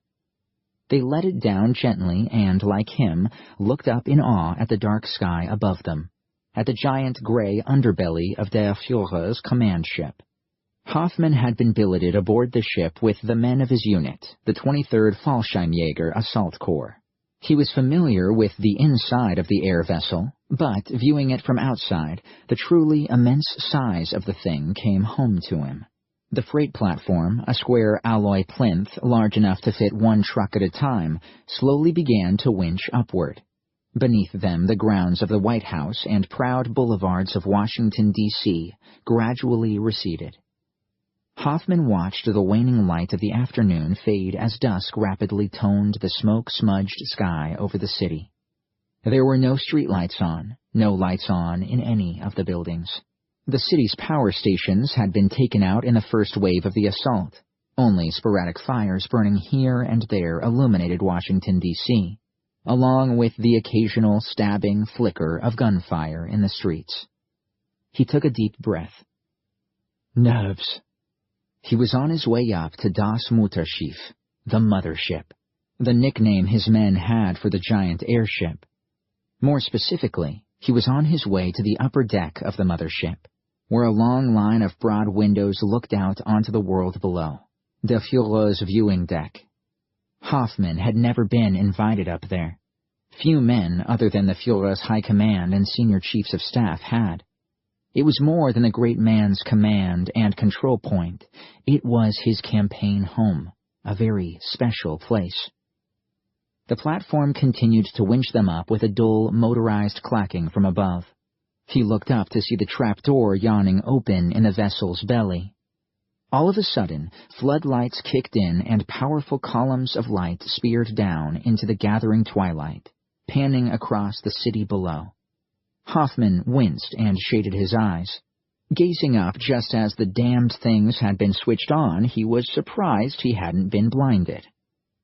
Rolf, you may actually meet him. It's a distinct possibility. Prepare yourself. The thought sent an unwelcome shudder of fear and excitement down his spine. He didn't want to appear foolishly nervous in front of the Führer. He so wanted to impress the man, to appear calm and professional as an officer of the elite Fallschirmjäger should. The two men with him, on the other hand, were grinning like excited children on their way to meet Santa Claus. You too, he snapped irritably. You look like fools. Straighten yourselves up and stop gibbering like a pair of monkeys. The men obediently tidied their appearance and stowed their smiles away beneath solemn parade ground faces. Hoffman looked down at the body bag. The order had come directly from the Führer's senior field officer, Reichsmarschall Haas, to Hoffman's commanding officer. Der Führer had asked to inspect this curious body for himself, and to ask the men who'd seen what happened to explain directly to him what they'd witnessed. The clattering from above had grown much louder. He looked up, carefully shading his eyes, to see the yawning loading bay was now only 20 or 30 feet above them. The freight platform finally jerked to a halt inside the bay, where Hoffman saw a couple of SS Leibstandarte guards standing to attention, dressed crisply in ceremonial black. For an unhappy moment he thought they were going to take possession of the body bag and send Hoffman and his two men back down. But with a perfunctory nod from one of them, they beckoned Hoffman and the others to follow. A stairwell guarded by two more men took them to the upper deck. The battleship gray walls that Hoffman and his men had grown used to on the way over, living like chickens on the lower decks as Das Mutterschiff sailed gracefully south from the conquered area around New York, now gave way to dark oak panels, the floor no longer metal grills but a soft maroon carpet that whispered beneath his muddied combat boots. Ahead of them appeared double doors guarded by two more SS Leibstandarte standing to attention. Oberleutnant Hoffmann to see the Führer, announced one of the guards who'd escorted them up from the bay. One of the two standing guards announced their arrival into an intercom. A moment later, a young, sharply dressed adjutant appeared from a side office. Ah, good, he smiled. I'll see you in. Hoffman felt his heart pounding in his chest as the young man pushed the double doors open. His first glimpse of the Führer's grand chamber was almost too much for him to bear. Remember, professional, calm, look good for the Führer. The adjutant spoke softly with someone before turning around to them. Come on in. He smiled and waved them forward. Hoffman stepped through the doors, his two men behind him lifting the body bag between them. His first impression was of one long wall of broad windows slowly curving around, like the stern of an 18th century schooner, and the brilliant glow of the floodlights outside pouring in, bathing the ornate, decorated ceiling of the larger room. Through the glass he could see an outline of the dark city, and above, the turbulent, thunderous clouds of the September sky, framed together like a large oil painting. Standing behind a generous conference table spread with maps of the east coast of America and dotted with flagged tokens representing the invading German forces, was the Führer, every bit as tall, slim, and charismatic as all the posters and billboards made him out to be. To one side, a few feet away, stood the Reichsmarschall, stern-faced, fit, and alert, as his reputation portrayed him. It was well known that Haas and the Führer went back a long way, more than a decade. It was said they'd first met while serving together during World War II. Before that time, of course, there was nothing known about them. Two very enigmatic men. The Führer smiled generously at Hoffman. "You led the attack?" "Yes, my Führer," Hoffman stammered awkwardly. He waved a dismissive hand and laughed. "Relax, Oberleutnant. I don't bite. You led the assault on the White House?" "Yes, my Führer." "Congratulations. A job well done." Hoffman's chest swelled with pride. "So, I believe you have brought something to show me," said Paul Kramer. Chapter 42. 1956. Washington, D.C. Where are we going?" asked Liam.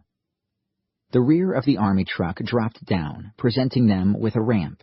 The German soldiers ushered them up, waving their guns.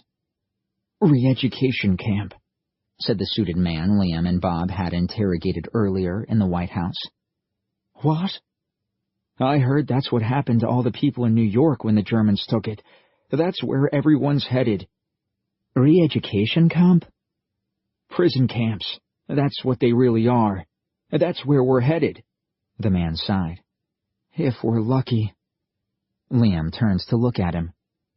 What if we're unlucky?" "They'll just take us somewhere quiet and shoot us." Liam felt his mouth suddenly dry and his skin prickle. He looked across the heads of his fellow prisoners, searching once more for any sign of Bob. If the support unit was going to actually support him, he'd better get a move on and do something. In the gathering dusk, it was getting harder to pick anything out, but he thought he could just about detect the distinct outline of a particularly tall and muscular German soldier, standing perfectly still 100 yards away, looking intently back at him. "Bob? Oh, Jesus, come on, Bob. Get me the hell out of here," he whimpered under his breath. The man in the suit looked at him curiously. "Hey, kid, you and that big friend of yours, you said some weird thing about the future back in the—" "Yes," Liam replied distractedly. "I don't suppose it matters now where we said we came from." He craned his neck to catch sight of Bob one last time, but the lone figure standing motionless had disappeared. "God help me." A soldier barked irritably at Liam to get a move on up the ramp and into the truck, grabbing his arm and pushing him roughly forward. "Do as they say," muttered the man beside Liam. "Be glad they didn't just shoot us all right here on the lawn." Liam stepped up and inside, finding a wooden bench in the darkness to sit on. It was dark enough, he hoped, to ensure the man wouldn't see the twin tracks of tears rolling down his dirt-smudged cheeks. Bob watched the last of the prisoners climb aboard and the truck's engine rattle to life, billowing out a cloud of exhaust fumes. Chance of success 0.5%. It made no practical sense to attempt a rescue of Liam O'Connor now. Even if his body could survive dozens of bullet wounds, Liam's wouldn't. He watched as the truck rolled away across the lawn, through a fence, and bounced across a sidewalk and onto the hard tarmac of a broad avenue. The highest priority at this moment in time was for him to return to the future with what little intelligence they had managed to gather. The missed window protocol meant the field office would try one last scheduled window amid the cedar trees in precisely 22 hours. Until then, Bob calculated his best course of action was to find somewhere to lie low and undetected. More importantly, his body had sustained several bullet wounds around his torso. No critical organs had been damaged, and the blood had clotted, preventing further loss. But the wounds would need cleaning, disinfecting, and dressing. His software informed him that failure to do so soon would result in an 83% chance of a spreading bacterial infection and eventual systemic failure of his organic body. He would die just like a human. He walked away from the other soldiers, some of whom had begun to glance suspiciously at his unfamiliar face. He strode swiftly across the grounds of the White House, passing unnoticed amid the flurry of activity going on, appearing in the gathering dusk as if he was just another trooper given an important errand to perform with all haste. Chapter 43. 1956. Command ship above Washington, D.C. Kramer watched the nervous young Fallschirmjäger officer and his 2 men leave the room. He turned around to look out his sweeping observation windows down at Washington, a dark, still city. He had expected far stiffer resistance around the capital. Washington, D.C. had fallen in just 2 days. The major battle had taken place just north of the suburbs on the first day. The American tanks, the lightly armored and cumbersome Sherman Mk2s, had been outmaneuvered and outgunned by their Blitz Raptor Mk6s from the very first movement. The Raptor's agile hovercraft weapons platforms had made pitifully short work of them. Their hastily assembled and dug-out defenses, running east to west above the city, had been so easily bypassed. The American battle line fell to pieces in the early hours of this morning, the second day of the battle for Washington. When Kramer's highly trained Fallschirmjäger, equipped with gas-propellant landing packs and their recently upgraded pulse rifles, had dropped behind the Americans' crumbling line, further panic and disorder had soon spread among them. Today had mostly been a mopping-up exercise. The Americans had managed to muster together a few defensive clusters.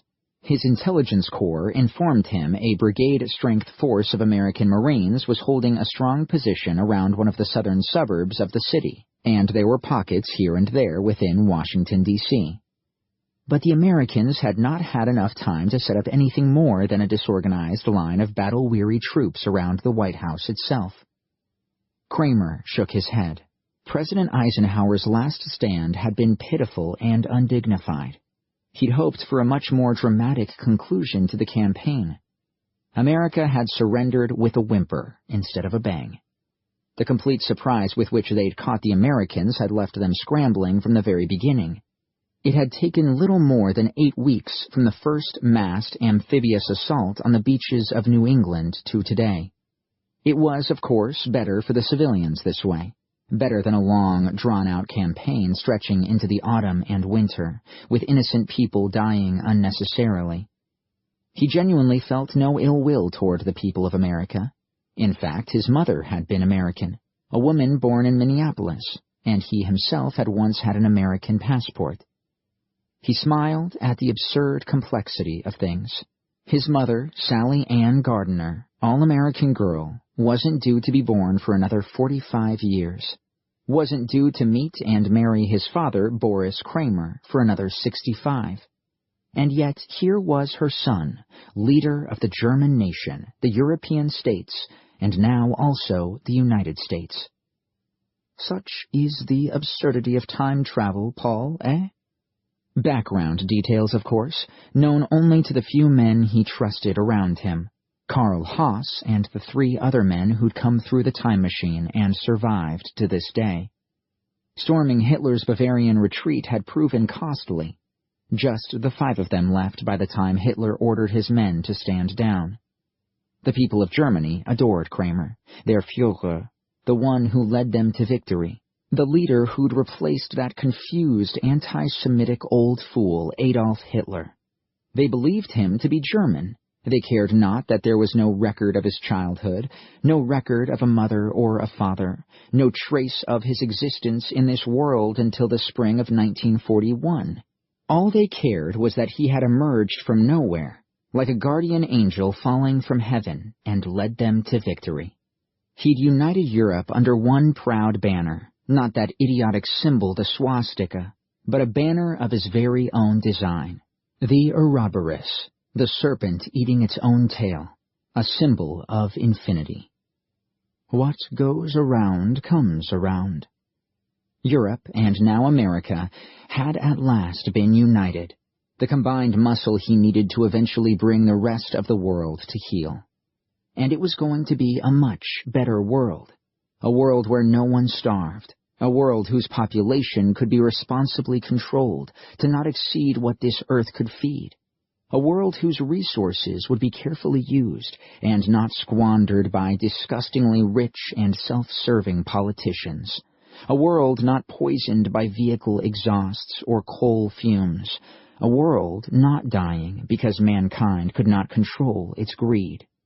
But more importantly, it will be your world, Paul. All yours. The quiet voice of his ambition made him stir uneasily. You've conquered more than any leader in history. Kramer knew he should be feeling elated, proud of what he'd achieved so far. But he wasn't. And the reason for that was lying on the floor in front of him, brought up by the Oberleutnant and his two men, a hideously deformed thing that once might have been a young German soldier, but was now a twisted mix of 2, maybe 3 young men. It lay in front of him in an unzipped body bag. Kramer had seen something like this only once before, over a decade ago, in the snowy woods of Obersalzberg. He remembered he'd nearly vomited then, just as he felt like doing now. Carl squatted down beside the body and inspected it closely. This could be the result of an incendiary weapon. The intense heat could have fused these poor men together. Kramer nodded, tight-lipped, stroking his chin. It could well be that, or the result of one of their pulse bombs, designed to pulverize soft tissue with its shockwave. His modern weapon designs had a habit of producing unpleasant-looking casualties like this. Or might it be something else? That voice again. He bid it be silent. Yes, Carl, it's a possibility. Chapter 44. 1956. Outside Washington, D.C. Liam looked out the back of the truck as it rumbled noisily along a road away from D.C., lined with German troops on patrol. Civilian refugees heard it at gunpoint, and pitiful lines of beaten American soldiers in their khaki greens, many of them wounded. I'm Wallace, by the way, said the man in the suit. Daniel Wallace. I work in the White House press corps. Well, he sighed wearily. At least I did. Liam held out a limp hand. He wasn't sure what press corps did, but he guessed it was to do with newspapers. Liam O'Connor, from Cork, Ireland. Wallace nodded. You're a long way from home, son. Tell me about it, he replied with a lackluster smile. Wallace spoke quietly. I'm still puzzled about you and your friend. You said you were... Wallace looked around at the other prisoners. Many of them were either in shock or had retired into themselves, shutting out this grim reality. Look, why don't we forget what I said? Liam replied. It's not like it matters now, does it? I'm right here in the same boat as everyone else. What about the man you were with? What about him? I swear I saw him take gunshot wounds that he shouldn't have survived. Liam said nothing, and Wallace let it go for now, turning to listen to a couple of other prisoners in the back of the truck talking quietly, a silver-haired army colonel and a naval officer. We're all strung out, shell-shocked. I can't believe 2 months ago the big story was Eisenhower meeting Kramer on neutral ground to discuss peace, and it ends to the growing tension between us and them. And all the while, cut in the Navy officer, Kramer was putting the final preparations together for his invasion of America. The colonel ran a hand over his buzz-cut hair. We never even saw it coming, Bill. We were just kidding ourselves that they wanted peace and would leave us alone. Liam gazed out the back of the truck, his mind a million miles away. My first trip, and it's already over for me. The last weeks of his life felt like a crazy dream. A little over 3 weeks ago, he'd been a junior steward on the Titanic, tending to rich, pampered passengers, looking forward to arriving in the land of opportunity, America. The plan had been to quit his job the moment the ship docked and begin a new life of adventure and discovery. He'd read so much about America and knew it was the place for him, the country in which he would make his fortune. Then a chunk of bloody ice at sea had changed everything. And with it came Foster, saving him from the sort of death he'd always had nightmares about, drowning. The old man had opened an incredible door for him, a stunning world of the future, a world of chrome and glass buildings, of neon lights and flashing screens of color, of excitement, of movement, of technology that seemed out of this world, but also a world of the past, of any time he wished. For Foster assured him he would see so many wonderful things, wonderful moments, that in a way, no definitely, he was the luckiest young man alive. Now, here he was, stuck. What he faced now, along with everyone else in this truck, was a frightening and uncertain future. They were going to be shot, or if not, then most probably put to work as prisoners of war. Some small voice inside tried to reassure him that at least he was alive instead of being crushed and rotting fish food at the bottom of the Atlantic Ocean. It did little to cheer him.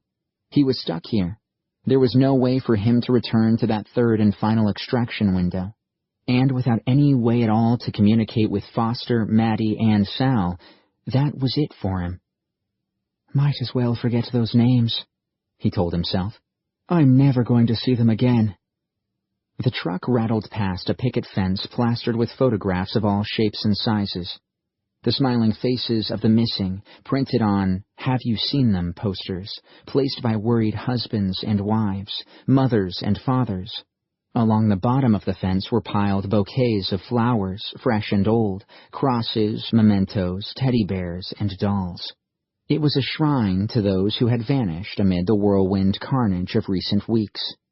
Several of the other people in the back of the truck watched the fence pass by, a painfully endless display of hope and sadness. A woman opposite him sobbed at the sight of it. So many dead and missing. A soldier in the truck ground his teeth. Never even stood a goddamn chance against them Nazis. Perhaps the only comfort, Liam considered, was that the war had been so short it was already over. Chapter 45. 1956. Command ship above Washington, D.C. Kramer had 1,000,001 things to attend to. A steady stream of command decisions waiting to be made, not only to do with this recently conquered country, but also with affairs of state back home in Europe. But his mind was now on this one thing, the report he'd just heard from the young officer, the report of a shimmering window of air among the White House trees.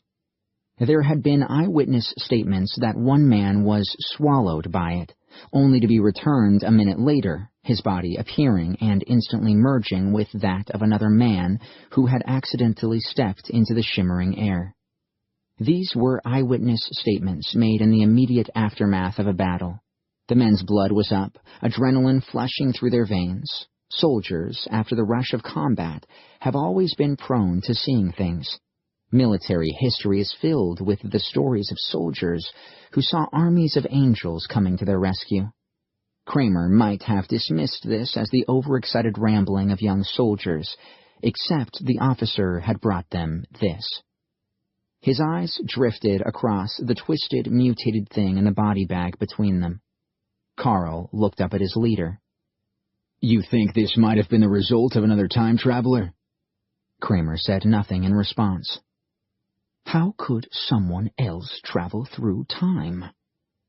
Waldstein's carefully hidden prototype had been the only time machine. International law had come down hard and unanimously, and thoroughly closed the door on this technology.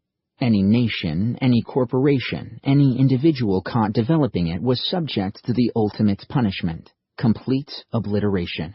No warning, no arguments, no mitigating factors. Even in the chaotic, troubled world of the mid-21st century, there was an accepted understanding that, for better or worse, time could not be allowed to change. "That machine was the only machine, wasn't it?" asked Carl. "Paul?"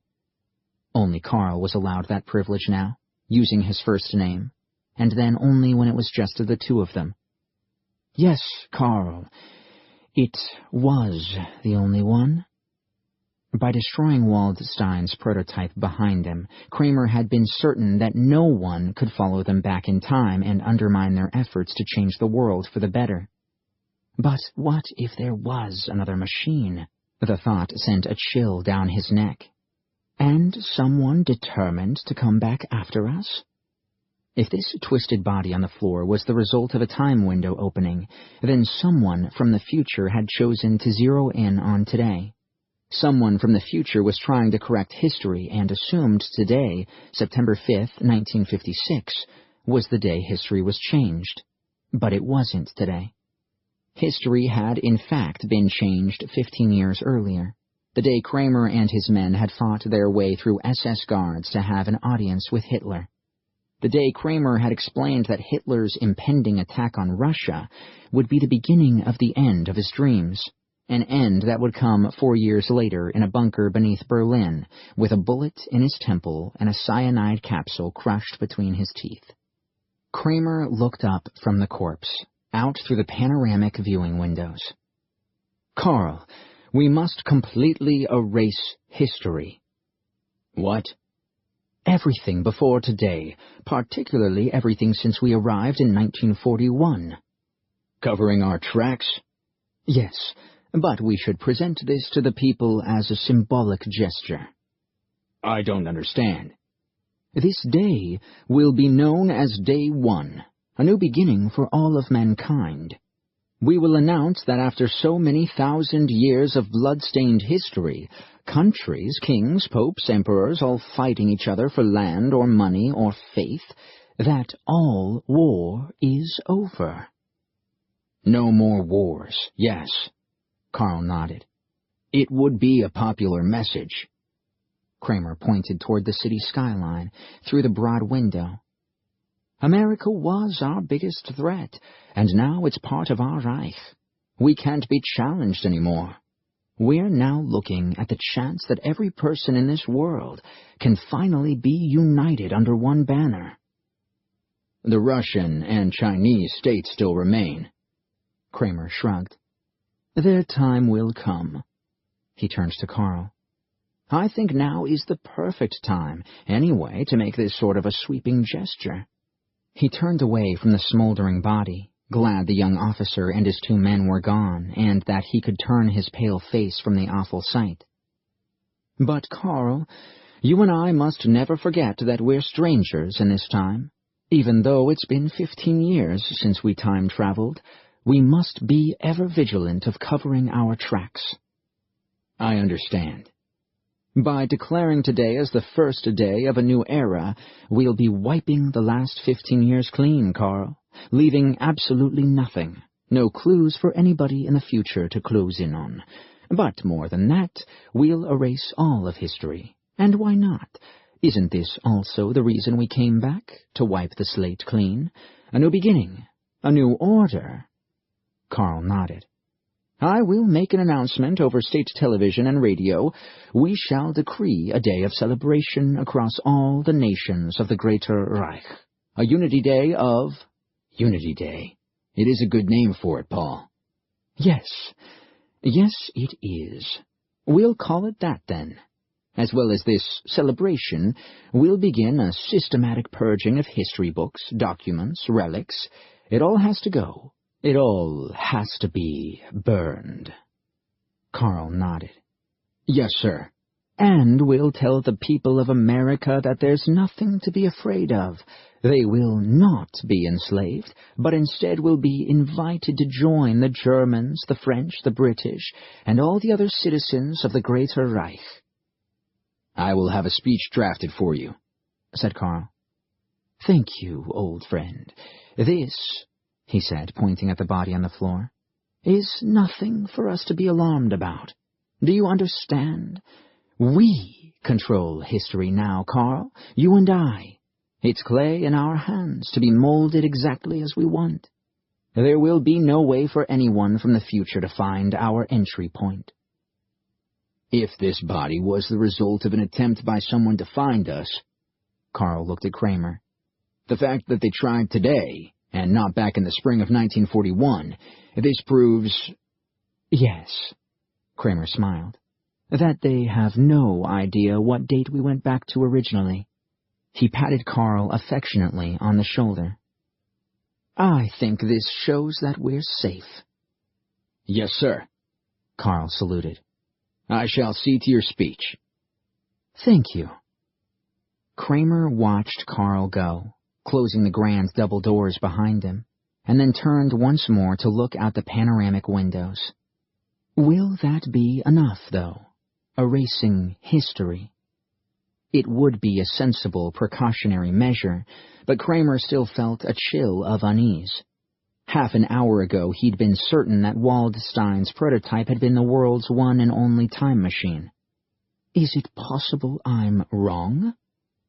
In the sky, he watched a squadron of Messerschmitt jetlanders swoop down from a higher altitude and hover just above the deserted streets below, sweeping them with their searchlights. What was left of the world to conquer would present even less of an obstacle than America had. His Reich was now unassailable, unbeatable, all-powerful. The remaining countries would fall one by one. Russia and China, two large but backward nations, were isolated, blockaded on all fronts. Sooner or later he could finish them off and be done with war. Nonetheless, it was an unsettling prospect that someone, somewhere out there in the future could, if they got very lucky, find a way to get to him. Or it might be something far worse, Paul. Do you remember what the old man Waldstein once told you? Kramer cursed, glancing at the body. He ordered his guards standing outside to take the thing away and dispose of it. He'd seen enough bloodshed for one day, and there was much to attend to now that the United States had officially surrendered. Chapter 46 1956, Washington, D.C. It was dark and wet. Bob's eyes had adjusted hours ago to the dimness down here in the sewers. Pallid tendrils of light lanced through the grating in the sidewalk above. It was a gray, overcast afternoon in Washington, D.C., the day after America had been defeated by its invaders. The support unit sat motionless on a damp concrete sill, his legs dangling in the foul-smelling water that trickled past. From above, he could hear the occasional movement of vehicles, the tramping of boots, and every now and then the rattle of distant gunfire. Over the last 20 hours, thousands of people, potential troublemakers, those who might try their hand at rallying the people, senators, congressmen, judges, lawyers, journalists, had been rounded up and put on convoys of trucks heading out of the city. The rest of the city's population cowered in their homes, and could only wonder at what Kramer and his invasion force would do with them all now. It was quiet at the moment, save for the persistent echo of water dripping from the sewer's curved brick ceiling and the languid trickling of stinking sewage. Bob sat motionless. Absent-mindedly, a finger flicked the safety catch of the pulse rifle held in his hands. On and off and on, the metallic click echoing loudly down the sewer. Waiting patiently, counting down on his internal clock, Bob closed his eyes. Information. Final window due in 23 minutes. He was only 10 minutes from the White House, A mile as the crow flies, and half that distance he could cover underground along the network of sewage tunnels, emerging from a manhole along Pennsylvania Avenue. He would have to run the rest of the way in plain view. His black rubber suit and mask might disguise him for a few short moments, but since all the other enemy soldiers had discarded those and were now wearing their gray Wehrmacht uniforms, he'd most probably attract attention the instant he emerged above ground. However, if he timed things correctly and was lucky, he stood a fair chance of managing to fight his way quickly to the space beneath that copse of cedar trees, just as the air began to shimmer and the window appeared. Yet it was quite probable that his body would suffer too much combat damage to recover itself. But that was of little importance. The small wafer of silicon in his head was all that mattered. Getting that through the window and sent back to the future in one piece was the only consideration. Even if the best he could do was poke his head into the portal as it activated, leaving his headless corpse behind, then that would satisfy his primary mission objective. The gathered intelligence would be back with the field office, precisely where it needed to be. Bob stirred. It was nearly time for him to make his move. But something in his small, organic mind urged him to reassess his mission priorities. Like a small child's nagging voice, a whimpering plea that traveled down thin internal wires. "Don't leave him behind." Bob's head twitched uneasily as his AI attempted to deal with conflicting assertions. There was an authoritative, emotionless silicon reply to that child's voice. Mission objective: gather and return information. But there was so little information to relay, so very little that they'd managed to gather. Bob could return to the field office, alive or dead, and they could download from his head what he'd seen and heard. But the vast majority of this data was just smoke and gunfire. There was little they'd learned that could be of use. Not enough to fix on a precise point of origin for this time contamination. More information was needed, much more, specifically knowledge of the events that had come before this invasion. Located here in 1956, he had a far better chance of uncovering the recent past than back in the altered world of 2001. His head convulsed anxiously. His finger flicked to the safety catch with increasingly distracted vigor. Mission parameters require reprioritization. The unit was out of his comfort zone now. His AI could deal with detailed and speedy situation analysis, but decision-making was something far better dealt with by a human mind. His onboard memory recalled Foster's words from a few days ago. "And that's the reason the agency sends a human operative back as well as the support unit. A robot can't make intuitive judgments, Liam. Not nearly as well as a human can." The tiny nodule of wrinkled flesh in Bob's skull, the undeveloped brain, understood this all too well. It understood help was needed, while the hardwired computer code continued to argue the case that mission orders were orders to be obeyed at all costs. Must find him. Recommendation: update mission parameters. Bob's finger froze. His body remained rigid, utterly still. His internal computer focused now on one thing alone. Every microvolt of computing power devoted to one end. Reordering his mission priorities. Making a decision. Mission updated. Locate and rescue operative Liam O'Connor. Chapter 47. 2001, New York. Foster and Maddie watched the countdown on the computer screen.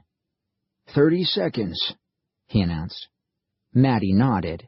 She could see the display, too. And what if they missed this window as well? We'll deal with that if we come to it. Maddie looked over her shoulder at the floor. An area cleared of cables and detritus, and a faint circle of chalk inscribed in the middle where Liam and Bob were, hopefully, going to materialize very soon. She was glad Foster had sent Sal out to sit in Times Square and observe. If she was here, she'd be worrying, interrupting, agitating, distracting. Foster already looked stressed enough as it was, without having to constantly assure her Liam and Bob were going to be fine. And what if they came back, Liam wounded, or worse? Better that Sal was elsewhere right now. Since they missed the other backups, she said, something must have happened to them, right? We don't know that for sure. Quite often I've missed a scheduled window or two on the missions I've been on, said Foster. The unforeseen happens. That's why we have several backups. But if they do miss this one? He looked at the display. 10 seconds. If they miss this one, then we need to communicate a new rendezvous point to them. She looked at him. Communicate? How? It's complicated. I'll talk you through that later. She let out a breath. So it's not the end of the world, then. I thought we'd lost them forever. Foster checked the phase interruption indicator. No sign of any shifting packets of density where the extraction portal was due to open. That was good. The soldiers must have gone. All right, here we go, he said. The displacement machinery began to hum, and the lights in the archway dimmed as all the power diverted toward it. Then, across the floor from them, a large sphere of air suddenly began to shimmer, and through the undulating air, Maddie thought she could make out the dancing, twisting forms of tree trunks. "Come on, Liam," whispered Maddie. "Move your butt." Foster swallowed anxiously. Yes, get a move on. If they were there, they should step through immediately. Keeping a portal open unnecessarily wasn't wise. A window onto chaotic dimensions in which anything could lurk. The sooner it was closed, the better. "Come on," he uttered impatiently. The sphere hovered, shimmered, glowing a soft blue in the flickering dimness of the archway. Foster glanced at the computer screen. The portal had been open 10 seconds, and a red caution message had already begun flashing on the screen. "I have to close it," said Foster. "Any longer and we risk attracting a seeker. They're not there." "No!" cried Maddie. "Let it stay open just a bit." "They failed the rendezvous," snapped Foster. He hit the abort button on the screen, and instantly the sphere vanished. The hum of surging power diminished, and the dimmed, flickering ceiling lights grew bright once more. "Damn it, Foster! They might just have been running a little late." "There's no running late, Madeline. You're either there or you're not. The window opens, and either they step through or they don't. I'm afraid there's no leaving it open just to wait and see." They sat in silence for a moment, staring out across the floor at the chalk circle, as if hoping both Liam and Bob might still magically appear. Liam with a guilty expression on his face for their late arrival. "So, okay, it's not the end of the world then," said Maddie, forcing herself to be businesslike. "You mentioned something about sending a message?" Foster nodded. "That's right. We need to send them details on a new timestamp, and perhaps we need to pick another location. Not too far away from the first location, but somewhere more discreet. Less busy, I think, would be better." Maddie pursed her lips. "And how exactly will they get this message?" "Tachyon transmission," he replied. "I'll give you the technical explanation later. It's complicated." She shrugged. "I can wait." Chapter 48.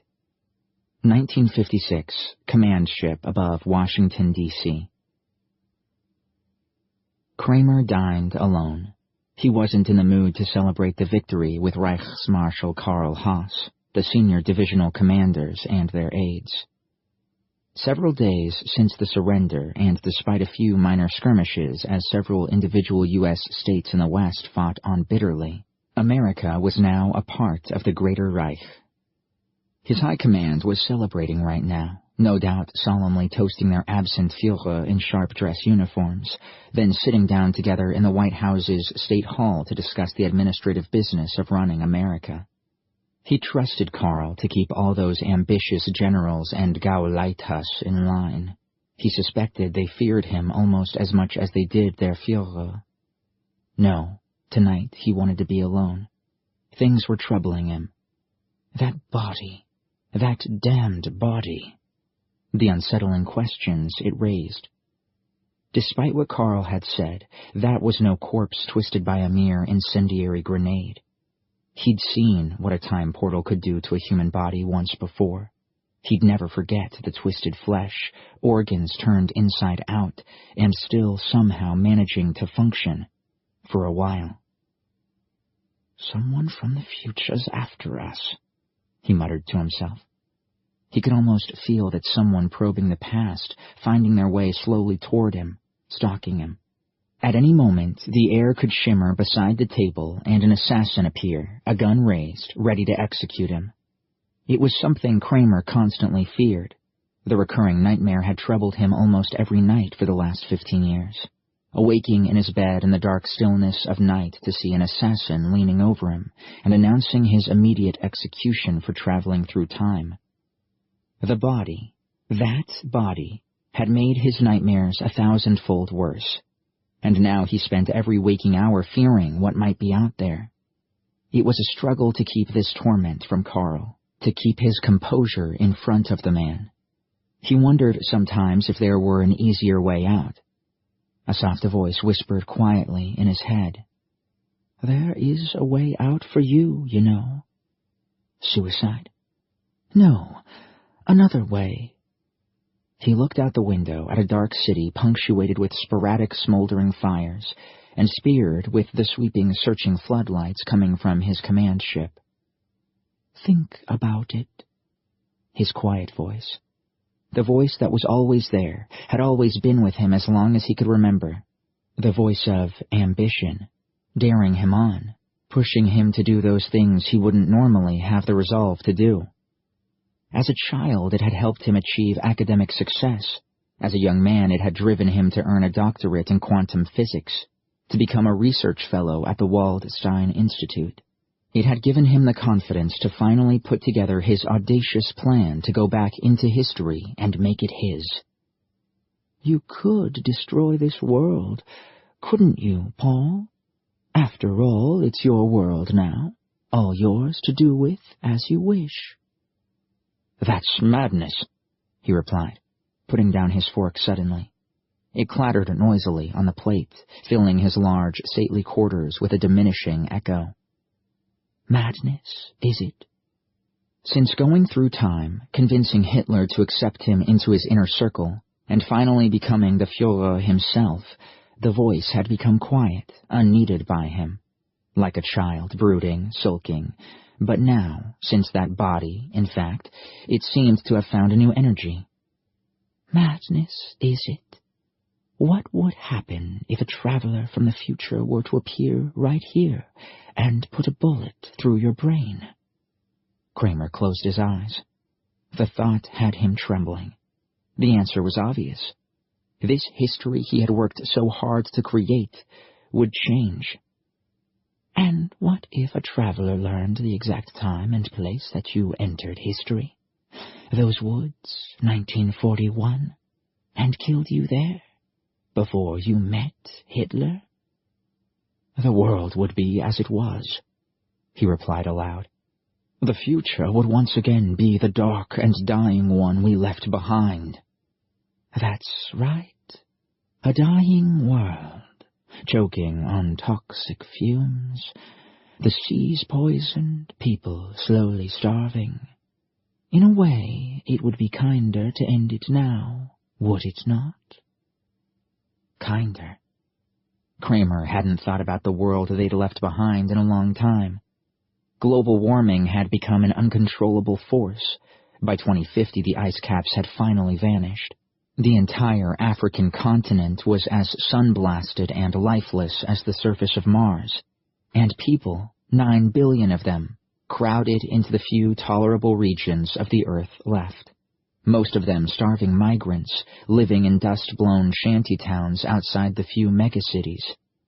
Like almost every other species on Earth, Kramer wondered whether one day mankind would also eventually become extinct.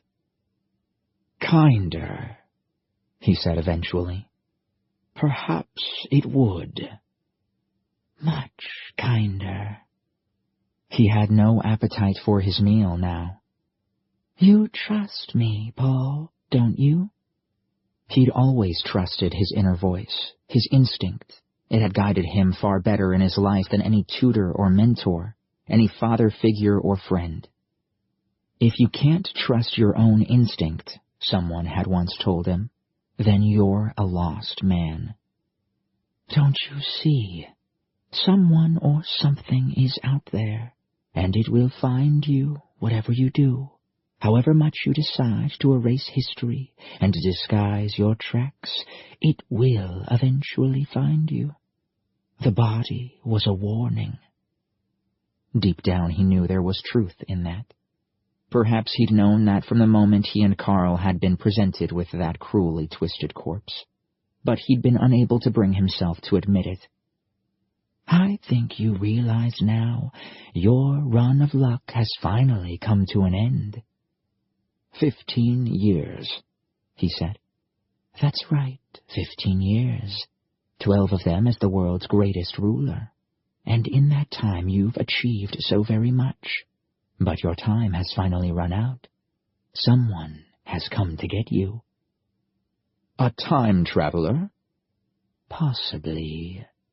Or worse." "Worse?" "You've meddled with time. You've crossed dimensions. You've stepped through chaos itself. There's no knowing for sure what seeks you out." Kramer felt his guts twist with anxiety, a churning unease eating away inside. "An agent of the future could take this world from you with an assassin's bullet. But it could be far worse. Something we can never hope to understand could come for you. Could be out there in that dark city right now." He felt his scalp prickle, his skin turn cold. "But you could prevent that." "By destroying this world?" "Yes, Paul, by destroying this world." He pushed his chair back. Oddly, there was some growing comfort in that notion. This world rendered still, silent, lifeless, and unchanging. An everlasting monument to the world created by Paul Kramer. All life ended with a sudden flash, instead of the protracted misery that would exist in the future. And there was a way. A doomsday device he'd considered in his idle moments. "We both knew this might happen one day, didn't we? Perhaps it was always going to be your destiny." Kramer narrowed his eyes, almost sensing the inevitable subtle shifting of destiny ahead of him. Future histories adjusting, rewriting, as he felt his decision being firmly made. "Then it has to be so." His voice, his instinct, seemed appeased by that. "A fitting end to things, Paul. Mankind was always destined to destroy itself. It's in our nature to destroy all that we create, and you will be the one who does it. Isn't that just a little bit like being God?" Chapter 49.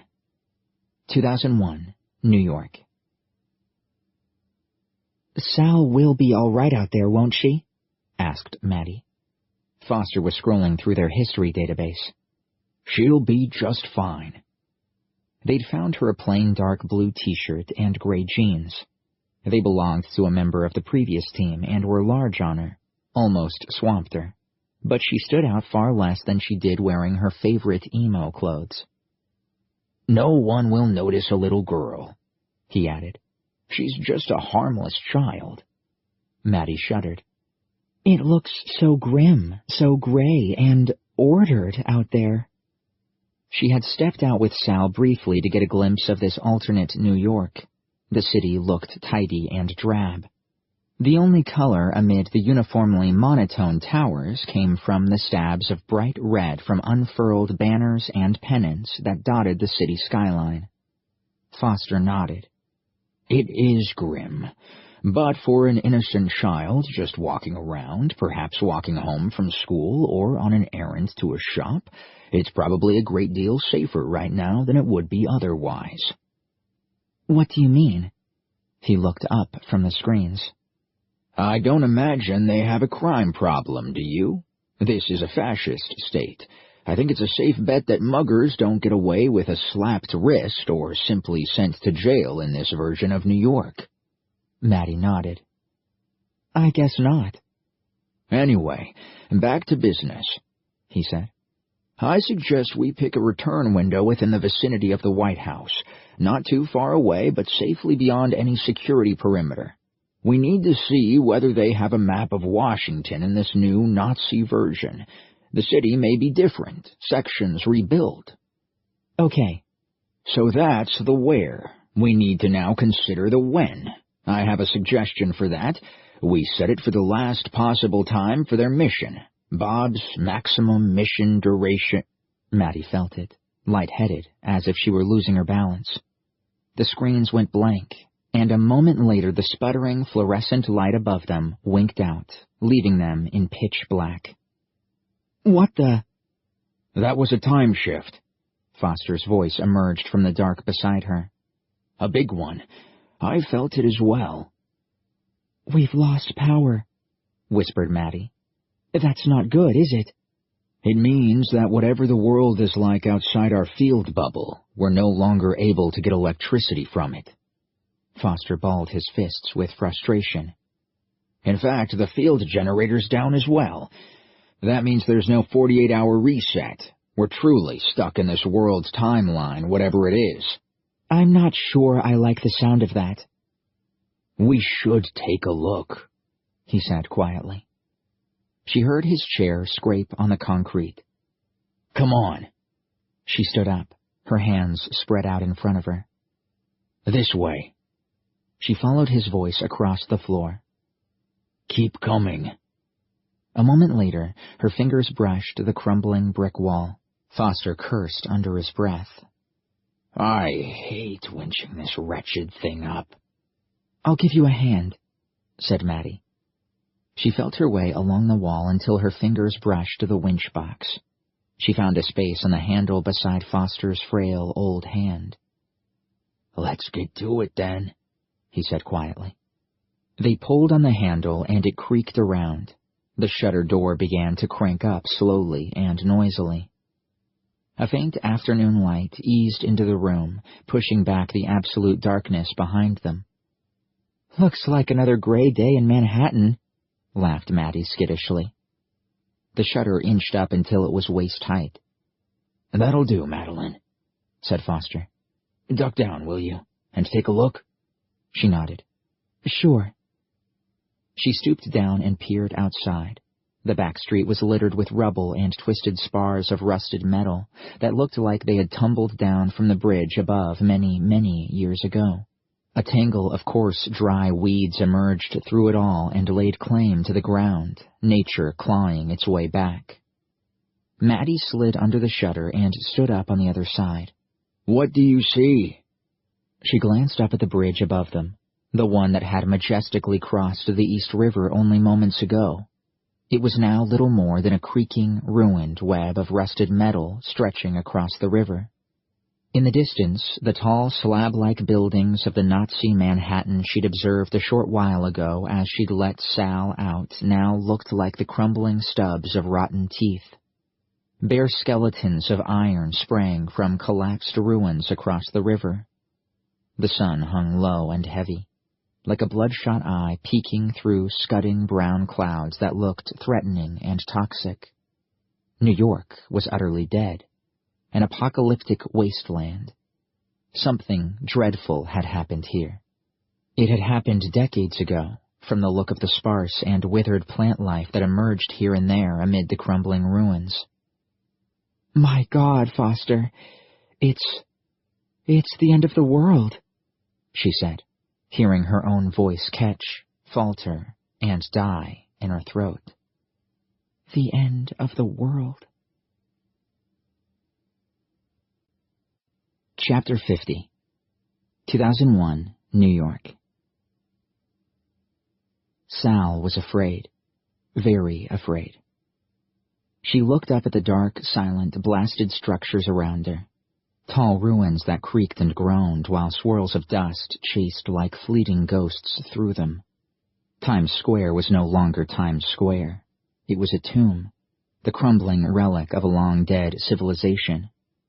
She couldn't begin to imagine what must have happened. The breeze moaned through open windows, a haunting cry like some tormented spirit warning her to leave now and not delay a moment longer.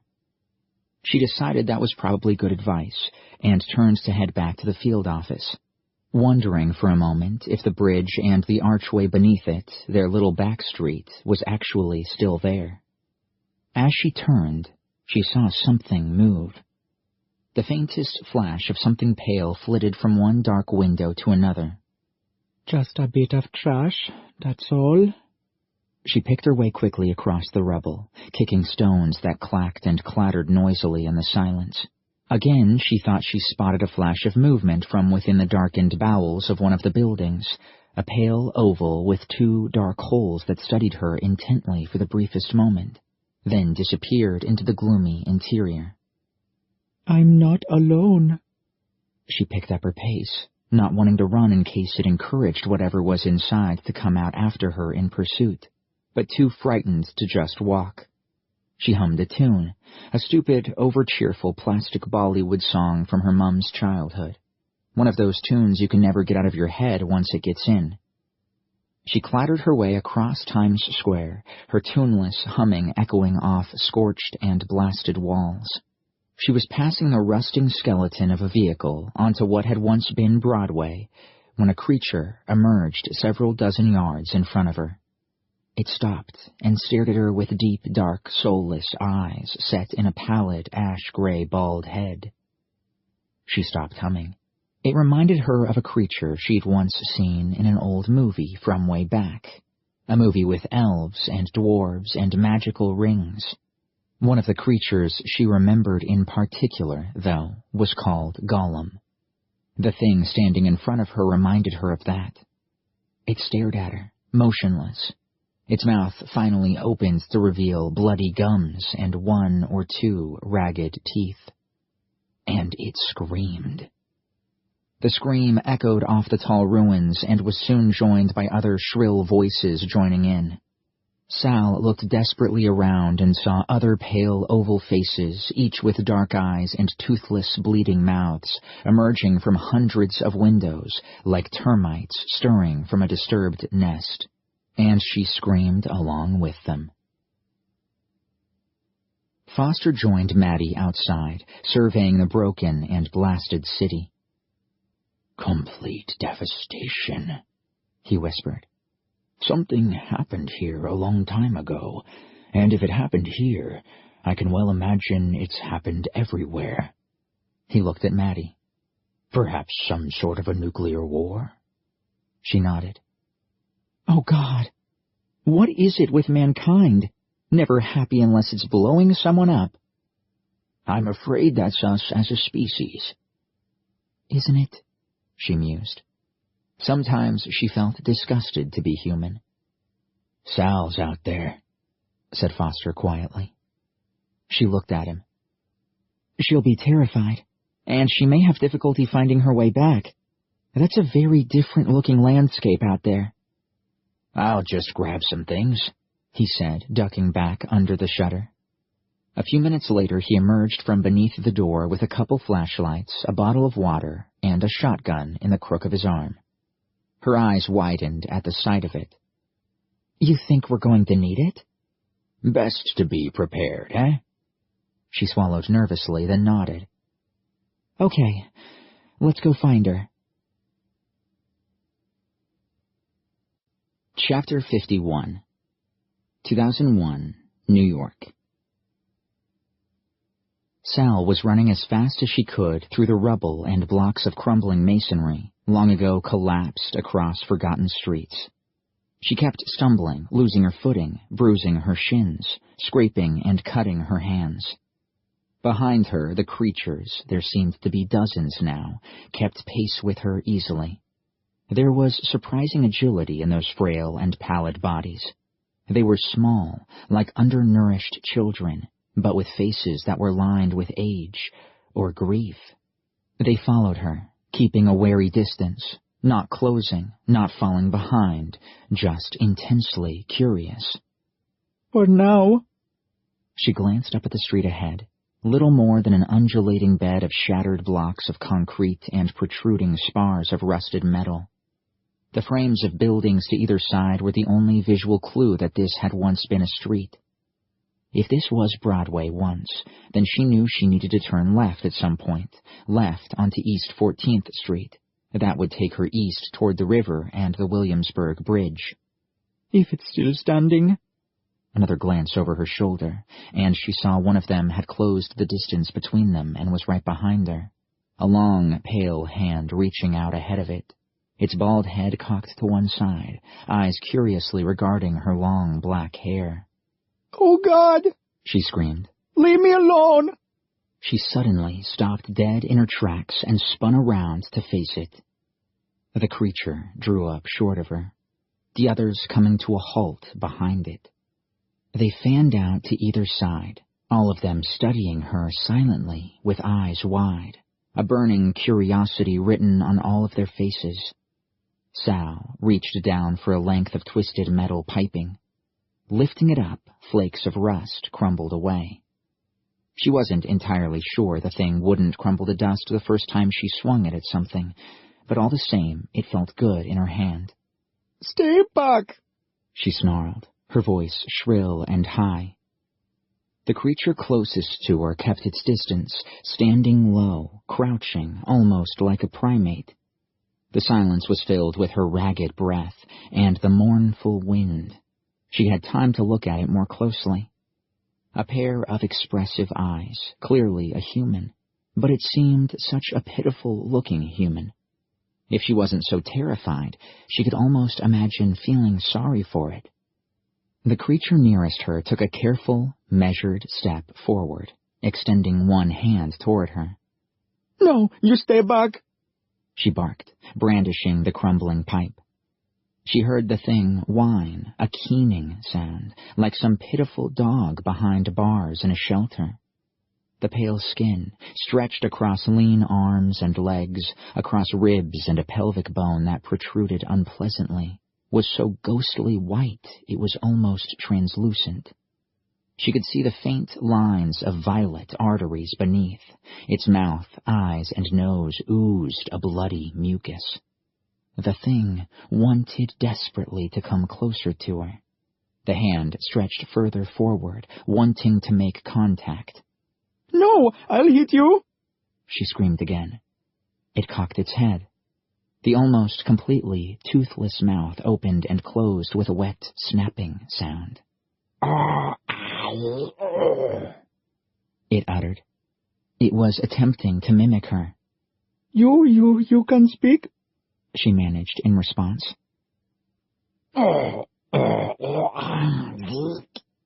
It gargled. She noticed something in its face. Intelligence. Perhaps a long-faded memory stirring behind those milky, boiled fish eyes. This thing was human. Or at least it had once been human. She was sure of that.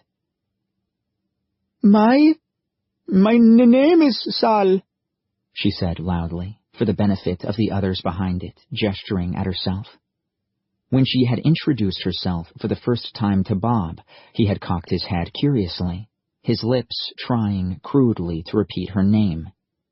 These creatures, on the other hand, cowered at the sound of her voice. Their dead eyes seemed less curious than Bob's. They mewled and whined among themselves. "Is that their language? The whining noise?" "Sal," she said again, encouraged that her talking seemed to be holding them at bay for the moment. "I'm Sal." That's right, she smiled. Sal.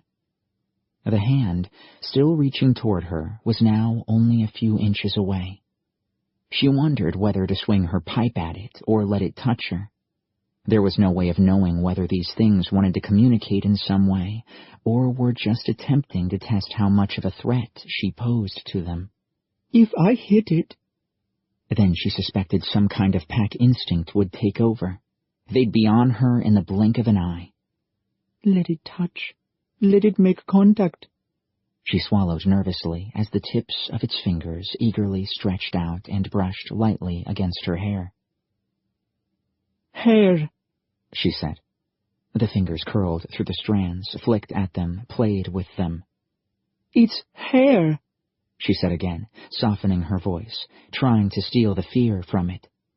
The thing's mouth seemed to widen, to stretch, exposing a few snaggled teeth emerging from bloody gums. My God, is that a smile? A soft sing-song humming vibrated up from the creature's narrow bony chest into its throat. It became an almost childlike cooing, like the contented noise of a baby suckling a bottle. Sal found her hand stretching out toward it. Copying the gesture, showing the same curiosity, seemed like the right thing to do. Her hand brushed against the thing's forearm. She expected it to be cold and clammy, but it was warm and dry, just like any human's skin should be. And then she returned the smile. Pleased? Pleased to meet you, she said.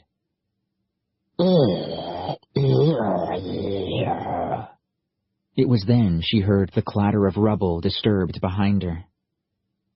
You should keep very still. It was Maddie's voice. Not a shout, but a coarse whisper echoing across the stillness. No sudden moves, okay? That was Foster's voice. Keep your eyes on that thing, Sal. Do not look away. Do you understand? She nodded. All right, Sal. You should take a slow step back now. She wanted to look back over her shoulder, to see where her friends were, how far away they were. Don't, hissed Foster. Keep your eyes on it as you back off. Why? She managed to whisper. Just do it. She did as instructed, taking one careful step at a time, feeling her way across the uneven ground with her feet, keeping her eyes locked on the thing in front of her. The golem frowned. The humming quickly became a frustrated growl as it shuffled forward, reaching again for her hair. It's not going to let me go, uttered Sal. Ouch! It's got a hold of my hair again. Just keep coming, Sal. Don't stop, said Maddie. She sounded a little bit closer. The creature was holding tight to a lock of her hair, winding its claw-like fingers through it to get a better hold. And then she saw something in its face. Innocent curiosity vanishing, replaced by some dark instinct. It opened its mouth and let out a cry that almost sounded human, but certainly didn't resemble anything like language. The other creatures suddenly surged forward. Oh no! cried Maddie. There was a deafening blast of a gunshot. The creature holding her hair was suddenly hurled on its back, spattering dark blood across the rubble. Sal, quick! She turned and saw Maddie and Foster 10 yards beyond, a blue veil of gun smoke clearing as Foster pumped another round into the gun. She scrambled on all fours toward them, clattering noisily over a mound of loose bricks and masonry, expecting at any moment to feel claws in her hair again, yanking her off her feet from behind. Instead, a moment later, she was stumbling into Maddie's open arms. Oh, God, Sal, are you all right? She was too frightened to answer. Run, she whispered. We should run. Maddie stood her ground, held her tight. It's okay, Sal. It's okay, look. Sal turned to look over her shoulder to find the creatures had gone. Every last one of them, except for the twitching corpse in front of her, had simply vanished within the space of a few heartbeats. as if they'd never been anything more than mere wisps of smoke carried off by a gusting wind. "The noise of the gun scared them off," said Foster. Maddie looked anxiously around at the dark husks of ruined buildings on either side of them. "They're hiding in there. We should head back while they're still spooked." Foster nodded and waved them past. "Come on." The girls stepped around him quickly and backed away. Foster followed, his shotgun still shouldered and ready to fire. Chapter 52. 1957, New Jersey. Feldwebel Johann Kanst rubbed his hands to warm them as he watched the distant truck approaching the east entrance to the prison camp, Gefangenenlager 63. From this distance, it appeared to be approaching them far too quickly. "Wake up, boys!" he barked at the men manning the barricade. He shielded his eyes from the glare of the sun on the snow-covered fields to either side of the rutted gravel track. He sensed something wasn't quite right. "Ready the M96, he snapped. Two of the guards shouldered their rifles and manned the heavy-caliber sentry gun. 4 high-velocity barrels that could chew up an unarmored vehicle in a matter of seconds, mounted on a sturdy tripod and sandbagged for stability. The truck was still showing no sign of slowing as it rolled down twin ruts in the road, splashing fans of slushy mud up onto the banks of snow on either side.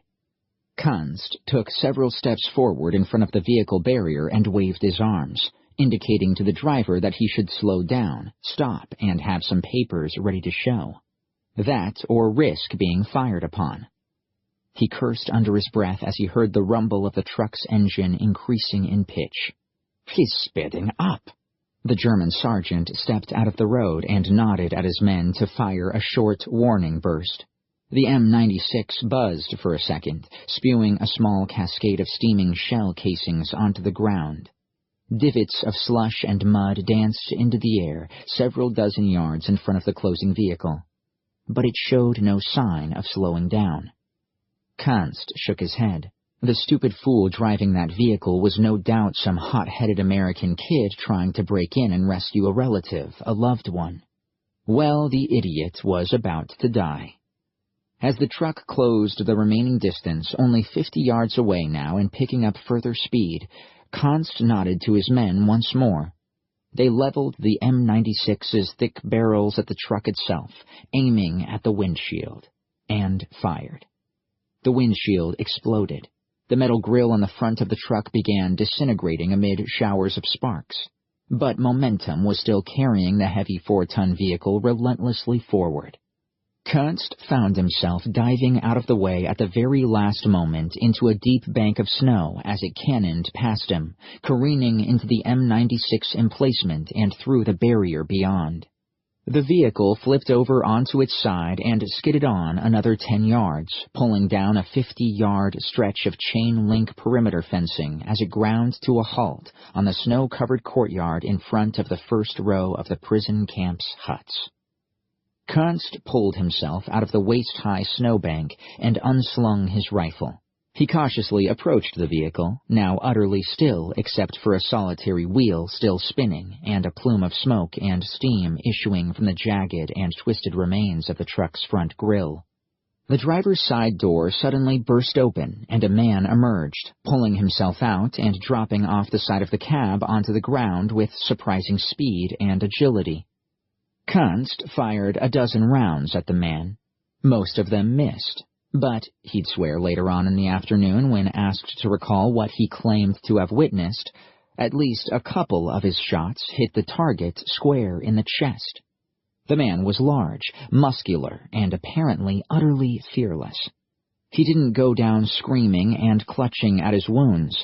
Instead, his head calmly swiveled around and spotted Kanst. He brought up both his arms, each hand holding a heavy pulse rifle, and fired. The German found himself head first in the snowbank again, as a hail of bullets zipped over, mere inches above him. Kanst decided he was probably best staying right where he was for now. The muscular man strode across the open space, eyes scanning the long, squat wooden huts in front of him. A moment later, doors began creaking open. From within the dark interiors, faces peered out, dozens of them. Scanning. His eyes locked onto each face one after another for a microsecond. Nothing. No Liam O'Connor. Bob strode toward the nearest hut just as an alarm went off across the camp. The shrill sound of orders being barked in German echoed in the air. He kicked in the nearest door and pushed his way into the dark interior, his eyes adjusting instantly to the gloom inside. Scanning. None of the pale and frightened faces within were that of his mission operative. Have you come to free us? A frail voice cried out from among the shivering cluster of prisoners. Bob cocked his head thoughtfully. Negative. Please, help us. Help us. Tactical assessment. Bob could see that the confusion of escaping prisoners would help him rather than hinder him. Standing out there alone, if he attracted too much fire, took too many hits, his genetically enhanced body would struggle to repair the damage. Even though he was an artificial human, he was still just blood, bones, and organs. It was a body that could be killed. With hundreds of people fleeing in all directions, the guards would be confused. Their fire would be divided, turned on the fleeing prisoners as well as him. Bob looked down at them. "You are free to leave," he uttered in a monotone voice. 54 huts. Bob proceeded to each one in turn, ushering out those brave enough to make a run for the flattened section of perimeter fencing. His eyes quickly and systematically scanned the faces of the prisoners huddled inside. Outside, the camp courtyard was thick with chaos, people scrambling toward the downed fence, the snow scuffed and flattened with footprints and stained pink with blood. The air was full of screams and crying. The percussive rattle of shots gunning prisoners down, barked orders, vengeful shouts. He observed half a dozen guards, taken by surprise, overrun, beaten, and then shot as they pleaded for mercy. Bob himself had casually tallied 36 kills by his own hand, a number that would be taken into account when his silicon mind later evaluated his mission performance. As he followed the fleeing crowd of people out of the camp, his eyes momentarily logging each face and coming up with a negative, a small, lean man jogged across the snow to join him. "Hey, you!" Bob turns to look at him. "Yeah, you, big guy." A gun rattled in the distance, and several rounds zipped by his head. Bob swung his rifle around, leveled the weapon, and fired a short burst in one swift, reactive movement. 50 yards away, a guard doubled over amid several puffs of crimson. The small man's jaw dropped open, revealing a mouthful of tobacco-stained teeth.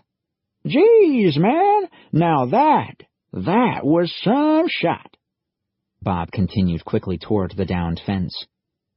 Information. The standard accuracy of this firearm is effective at up to 100 yards, he explained crisply. The man shrugged. "Yeah, well, sure, but you just kind of swung that thing up and just fired without even aiming." "This tactical situation is hazardous. Reinforcements will be deployed here soon," Bob announced, stepping across the twisted and crumpled remains of the chain-link fence. "You must leave the vicinity immediately." "No kidding," replied the man. "Those guys are going to be mighty annoyed when they arrive. I sure ain't sticking around for that." Bob was already over the fence and jogging across the snowy field beyond. The small man caught up with him again, panting already as he struggled to keep pace with him. "Hey, my name's Pinelli, Raymond Pinelli," he gasped. "But I let my friends call me Ray 'cause it's Al." He stumbled on a rock buried beneath the snow, cursing as he hopped and cradled his foot for a moment before struggling to catch up again with Bob. So what about you?" he wheezed. "What's your name?" "My name is Bob." "Bob? Bob? That it?" They jogged in silence across the field for a while, heading toward the cover of the tree line. Pinelli was rasping like an asthmatic old man beside him, So, Bob. Bob continued in silence, eyes scanning the faces of other prisoners streaming across the snowy field. Inside his skull, the computer was busy assessing his mission's performance score, evaluating the tactical situation. Meanwhile, his body was already hard at work dealing with 5 gunshot wounds sustained during the raid, congealing the blood around the wounds, white blood cells already coalescing to combat any infection. Hey, Bob! The small man running beside him was becoming a useless distraction. Bob turned to look down at him. What do you want? Mind if I sort of team up with you for now? You kicked some butt back there. I mean, really stuck it to them guys. It was just amazing. Pinelli shrugged. So I figure you're a good guy to have as a friend. Bob evaluated the small man. He could provide assistance in some way. As you wish, he replied flatly. Chapter 53 2001, New York. Thursday? Friday? I don't know. 3 days now. I think it's 3. It's hard to tell. The cans of food in the cupboard are running out, and we'll be going hungry soon. Foster and Maddie went out there a few times looking for supplies. They haven't found anything so far, just ruins and bones. And those creatures outside. We now know they're cannibals. Foster found the leftovers of one of their own kind, half-eaten, and nearby, the bones of lots of others. Those things seem to exist in small tribes, feeding off each other. When I think now how close I came to being taken, that creature running its hand through my hair must have been sizing me up, working out if I could be eaten. I don't want to die like that. I'd prefer anything else. I keep expecting to hear them at any moment outside the garage door, scratching at it, trying to find a way in. I've never been so jahuli chada scared in my life. I don't want to go out there again, whispered Sal. Never, never again. Foster could see the terror in the poor girl's eyes by the guttering glow of the candle on the table between them.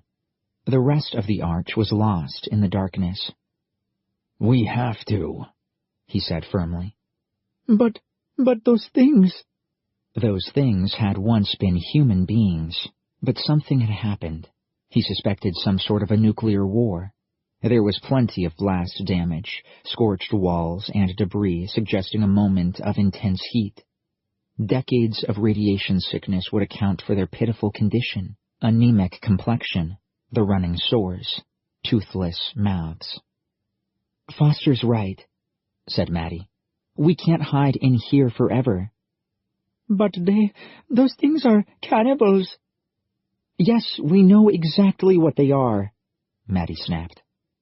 Perhaps we might be able to communicate with them, said Foster.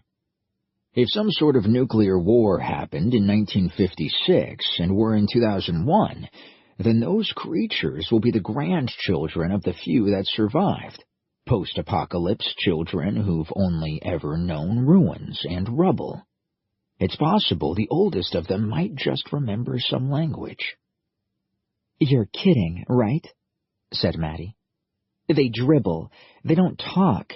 They see us as a free-range meal. Perhaps she's right. Those things would probably kill them before he could find a way to communicate with them. He sighed. All right, well, we've wasted enough time. I was hoping another time ripple would arrive, perhaps one that would improve our situation. But it looks like this is what we're stuck with. So we've got no choice. We need to find some way to generate power, enough to reboot our computer system, and enough, if we can, to open a window and pull back Liam and Bob. Maddie frowned. Sounds like we're going to need a lot of power. Even if we only have enough to pull one of them back, we might learn exactly where and when the timeline was changed. She pulled her glasses off her face and wiped the scuffed lenses. But then we'd also need enough power to send them back to that point in time to fix it, right? Yes. Foster managed a grim smile. But look, we'll worry about that when we get to it. One thing at a time. Oh, Jahula, we're so doomed, whispered Sal. No, we're not, he replied sternly. If there's one thing I've learned over the long years I've been here working for the agency, it's that everything is fluid. Nothing is fixed. We can, we will, we must change it all back. Do you understand? Failure is not an option. Both girls stared at him silently. Nobody's going to do that for us. It's up to us. If we just sit safely in here until we starve to death, well then that's it. That world outside our shuttered doors is what will remain forever. He let those words hang above the table. Their three faces caught in the flickering glow of the candle, still and impassive. So, we have a generator in the back room where the clone tubes are. We need to find some diesel fuel for it. Why don't we have stores of diesel? Asked Maddie. What's the point of having a backup generator if there's no fuel to run it? Foster shook his head. We used to maintain a store of diesel fuel, but there's something about the energy of our field office's time bubble that corrupts it at a chemical level. Meaning? Meaning the diesel degrades. The fuel we have in the back room is useless. We need to get out there and find some more. He was silent for a moment, listening to the haunting wind outside their shuttered door moaning softly. It was Sal who broke the silence. Then I guess we'd better get off our butts and start looking. Maddie nodded. Yeah, we've got your gun. Those creatures will keep their distance. Out there in New York somewhere, maybe in someone's basement, in a storeroom, there's got to be some diesel fuel. Maddie nodded. Right. Sal pursed her lips pensively, then eventually nodded too. Let's do it. Foster reached out for their hands. Grasping them tightly, he smiled proudly at them. You know, I've got a feeling you two and Liam are one day going to turn out to be a formidable team, the agency's best yet. The girls both managed a brave grin. Chapter 54 1956, Prison Camp 79, New Jersey. Liam tugged the coarse gray blanket tightly around himself, trying to seal in what little warmth his body had managed to generate. He was beginning to lose track of how many months he'd been there. He wasn't sure whether it was 4 or 5 now. Had to be about that. His eyes drifted across hundreds, no thousands of other people wrapped in similar gray blankets, gazing out listlessly through the chain-link fences at the barren winter countryside around the prison camp. Look, it's just hard to accept, to believe, said Wallace, standing next to him. He'd been quiet for a while, cupping his hands and blowing on them as he thought things through. I mean, yeah, I saw your friend Bob take Lord knows how many bullet wounds back there at the White House, and he just kind of shrugged it all off. I can't say I ever saw anything like that. So then you do believe me? Wallace's jaw was dark with a thatch of unshaven beard. He scratched his chin irritably.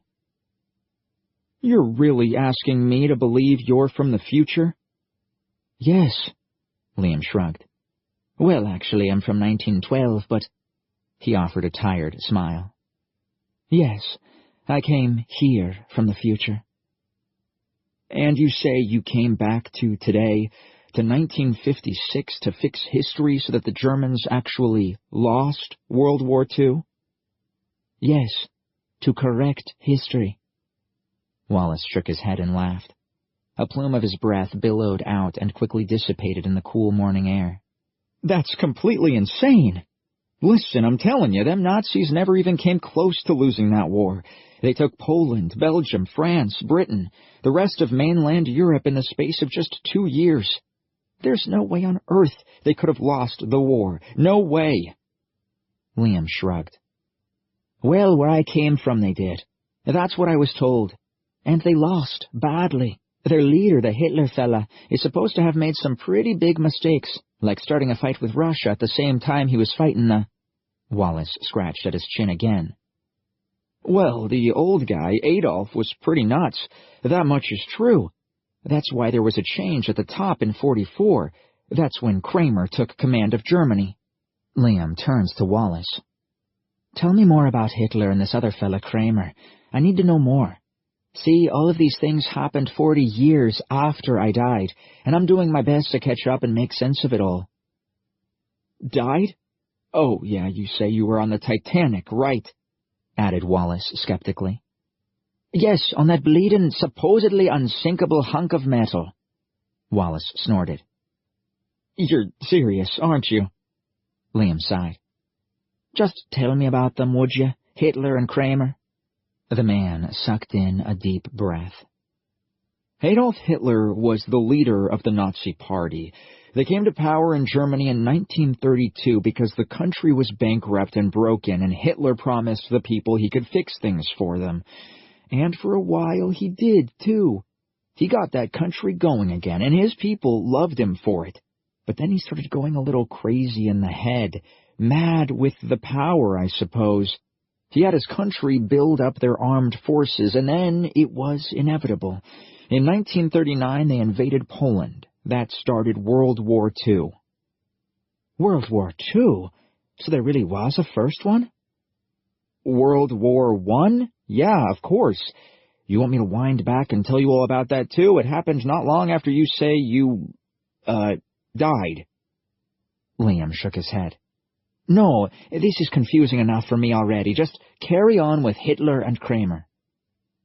Okay, so World War II started. The Germans took Poland, Belgium, France. They kicked the British Army out of France at a place called Dunkirk, and then they spent a year just digging their heels in and building up their defenses.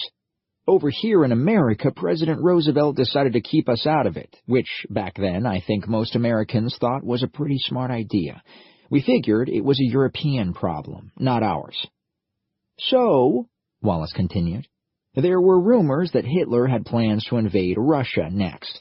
He was certainly preparing something. I saw intelligence reports coming in for the president that the Germans were massing tanks and infantry in the east. Then all of a sudden, it's like Hitler had a complete change of heart. What do you mean? I mean, he decided not to invade Russia.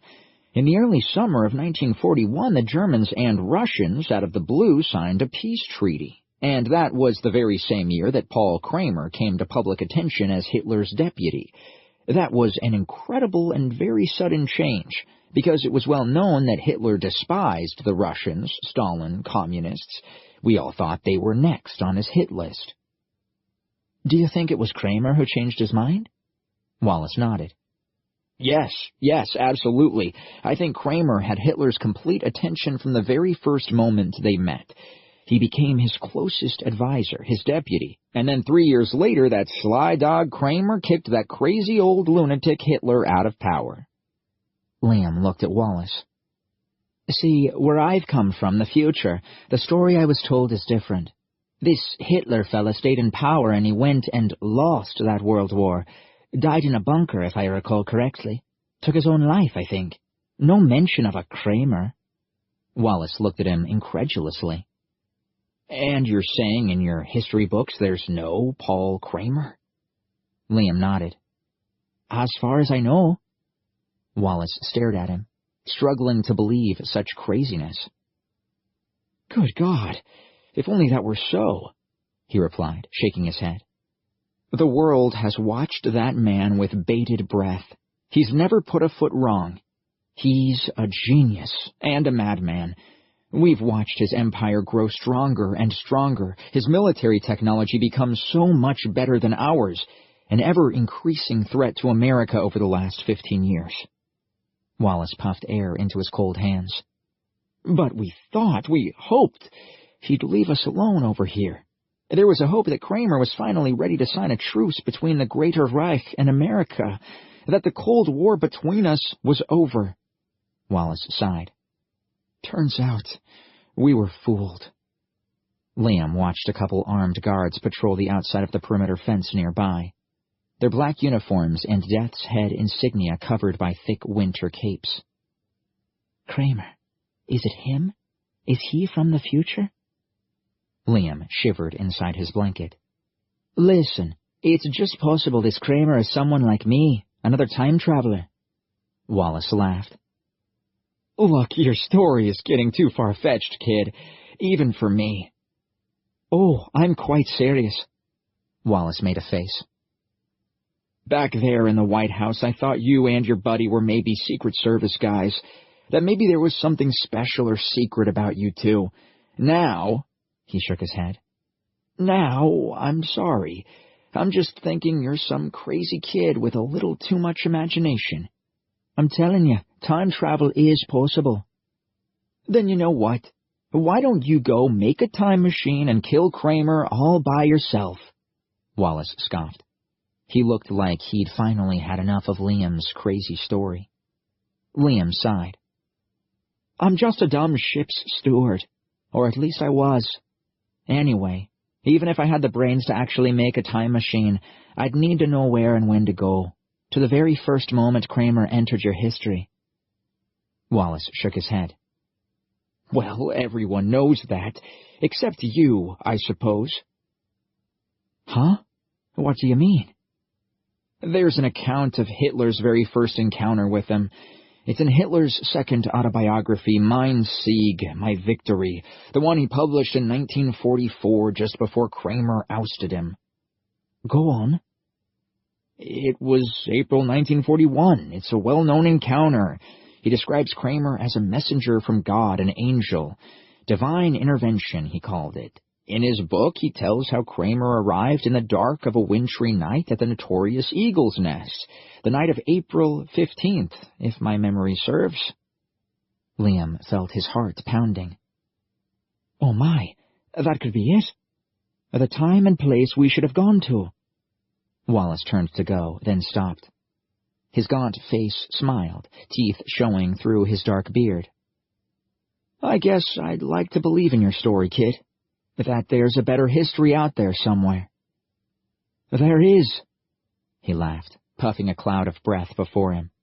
Well, let me know when you find it, eh?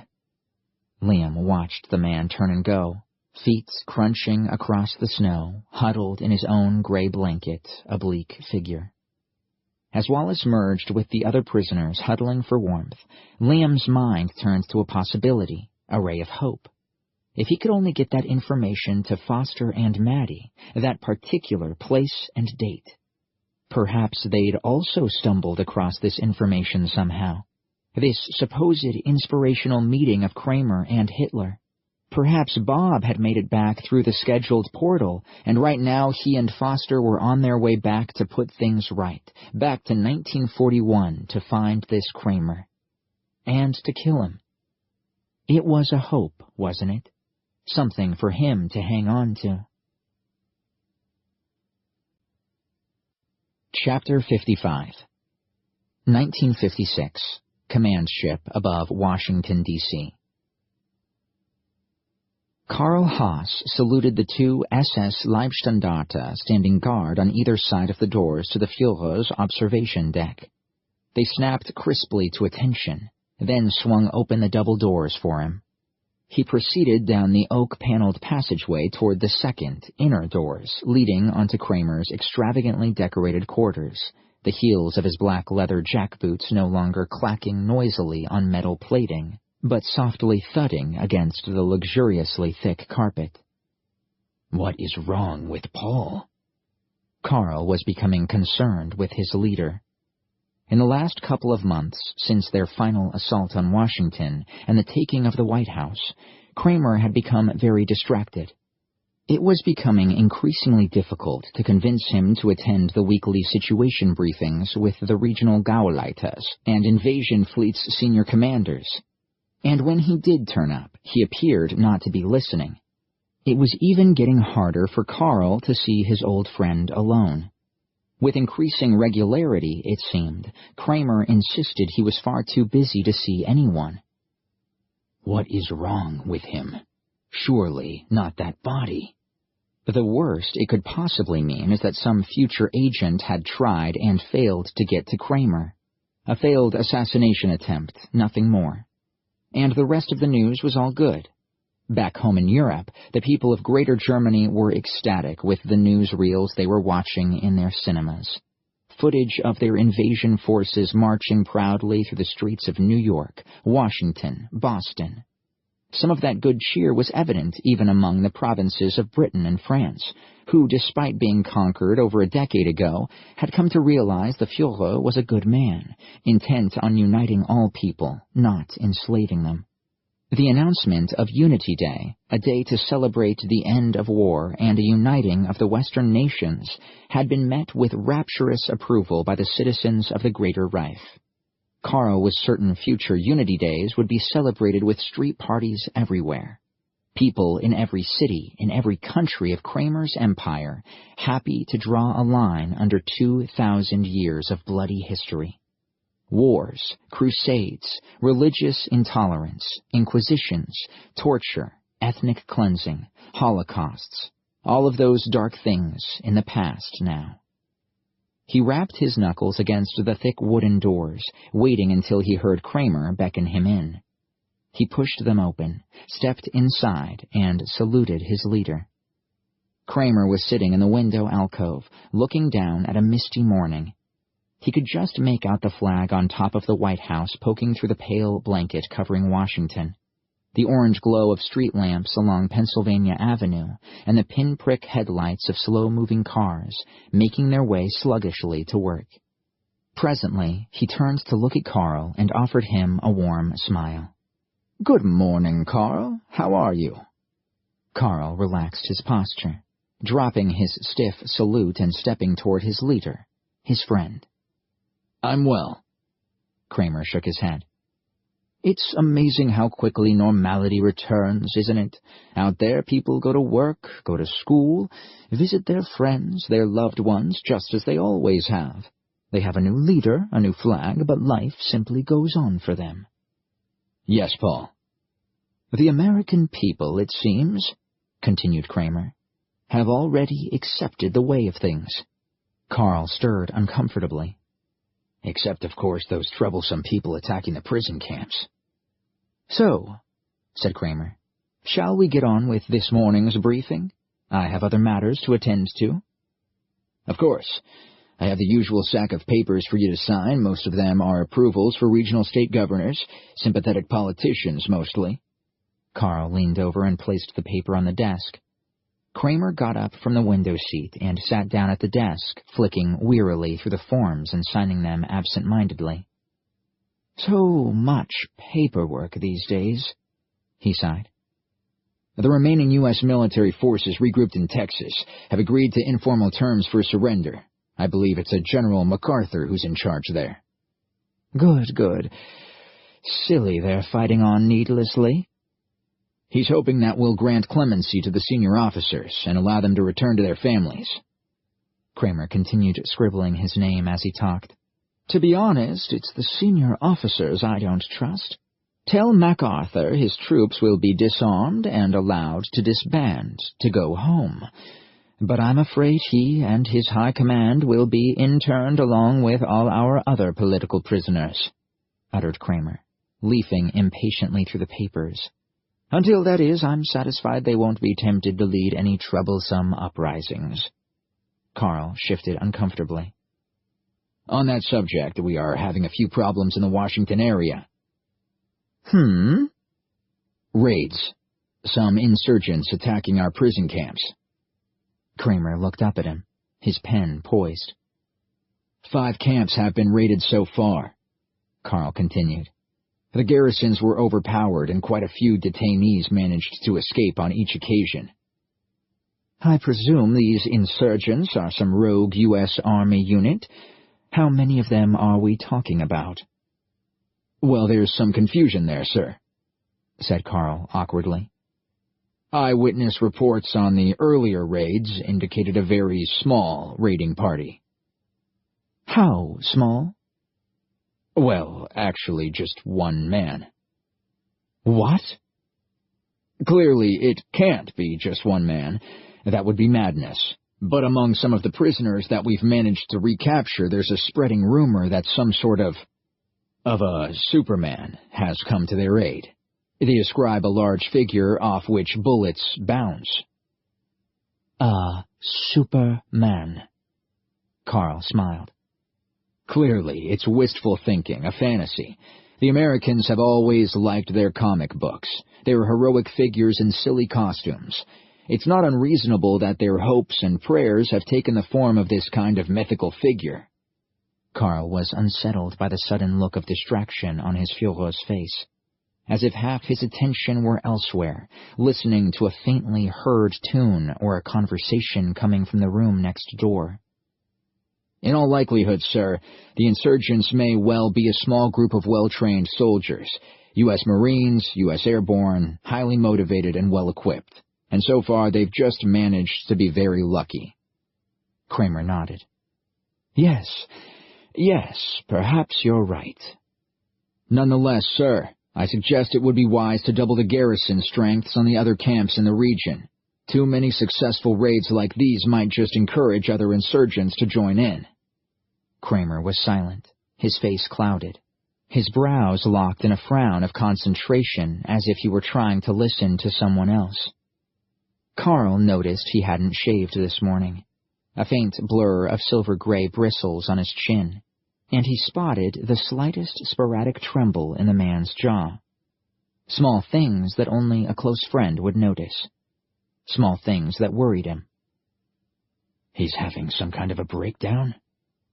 Paul, are you all right? Yes, of course, said Kramer absently. His gaze returned from where it had been and focused back onto Carl. Take what action you think is necessary with these raids. Kramer hastily scribbled his signature on the last few sheets of paper, handed them back, and offered him a flickering smile. Thank you, Carl. You may leave now. Yes, sir. He offered a clipped salute, turned on his heel, and departed the observation lounge. Kramer waited until he heard the footsteps recede down the hallway outside. To work. To work, he agreed, stepping quickly across the polished floor toward his study door. He turned the brass handle and stepped through into his sanctum sanctorum, book-lined walls, several leather armchairs, and a work table littered with drafting materials. It was very much a replica of his private study back in the Reich Chancellerie in Berlin, a place to think, to tinker with his weapons designs, to ruminate on empire-wide policy. From his desk drawer he pulled out a little black notebook, the corners curled and scuffed, the pages of handwritten notes beginning to yellow with the years. A precious book of thoughts and ideas, theories and secrets. His younger handwriting so scribbled and impatient. In the year 2056, he'd been barely 20 years of age, and such a devout fan of the mysterious inventor Roald Waldstein, his reputation as an elusive genius, the one and only man to mathematically formulate a displacement field that could fold a gap through space-time, the only man to have actually tested the theory with a working prototype, an honorary director of the International Institute of Quantum Research and the American Museum of Natural History, a wealthy entrepreneur, a scientific advisor to presidents, a complete enigma. Kramer's hard work and promising talent had earned him an internship at Waldstein's prestigious New Jersey Research Center, several months in the company of the great old man himself. Waldstein liked to be around sharp young minds. He'd taken warmly to Kramer. The other sharp young minds, jealous fellow interns, suggested that Paul Kramer reminded the sentimental old man of the son he'd lost many years before. Kramer smiled at the pleasant memories, those weeks with that great mind, earning his confidence, listening to his theories about how the unseen dimensions of the metaverse held everything together in a way beyond the comprehension of most human minds. Struggling to keep up with him, yet understanding just enough, parts of it fitted together in his young head. The old man's overriding passion, though, what kept him awake late at night and fired him up with a preacher's zeal, was to bury the technology he alone had pioneered, the potential for time travel, to ensure absolutely no one followed in his footsteps. For Kramer, it had been frustrating to be discussing with this great mind his most advanced theoretical work, and then for Waldstein to suddenly grow cautious on the subject of displacement theory. An old man, he must have been about 60 then, but he seemed so much older and frailer than that, with hands that shook and trembled constantly, and watery eyes that always seemed to dart toward dark corners. And his bizarre rituals. Every morning after breakfast, Kramer watched him shuffle toward a curious sheet of yellowing newsprint, framed behind glass and hung on his wall. Waldstein stared at it for several minutes every day, with eyes that leaked tears down his sunken cheeks. Kramer had glanced at it once. Nothing more than a page of personal ads from some old newspaper. Lonely men seeking lonely women. Waldstein was losing his mind. And in the quiet moments, sitting with young Kramer beside the warming fire, he let slip perhaps a little too much. Old enough and perhaps trusting enough of Kramer to let him know a little more than he should have. Kramer fingered his battered old notebook now. Pages of mathematical characters and equations, the parts of the old man's puzzle that he'd carelessly let go, interspersed with pages and pages of angrily crossed-out formulas that Kramer himself had worked on over the years. Pieces of equation that he'd tried to squeeze into the spaces to make right with Waldstein's elegant work, and that always seemed to not quite fit. He smiled at the notes scrawled across the draftsman sheet on the desk. "It fits together now, though, Paul, doesn't it?" Some of it did. The Waldstein displacement field. It had taken Kramer 15 years on and off, thinking the problem over in his private moments. A personal hobby, an affliction, perhaps. The field, the Waldstein field, in theory, on paper, was merely a method to crack open the tiniest gap in space-time. That alone didn't make a time machine, just a way to open a keyhole into the very fabric of space-time. Kramer needed computing power at his fingertips to make a time machine. Computing power to precisely navigate through the swirling chaos of a dimension that mankind had no business entering. There were no Macs here in 1956, no PCs, no palm tops or organizers that could be cannibalized, adapted. The schematic sketched out on the sheet of paper in front of him was for a device he could construct to allow him to open a tiny window and tap infinite energy from the swirling chaos beyond. There'd been something Waldstein had once said to him. To open space-time is to open a door into hell itself. "You've been through that door before." "Yes," he uttered softly. "Stepped into hell." His voice trembled with a mixture of fear and excitement. Waldstein had also once said something to a much younger Kramer, something that had unsettled him back then and did so now. "Consider this, Paul. If a man can place a foot in hell, then whatever exists there might just as easily use the same door to place a foot in our world." Those words tormented him now, because he realized it was something far worse than some agent of the future after him. Something far more frightening. "You must hurry, Paul, before it seeks you out." "To work," said Kramer, pushing a forgotten plate of food aside on his desk. Chapter 56. 1957, New Jersey. Bob studied the map in front of him. A dozen crosses scrawled on the sheet indicated the locations of other prison camps in New Jersey and Maryland.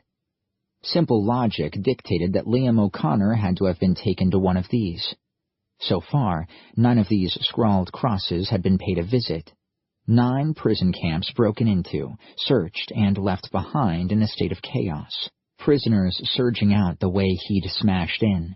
Buildings on fire, the bodies of guards and unfortunate civilians littering the ground. And so far he'd been unlucky. 9 camps, no sign of Liam. Mission evaluation. Success probability reduced to 31%. The camps were becoming harder to break into. There seemed to be more guards stationed at each now, and they were more alert, ready and waiting to be attacked. After the last raid, Bob had walked away with at least a dozen bullet wounds across his body. It had taken 5 days for the wounds to heal. 5 days of lying still, devoting all of his body's energy toward the process of recovering. The small man who had decided to tag along with him, Raymond Pinelli, had watched over him, taken care of him as he lay motionless in a state akin to suspended animation, healing. Bob wondered why Raymond Pinelli would care to do that. For that matter, he wondered why a growing band of humans was following him around from camp to camp. With each of his raids, he seemed to be picking up more and more of them. Tactically speaking, they were, of course, useful. They drew some of the enemy fire from him.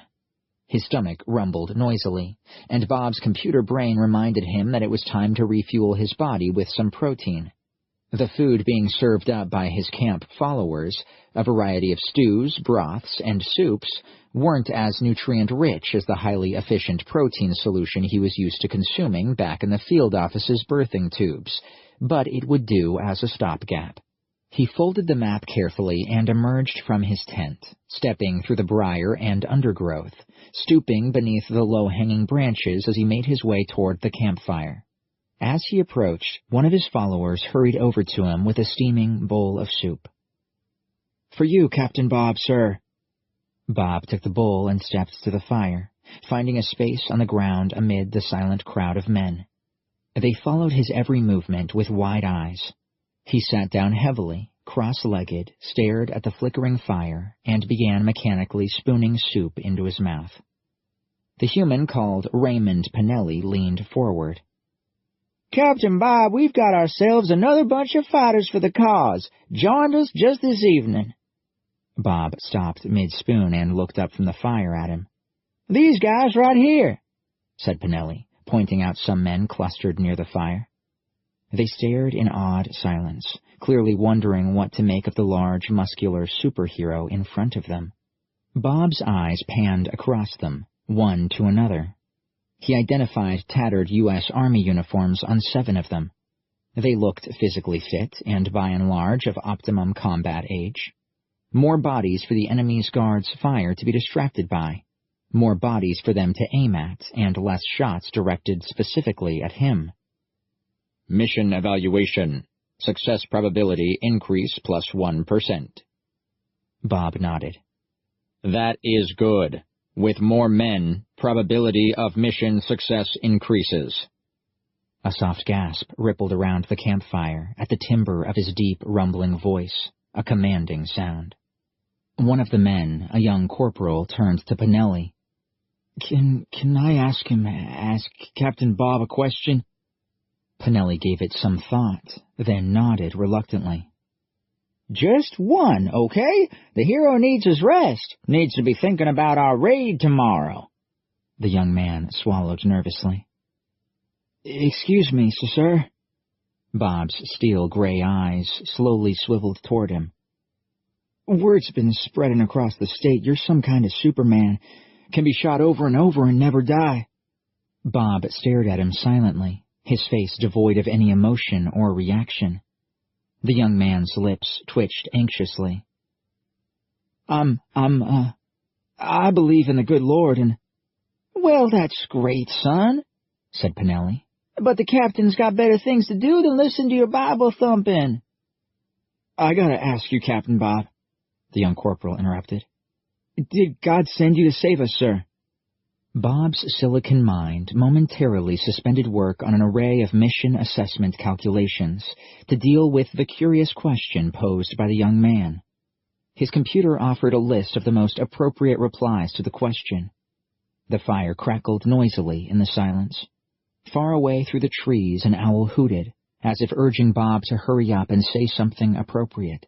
He picked a biblical quotation from his database that seemed to have the most relevance at this moment. "When trouble comes, the Lord is a strong refuge. He will sweep away his enemies in an overwhelming flood," he replied, his deep voice like a roll of thunder.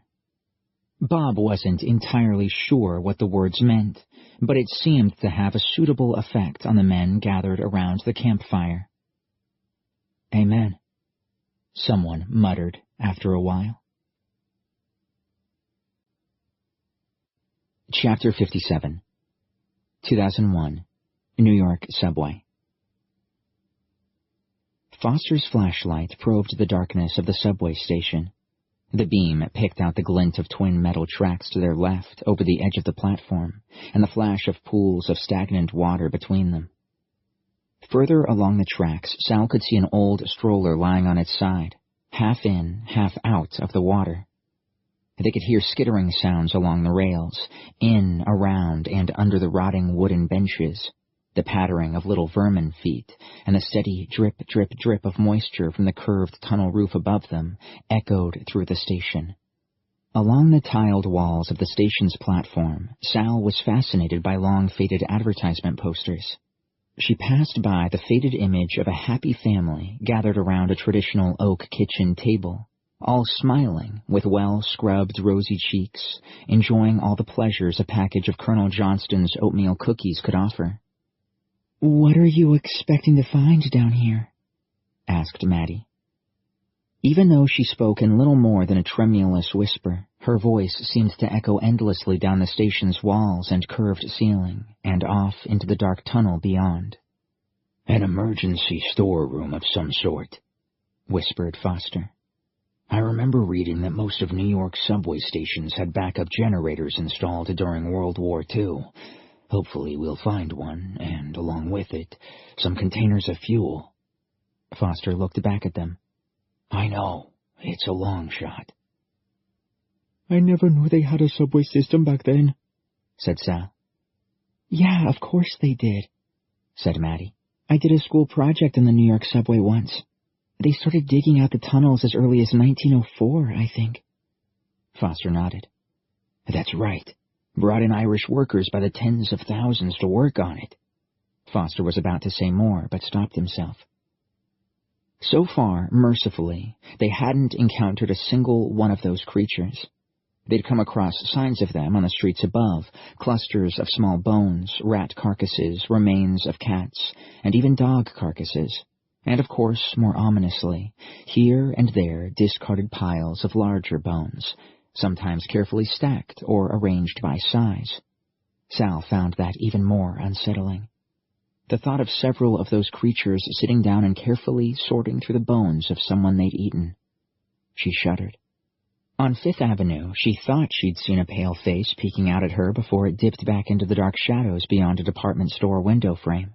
And on Broadway, the faintest slither of movement among some storefront mannequins, their plastic scorched black in places, fingers and thumbs little more than melted stubs. But she was prepared to believe she was mistaken, preferred to believe that, in fact. Mind you, if those things really were there, watching from the darkness, then at least they were keeping their distance, still very wary of Foster's gun. She wondered, though, how long that would last. How long before insatiable hunger for their comparatively plump, well-fed bodies would overcome their caution. "Up ahead," whispered Foster. "Look."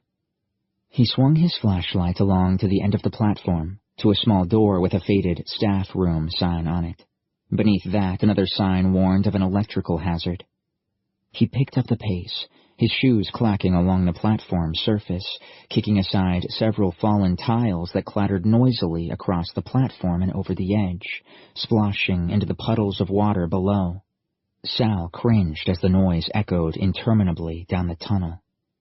Foster reached for the handle and tried it, rattling it hard. It came off in his hand in a shower of rust flakes. "Oh, that's just great," he snapped. "Let me try," said Maddie. She lifted a booted leg and kicked the door by the rusted stub of the handle. With a sharp crack, the door rattled inward on its hinges, shards of rusted lock and splinters of wood cascading to the floor. Foster waved the cloud of dust away from his face. "Shall we?" "Age before beauty," said Maddie.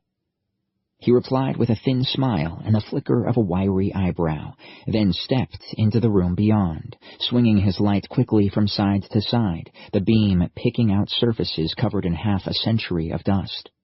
Maddie stepped in behind him, while Sal cast one last glance over her shoulder at the empty platform behind, now robbed of the light from Foster's flashlight as he made his way further inside. She hurried in after them. Foster panned the flashlight around slowly. She could see a table and chairs in the middle of a small room. Several enamel mugs were on the table, along with a tattered and faded copy of the New York Times, opened to the puzzles page and dotted with rat droppings. On the walls were coat hooks, lockers, and pin-ups of beautiful movie stars, forgotten faces her mom and dad might have once been able to put names to. "It looks untouched since whatever happened, said Maddie. Foster nodded. "Doomsday." He stepped over to the table and shined his light down on the newspaper. "Wednesday, March 13th, 1957. He looked up at them. "I was never that excited about Wednesdays." Maddie snorted. Sal smiled, comforted by his lame attempt to lighten the mood. She leaned over the paper, scanning the headlines. "Terrorists continue attacks on resettlement camps. Teacher arrested for teaching pre-Unity history. Führer absent at the Unity Day parade. Rumors of ill health. Superman, just a myth spread by troublemakers." At the far end of the room was a door with another electrical hazard warning screwed onto it. Below that, another sign read, "Authorized access only." "Maybe we'll find something useful in there," said Foster. He stepped around the table and tried the door handle. This time it opened without putting up a fight, although the hinges creaked dryly. He pushed it open and flicked his flashlight from side to side in the dark void beyond. "See anything?" asked Maddie. "I see shelves on both sides, coils of cable, some tools. Oh." Silence. "What is it?" asked Sal. "Yeah," Maddie chorused more loudly. "What have you got?" "Just a second," said Foster, stepping further inside. He let the door close behind him. Maddie grabbed it before it could slam with a loud bang. "Foster?" Over Maddie's shoulder, Sal could see his silhouette inside, dancing shadows, the flicker of reflected light off dust-covered pipe conduits suspended from a claustrophobic low ceiling. He paced down a narrow walkway, flanked on either side by racks of floor-to-ceiling shelves. "Useful supplies in here. Just taking a look. You stay there," he called back. He made his way down to the end of the racks of shelves and turned right, slipping out of view. Sal wanted to call to him to come back, to say that they should all remain close together, but she didn't. Maddie was right there next to her. Light flickered over the tops of the shelves, and shadows danced across the ceiling as he moved around the end of the shelves and out of sight. They could hear his feet tapping and scraping across the cold concrete floor. "Come on, Foster.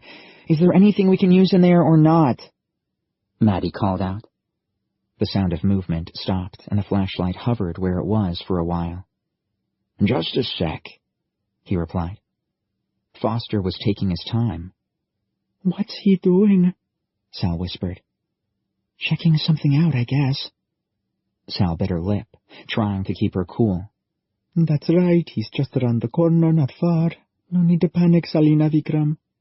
However, right then it occurred to her that the only gun they had was around the corner with them. What if those things were back in that tunnel leading out of the station, watching patiently from the shadows? Perhaps waiting, perhaps growing bolder with each passing second. They might be on the platform, approaching the door to the staff room right now, standing just outside and curious to see what was going on inside. Curious to see how close they could get without being spotted. She glanced back anxiously over her shoulder at the small room. It was almost pitch black now. She could just about make out the square edge of the table from what little light was reaching them from Foster's bobbing flashlight. A faint glint from one of the mugs. One or two of the chairs were visible, but nothing else. She turned back to see how the old man was doing. "Foster," called Maddie, quieter now. "You gonna tell us what you got there?" The shards of light on the ceiling shifted slightly in response. Then they heard movement. Footsteps across the floor, and the shadow danced once more. He was on his way back to join them.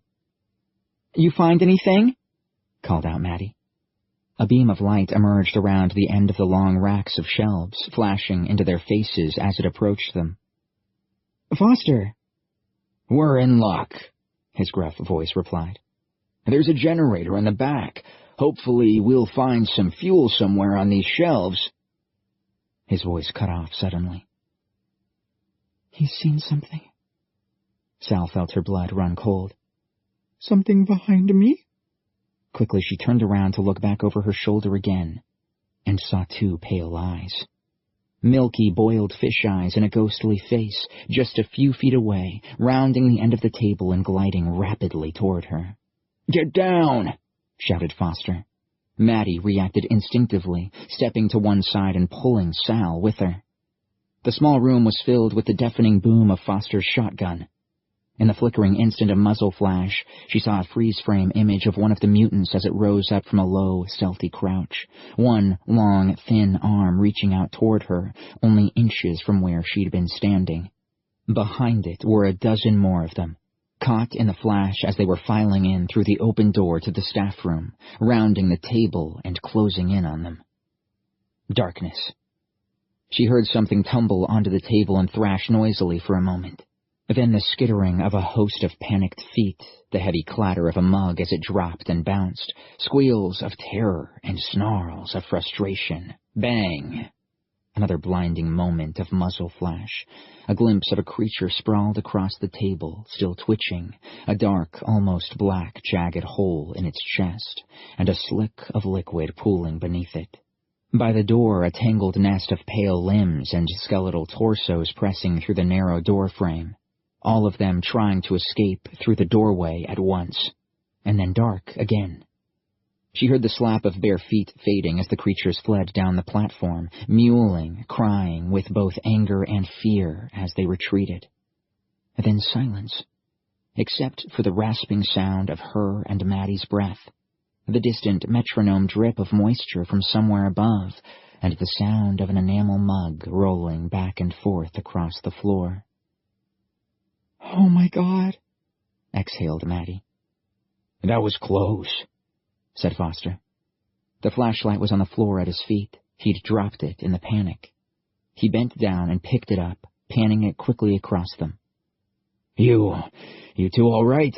he puffed. "Yes," said Sal, her voice robbed of everything but a whisper. Maddie's eyes met hers. "They were right behind us. She gasped for air. They were right behind us." "We best get a move on," said Foster quickly. "They may come back." Chapter 58. 2001, New York subway. They found what they were looking for in a locked storage cupboard toward the back of the storeroom. 3 large metal drums of diesel fuel that sloshed encouragingly as Maddie struggled to ease them out onto the floor. "They're way too heavy. I can barely move them, let alone carry one all the way back to our archway," she said. Foster made a face. "You're right." He considered the problem, his eyes darting along the storage shelves for inspiration. "All right, then. We can pour the fuel into several smaller containers that we could carry between us." "But how much will we need?" The truth was he didn't know. He'd never used the generator, never needed to so far. Last time it had been checked out, it had chugged away quite happily for a few minutes. If he knew something about diesel generators, if he was a mechanic, he could have probably made an educated guess as to how much fuel they were going to need. Thing was, what he did know was that the time displacement machinery was going to need to charge itself up before they could use it. Since the power had been cut for quite a few hours now, the charge would be flat. It was probably going to need the generator running a dozen, maybe 24 hours before they'd be able to do anything. He had no idea at all how much fuel they needed for that. Probably quite a lot. The girls were looking at him, hoping he had an answer. Come on, think. How much will we need? That depended on what the plan of action was. As it stood, they needed to transmit a message through time to Bob to arrange a new return window. Where and when they opened the window were factors that would decide just how much of a charge the displacement machinery needed. And even if they did manage to get Liam and Bob back, they'd need enough energy to send them back to the correct time and place to try to fix history. There were too many variables for Foster to work out precisely how much fuel they needed. Foster, how much do we need? Asked Maddie again. As much as we can carry, he replied. And if that wasn't enough, they would have to come back down here and get some more. A prospect he wasn't too happy about, and the girls most certainly wouldn't be. He looked around.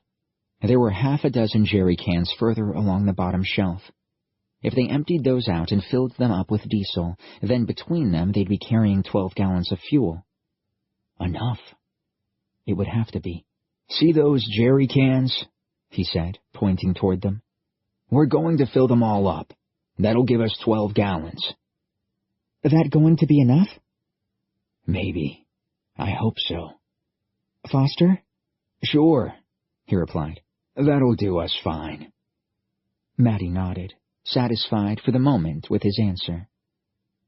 The next thing we're going to have to figure out, though, he added, is how we're going to carry those cans back home. Filled, they're going to be very heavy. We'll have to take them between us, one at a time. That's 6 trips. Sal turns to them both. Wait, I've got an idea. They emerged up the stairs from the subway station. Between them, they lifted the baby carriage laden with sloshing cans of fuel up off the last few steps and onto the rubble-strewn sidewalk. The carriage's large, old-fashioned, spoked wheels coped far better with the rubble and debris than some shopping cart with tiny little caster wheels would have. It was getting dark. Foster had intended for them to be back at base, safe and sound, before too much of the pallid, gray daylight had gone from the sky. But things had taken them longer than expected. Never mind, they were above ground now, and even though dusk was settling across the lifeless city, the three of them felt happier out in the open than they had down below. They eased the baby carriage through the cluttered street, feeling those eyes upon their backs, watching and waiting. "We'll be back home soon," said Foster quietly. Sal nodded. It wasn't too far now, just down East 14th Street. A ride onto 3rd Avenue all the way down to Delancey Street, then left over the bridge and home. Maddie grinned anxiously. "I'm just taking the little old baby out for a stroll down the avenue," she muttered with a shaky sing-song tone. "Uh-huh. Just minding our business and heading home. Oh, yes, indeedy." Her eyes darted from one dark window to another. "How about we do those things quietly?" said Foster. Maddie giggled, then shut up. Nerves. The wheels rattled noisily over a scattering of rubble. "I figure we're being watched anyway, Foster," she replied quietly. "Might as well make 'em think we're not scared." Foster nodded. Maybe she's got a point. "Well, a good day's work, I think," he announced loudly. "I got a feeling that the worst of this is over." Sal looked up at him. "Do you think so?" "Sure. We'll get this fuel back, I'll crank up the generator, get things charging up.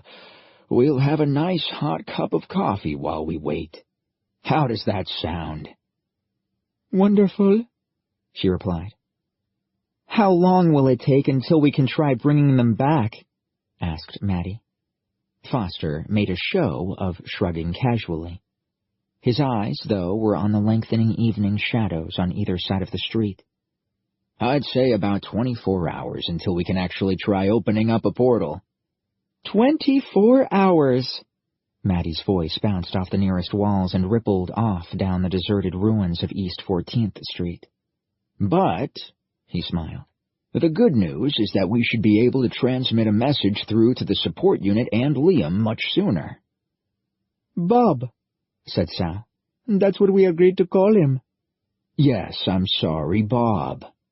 So, how does that transmitting messages through time thing work exactly? I'm no physicist, Madeline, so don't start throwing questions at me. But the explanation I was given is that it's all to do with tachyon particles. They're particles of matter that can travel faster than light, and thus are able to travel through time. If we aim them at roughly where we expect Liam and Bob to be, then Bob's onboard hardware will detect them and decode the message. But they can't send a message back to us? Foster shook his head. No, they don't have the ability to transmit a tachyon signal, I'm afraid. Only to receive. He snapped his flashlight on, throwing a cone of light down the darkening street. We know they're somewhere around Washington, so we'll aim the tachyon array in that general direction. It doesn't need to be that precise, then? Said Sal. You know, aiming the signal?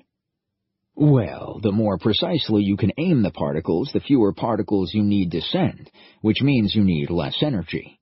If we knew exactly where they were standing, it would take a lot less energy. So if we keep the message nice and short and spread the beam wide, it amounts to just about the same power burn. Maddie nodded. I think I get it. It'd cost the same energy if we had a longer message but used a narrower beam. You got it. They walked in silence for a little while, accompanied only by the sloshing of the jerry cans in the baby carriage and the clatter of its wheels over the rubble-strewn sidewalk. I hope Liam's all right, said Sal. I know it's been only a few days since he went back, but it feels like he's been gone forever.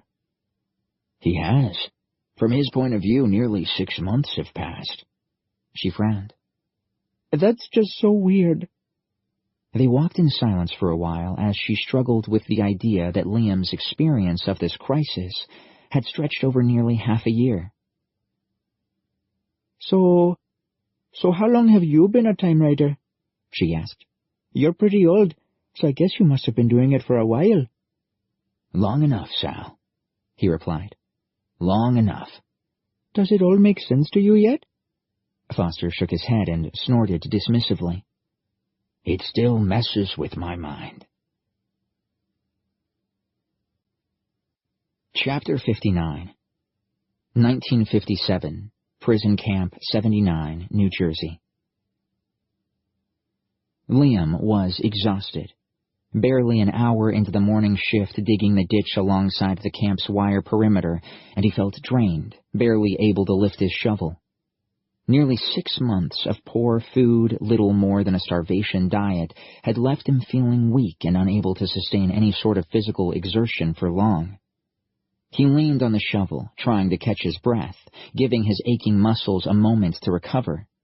Sweat rolled down the small of his back, soaking his shirt. Clouds of his hot breath puffed out into the crisp winter air in front of him. "You better not let Cole see you," whispered Wallace in the ditch beside him. Cole was one of the more ruthless guards. Last week he'd pulled a man from the defensive ditches being dug around the camp and beaten him repeatedly with the butt of his pulse rifle for stopping and taking a rest. News was the man had died later on from his injuries. It was from one of the guards that Liam had learned why they were digging these defensive ditches around the wire fence perimeter. There had been some raids, successful raids, by a small band of resistance fighters. Several camps had been overrun, the prisoners freed, and most of the soldiers who'd been guarding them killed. There was a rumor spreading among the guards that these fighters were being led by some demonic entity. There were varying descriptions of this thing. Some of the guards who'd survived described a giant, 8 or 9 feet tall, with the horns of a devil protruding from its head. Another eyewitness described this demon as being made of iron, yet able to move at a terrifying speed, with the agility of a tiger. They even had a nickname for this thing. Der Eisenmann, the Iron Man. One of the guards further down the line spotted Liam resting on his shovel and barked a shrill order at him. Weiterarbeiten, du amerikanischer Haufenscheißer. He started digging again, relieved that it hadn't been coal. O'Connor, you're going to get yourself killed if they see you slacking like that again, hissed Wallace. He's right. The rumors of der Eisenmann had put these soldiers on edge. Liam could see fear in their eyes as they scanned the distant tree line, unhappy with being outside the wire fence of the camp. The Iron Man. So much time had passed in here that Liam had almost begun to believe his short time as a time writer had just been a figment of his imagination. That time travel was just a fairy tale, perhaps his life even, his childhood in Ireland, his working a passage on the Titanic. All those things had been some dream. And in fact, this dreary camp, his fellow starving prisoners in their gray rags, the long, low wooden huts, that was his real world, his real life. But then he'd heard those stories about der Eisenmann. A desperate hope had surfaced. A long, discarded possibility that Bob was behind this Iron Man thing somehow. He hated himself for allowing that hope to momentarily flicker to life. Common sense tried telling him that this Iron Man nonsense was nothing more than the superstitious prattle of spooked soldiers, completely unused to being on the losing side of any kind of a fight. You're here for good, Liam. Now just you bloody well get used to it. It was hard, though. Hard not to hope that one day, totally without warning, a shimmering sphere might suddenly pop up beside him, and Foster and Bob and the girls would appear and take him back. Stop it! No one's coming for you now. It's been nearly 6 months. No one is coming. 5 months and 3 weeks. 175 days. He knew exactly how long now. One of the prisoners worked as a cleaner in the commandant's office and had spotted a calendar on his desk. The prisoners kept track of time, marked the endless, identical days passed inside here, through him. You all right there? Whispered Wallace. You can't give up hope, kid. You give up, you die. He was right. It was the thin sliver of hope that came in the form of whispered rumors, overheard conversations between guards, that was keeping them going, keeping them alive. Liam turns to Wallace and gave him a thin, weary smile. I'm all right. You know, son, things will get better, he replied quietly. His thick, dark beard parted with a smile. The American people won't stand for this. They'll fight back. I know they will. Liam wondered about that. From what he'd heard, the camps were filled with those people who might have organized or led some sort of a resistance movement. Army officers, civic leaders, congressmen, lawyers, teachers, college professors, newspaper editors. The rest, those who'd been spared imprisonment and left to continue their lives so long as they posed no threat to their new masters, were never going to risk their lives, their families' lives, as long as some semblance of normal life remained for them. Liam could see this Führer's plan with stark clarity. Lock up all the potential troublemakers and either starve them or work them to death. Either way, they were never going to see the outside world again. Meanwhile, the rest of the population would get used to the new regime, get used to obeying their new masters, until finally they'd forget what it was like to be free. Just as long as their new ruler, their Führer, continued to ensure there was food and water and electricity. What was it he heard someone muttering last night in their dormitory hut? Long as them crowdies keep the trains running, the stores stocked, the movie theaters playing those cowboy movies, the Major League Baseball playoffs on schedule, and you can still get your hot dog covered in mustard and ketchup from the vendors between innings, people will be content enough to let things go on as they are. They'll forget all about us in here. Those on the outside might resent being lorded over, but as long as things were kept running, kept comfortable enough, they were never going to rise up. We're stuck in here. Forever. Whump. A geyser of muddy soil erupted from the ground a couple yards away and sprayed down on him.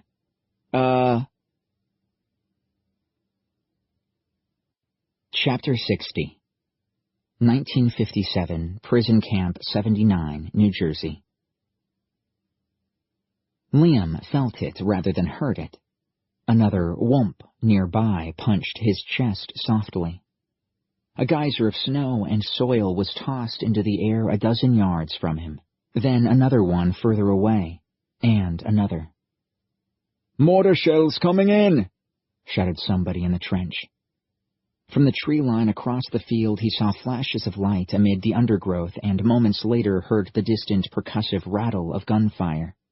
The guards reacted swiftly, dropping down into the ditch alongside the prisoners and returning fire on the tree line.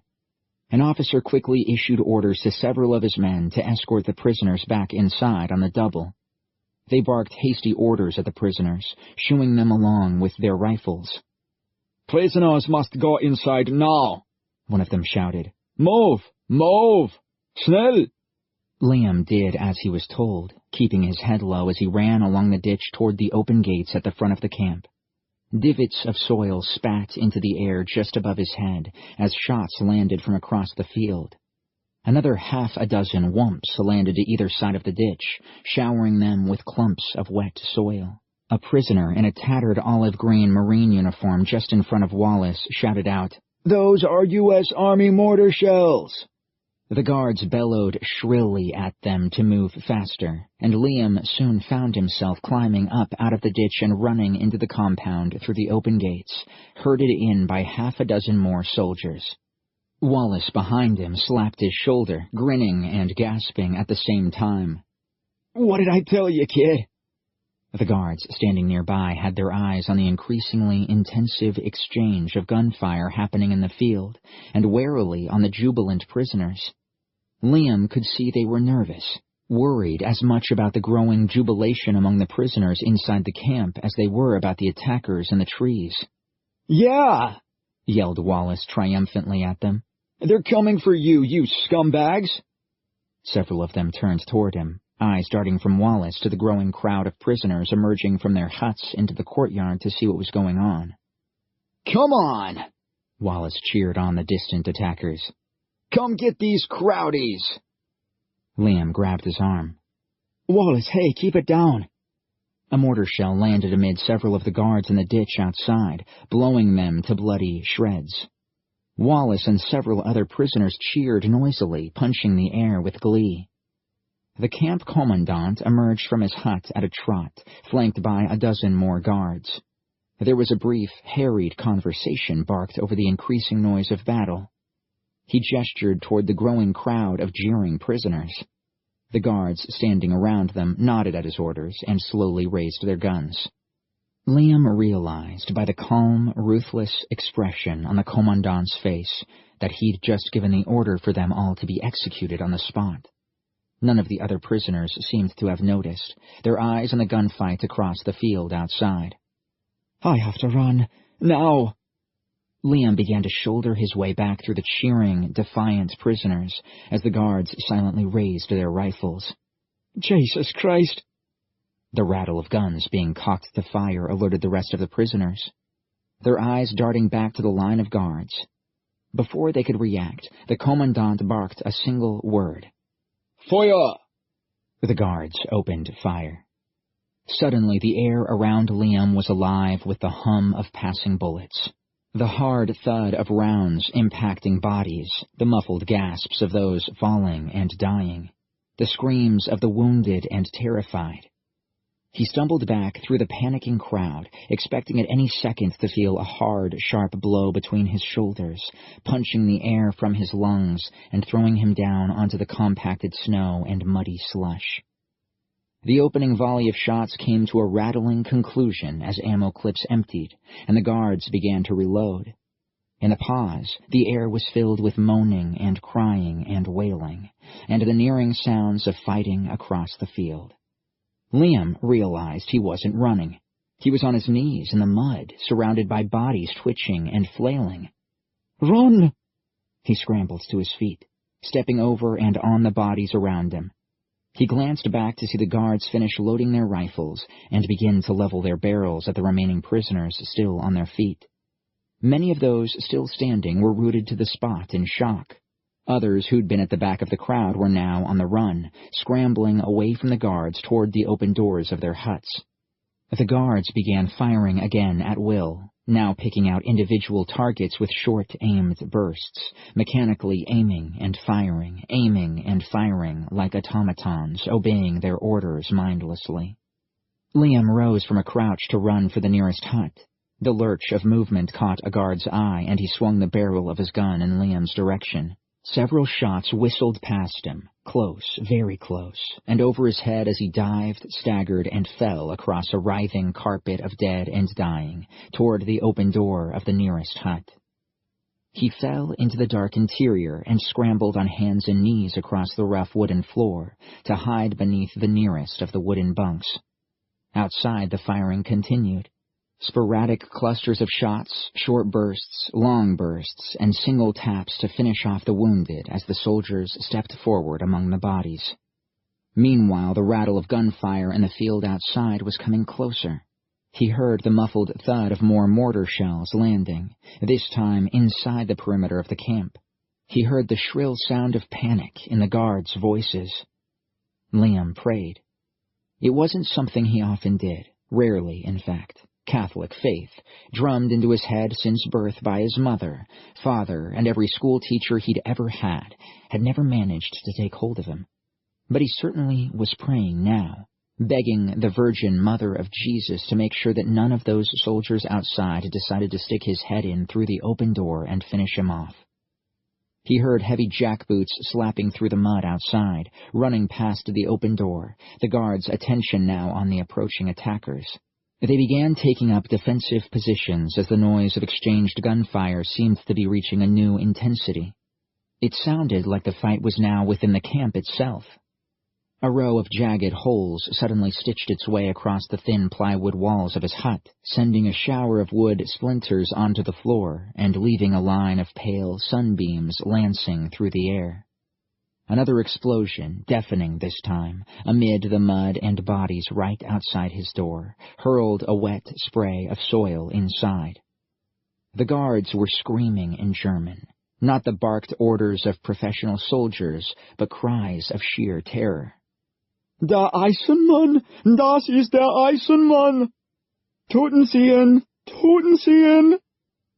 Liam heard the appalling sound of a protracted scream, suddenly ending with a fleshy, ripping sound. Other cries. Across the compound, faintly, the sound of American voices could be heard. Kill the guards! Kill them all! Then the rattle of gunfire and feet splashing the bloodied ground outside. You men, get those guards! They're running! Take them down! We're not taking any of these scum prisoner, understand? Not a single one of them! Liam wanted to climb out from beneath the bunk, but fear kept him cowering in the dark. There were plenty of shots still echoing around the camp, snarling, angry voices of men appalled at the carnage in the compound. Oh, man! Oh, Jesus! He heard a man outside crying. They massacred him. Before we could rescue him, those scum shot him dead. Ain't never seen. Oh, jeez. The distant pleading of a German voice. Nein, ich habe niemanden erschossen, ended with a single crack of a gunshot echoing among the rows of huts. He heard another pleading German voice silenced by a single bullet further away across the compound, and the distant rattle of gunfire as the fight continued somewhere on the far side of the camp. Is Liam O'Connor here? A deep and monotone voice without any sense of expression. Is Liam O'Connor here? Louder, closer, like a foghorn, without any variation. Is Liam O'Connor here? He heard the heavy splatter of boots in mud just outside the door, and then the hut was thrown into darkness as a large body stepped into the doorway, blocking out all but the thinnest glimmer of light. Is Liam O'Connor here? The voice bellowed deafeningly into the hut. It was almost too much for him to react. Almost too much. He'd convinced himself that he'd never see that big robotic ape again. The truth took a moment to sink in. Bob hovered a second longer, then stepped out of the doorway. Bob! Liam cried out weakly, scrambling on all fours to pull himself out from under the bunk. Bob, wait! I'm here! A pair of broad shoulders and a small head crowned with a tuft of nut-brown hair leaned back into the hut. Liam O'Connor! Liam looked up. Oh, sweet Jesus and Mary, Mother of Mercy! It's good to see you again, Bob, so it is. The support unit stopped inside and then squatted down on his haunches, studying the frail form of Liam on the floor, his calm, gray eyes quickly adapting to the darkness inside.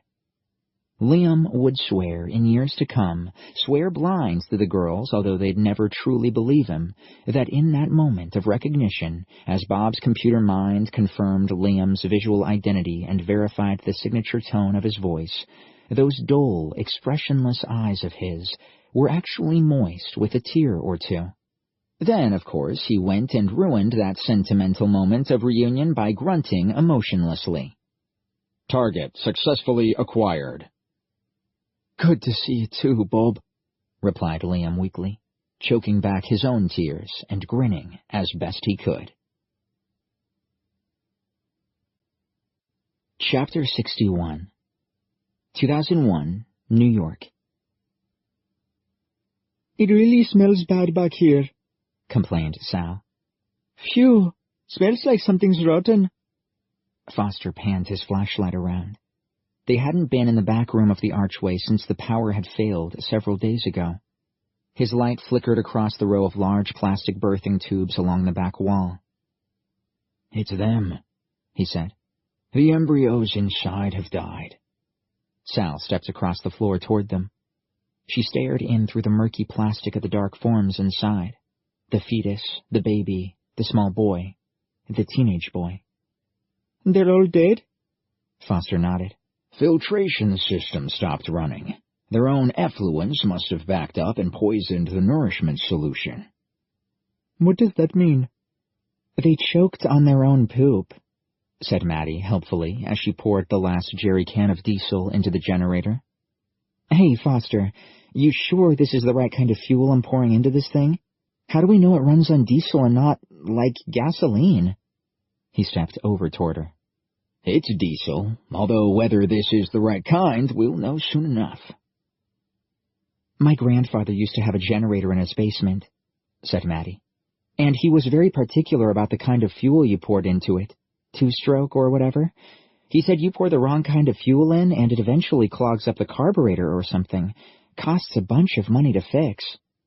Foster shook his head. Just as long as this generator keeps working long enough to get us out of this fix, I'll be happy.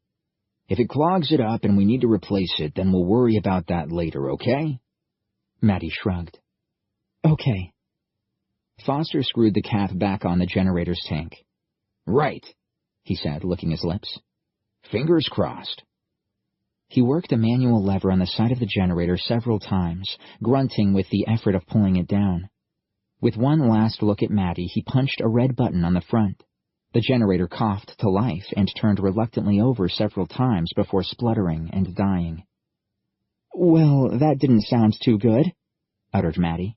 She's just clearing her throat, that's all, he said with a less than convincing nod. He pumped the lever several times, his breath catching from the effort, before hitting the button once more. The generator thudded to life again, this time with far more enthusiasm. After a few perilous seconds, it found a slow chugging rhythm, then began to pick up the pace. The slow thudding, at first like a giant heartbeat, became a rapid stabbing, then a clattering purr that filled the back room with its deafening volume. Foster stepped to the side of the vibrating machine and flipped some circuit breakers in a fuse box. A cobweb-covered light bulb in the ceiling glowed to life, bathing the room with a flickering red light. Yeah, yelped Maddie. We did it! Foster nodded and grinned, clearly relieved. So now we've got power again, he barked loudly, struggling to compete with the generator's noisy chug. He turned to Sal, still staring at the dead bodies in the tubes. Hey, Sal, cheer up. We're on the way to getting the others back. She turned around to look at him, eyes red-rimmed and wet. But too late for them, though. He shook his head firmly. Although they look human, You must try not to think of them as such.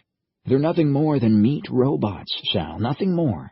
Come on, he said, gesturing toward the sliding metal door leading back into the archway. Let's get the displacement machine charging up. He ushered them out, Sal craning her neck one last time to look at the tubes as they stepped out. What will you do with them? She asked. I'll deal with them. Don't you worry about that. But what will you do with them? Foster shook his head. We've got far more important matters to be thinking about right now. He closed the door on the smell and the noisy rattle of the generator and made a mental note to dispose of the clone bodies when Sal was fast asleep. The last thing she needed to see right now was him carrying their bodies out.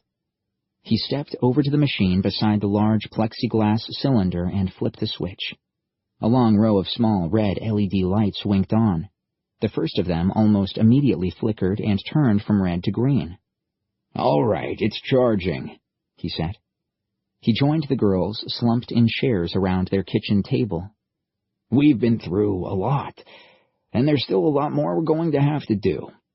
When the machinery is charged up enough, we'll need to get that message through to Bob, and of course we'll need to decide exactly where and when we're opening the return window. But for now, he said, sighing, right now, I could murder a cup of coffee. The girls, both grimy and tired, looked up at him. Just what the doctor ordered, said Maddie. Foster settled back in his chair, suddenly feeling as old as the hills. Come on, whose turn is it to brew it up? Chapter 62 2001, New York. The shorter the message we try to send, the less energy we'll use, said Foster. We need to keep it precise and to the point. That way we can spend more of the energy of the tachyon burst on creating a wider spread of particles. Sal made a face. I still don't get it. Foster scratched a chin thick with several days' worth of white and gray bristles. The first thing he planned to do once things had returned to normal was to get a nice, clean shave. The idea of beams of subatomic particles that could be fired backward through time had been a hard concept for him to get his head around back when he'd first been recruited as a time writer. In fact, a lot of the concepts, the technology, the gadgets had been alien to him. His young mind had struggled hard to absorb it all, but he'd managed. Look, he said, it's like this. What we're doing, in effect, is spraying an area of America in the past, 50 years ago, with a shower of tiny particles, these tachyons. Now, if we knew exactly where Bob was standing at a certain time, then we could aim our transmitter right at that point and fire off a message using very little energy, needing to send only a small number of these tachyon particles. However, we don't know where Bob is right now. We just have a general direction. But why don't we aim the beam to the location and the point in time that we sent them back to? You know, the White House front lawn, say 30 seconds after they'd arrived there. They won't have been able to wander too far in, like, half a minute, said Maddie. True, said Foster. But then they won't have had time to gather any useful intelligence in just 30 seconds. We'd be right back where we started, none the wiser and with no information to work from. He looked across at the machine beside the plexiglass tube. The winking row of red lights showed the displacement machinery was still a long way from being charged up enough to use. Look, I'll be honest. I really don't know yet whether we're even going to be able to get one of them back, let alone both of them. The point is, and this is really important, we have to hope they've found out enough in the past to be able to tell us exactly when and where this wrong history diverged from our own. Because, he said, looking up at both of them with a stern expression, we may only have enough power left to get one shot at sending someone back. One last shot. He sipped from his mug. Just one shot to put things right? Right, said Maddie quietly. So, we know they missed the return window, and the backup window an hour later, and the last backup 24 hours later. Which means they must have run into trouble. But that's not necessarily such a bad thing. Sal made a face. It's not? No. From my many years' experience as an operative, running into trouble is inevitably how you end up learning things. Foster smiled. The more trouble they've been in, the more they've probably learned about the world in 1956. If they're still alive, that is, added Maddie. Liam is a very resourceful young man. He's a quick learner, and the support unit with him, well, they're very tough things. Takes quite a lot of effort to kill one of those. Between them, I'm sure they will have managed a way to lie low, to gather information, and await a message from us. So then, what message are we going to send them? Asked Sal. Foster looked at her. We send them a timestamp, a location and moment in time for them to make their way to. Right. We can assume they have remained in the area of Washington. Are you sure? Cut in Maddie. Can we assume that? Yes, because it makes sense. Bob will assume we'll pick them up from roughly the same area, so he'll have kept as close to the White House as is safe to do. We're doing a lot of guessing here, said Maddie, a note of skepticism in her voice. Guessing is all we've got, I'm afraid. Neither girl looked too happy with that. Look, here's the plan, he said. We're going to turn on the computer system, pull up a street map for Washington, and try to find some quiet back street not too far from the White House, say within a mile or two. That'll be where we'll open the return window. We'll write down the coordinates, turn the computers back off, since they're drawing power from the generator, and we'll have what we want. Okay. So the other part of the message is the when. That's the part of this we've got to guess right. How about the day after the 24-hour backup? Maybe, but if they failed that, then something must have prevented them from getting there. I'd say we need to give them more time. Something prevented them? Foster shrugged. Many things. Bob or Liam might have been wounded, incapacitated somehow, unable to move. They might have been arrested. The area might have been sealed off or hazardous. So how long after that, then? Asked Sal. 2 days? 3 days? His lips tightened. As long as we possibly can. We don't know what their situation is, how much planning or recovering they might need to get to this location. How much time are we talking about? Asked Maddie. A week? The maximum mission time possible. 6 months, he replied. Maddie pulled off her glasses and absent-mindedly wiped the lenses. She narrowed her eyes. Maximum mission time? You mentioned that once before. Maximum mission time, repeated Foster. 24 weeks, 6 months. That's the support unit's expiry point. Expiry point, said Maddie. I don't like the sound of that. The support unit Bob is programmed to destroy himself if he hasn't returned to the present after a period of 6 months. Why? Asked Sal. To prevent him from falling into the wrong hands. To prevent him from becoming a dangerous weapon. Dangerous? His mind is adaptive AI. It's software that learns. Imagine if Bob fell into the wrong hands. Imagine if Bob's software began to learn about the world from someone evil or crazy. Imagine if Bob learned about the world from someone utterly insane, like the Roman Emperor Caligula, or was used as a weapon by Napoleon or Genghis Khan. The girls considered that prospect in silence.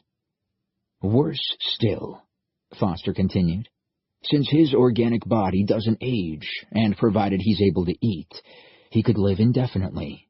A strong man, almost impossible to kill, who never ages. Think about it. Something like that could end up, particularly back in a superstitious time, being worshipped as a god. Sheesh, whispered Maddie. I bet old numbnuts would love that.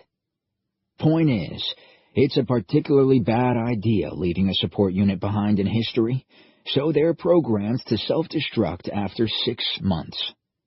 Sal frowned. So what will Bob do? Blow up? Nothing quite so dramatic. The computer brain short-circuits and burns itself out.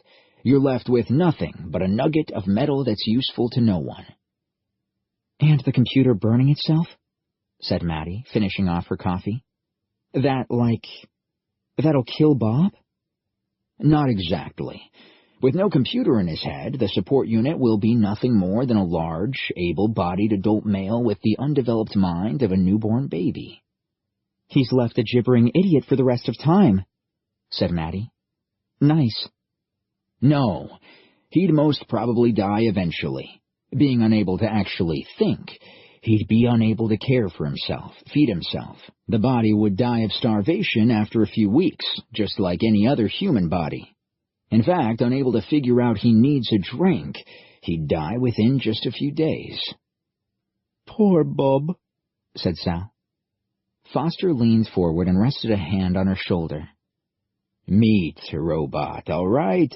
That's all he is, just a meat robot. She nodded slowly. Meat robot, she repeated to herself. Meat robot. So, said Maddie, putting her glasses back on, that's the timestamp we're going to send back to them? That they gotta move their butts to somewhere in the neighborhood of the White House for a portal that opens 6 months after they first arrived there? Maybe a couple days before the termination date, just so we're not cutting it too close. But yes, he replied. I think that's our best shot. Right. Maddie nodded toward the computer monitors. I guess I better boot up the computer, see if the thing still works, and rustle up a map of Washington. Good girl. Chapter 63 1957 Woods, Baltimore. So, who are all these guys, Bob? Asked Liam as he struggled to keep up with him, striding across the snow-covered field toward the woods. There were men in their wake, dozens of them, waving their guns in the air, discharging them, cheering triumphantly. They keep following me, answered Bob flatly. Liam looked back over his shoulder at them, a grimy ragtag army of soldiers and civilians. Beyond them he could see the crisp white field was dotted with grubby prisoners fleeing the camp in all directions. The captain did it again! Cheered one of the fighters. Let's hear it for Captain Bob! Hip hip! The men chorused, Hooray! Several of them firing their guns again in support. Liam leaned closer, lowering his voice. Captain Bob? You told them you were an army officer? Jesus, that was clever. He was genuinely impressed with the initiative Bob had shown. I'm proud of you, he said, slapping him on his broad back. I have told them nothing, Bob replied. They have decided to call me this name. Hey, you! Liam turned around. A dozen yards behind, catching up with them, was a small, weaselly-looking man, who looked like the sort of shady loan shark his mom had once warned him about. Hey, kid, don't be crowding the captain like that. You want FaceTime with him, you come talk to me first, all right? He don't need to be troubled by no pesky little kid wanting an autograph. Liam looked at the other fighters behind him, their eyes still glazed with the exhilaration of battle, panting plumes of winter breath and gazing at Bob with an intense, fierce... What? Fondness? Love? No, it wasn't that. It was much, much more. It was... awe. Hey, kid, said the weasel in the suit. He jogged over. You want to join Captain Bob's Freedom Force? Is that what you want? Then come talk to me back at the camp. The name's Pinelli, Vice Captain Pinelli. I'm the second in command around here. I'll set you up with some food and a gun. No, that's okay. I don't want to join your Freedom Force. I'm just... Then if you ain't joining the force, kid, you better scram. We got us some more raids to plan, a war to fight, and Captain Bob needs some time to rest up before he leads us against them crowdies again. Liam looked up at Bob. This isn't what we're here for, is it? To fight Kramer's army? He asked, ignoring Pinelli. You are correct, replied Bob. Mission priority now is to return home with acquired data. So how are we going to do that? Bob considered the question for a moment. I have no available plan. Suggestion: we await a signal from the agency giving us further instructions. We just wait for them to call us? Affirmative. Hey! Cut in Pinelli, grabbing Liam's arm. Hey, stop that! What sort of weird talk is that you're saying to the captain? Liam spun around angrily, shaking off his hand. Please, can you leave us alone? We need to talk. Pinelli looked at them both suspiciously. I heard you say something about an agency signal. You some kind of spy? Some kind of enemy sympathizer? What? No. You sound sort of funny to me. Got some kind of accent going on there. What do you think, man? Oh, for crying out loud, I'm Irish, replied Liam. I'm not a flippin' German spy. Liam looked up at his support unit. Bob, tell them I'm your friend. He is my friend. Pinelli looked surprised. You know this kid? Affirmative. I know him. So, what's the deal? You family or something? Liam shrugged. Yeah, that's right. We're family, aren't we, Bob? Bob cocked an eyebrow, uncertain what to say. Then, after a moment, This is the one I have been looking for, his deep voice rumbled. Pinelli suddenly looked unhappy with that, jealous that his self-appointed status as Bob's right-hand man had seemingly been undermined by some scrawny kid.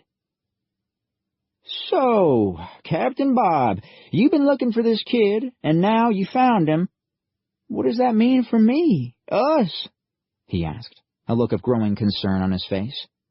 Do we still follow you? Bob frowned and looked down at Liam for guidance, again unsure what to say. Good grief, these guys, they think he's some sort of a saint. He almost giggled at the ridiculousness of it. Tell them, Bob. Tell them exactly what we're doing. We are awaiting a signal. A sign? Gasped the young corporal, standing just behind Pinelli. Yes, that's it exactly, said Liam. We're awaiting a sign. The word rippled around the gathered men, whispered with growing excitement and awe. A sign? A sign? Do you mean, continued the corporal, a sign from the Lord? From the field off, added Bob helpfully. Liam elbowed him in the ribs and he closed his mouth. From the what? asked Pinelli. A sign, repeated Liam. From beyond. Whispers spread like a breeze among the men. Liam spotted several anointing themselves with the sign of the crucifix. Beyond, uttered the corporal wide-eyed. That's right, said Liam, trying to keep his voice even and his lips from creasing. From you-know-who. A silence settled over the men.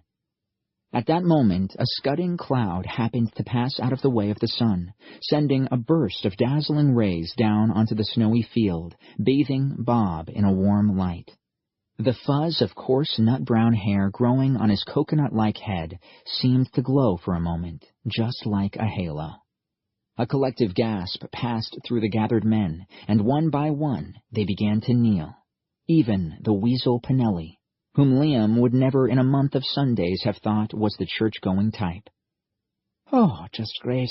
That's all we need.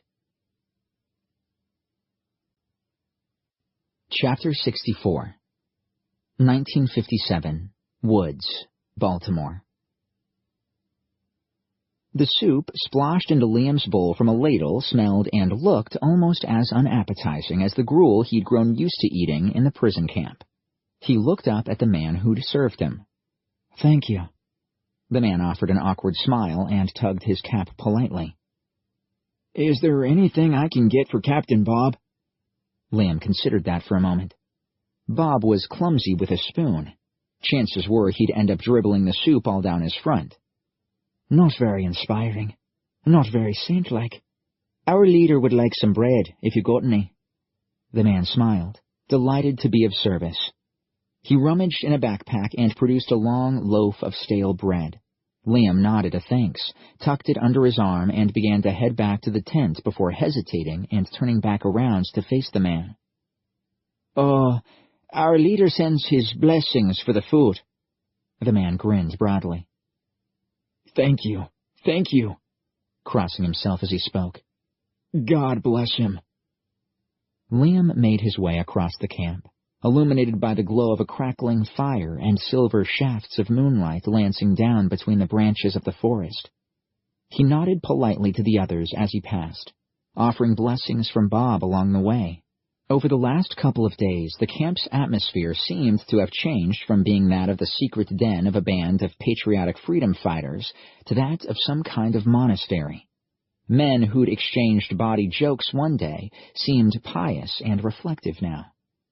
They believe Bob is some warrior angel sent down by God. What do you expect? Finally, reaching Bob's modest lean-to, he ducked under a flap of cloth and stepped inside. We picked up some bread for you. I'm afraid it's not that usual high-protein vomit-like gunk that you normally eat back in the field office. I have evaluated this food type before, said Bob, reaching for the offered loaf of bread and biting off the end of it. After chewing on it for a moment, his saliva breaking it down, his onboard computer analyzed the protein content. He nodded. This is adequate. Liam sat down on a wooden crate opposite. You know, I thought I was going to be stuck in that camp forever. I thought I was going to die in there. He shuddered at the memories of those months inside, the faces of prisoners he'd grown to know well. Wallace, he wondered. What had become of him in the chaos? Did he survive the massacre? Had he escaped? Liam hoped so. He slurped noisily on the soup. I found myself wondering if I'd have been better off staying on the Titanic. Drowning to death would have been a lot quicker than starving to death, eh? Correct, announced Bob. Death by oxygen denial takes approximately 3 to 5 minutes. Nice. Soothing words.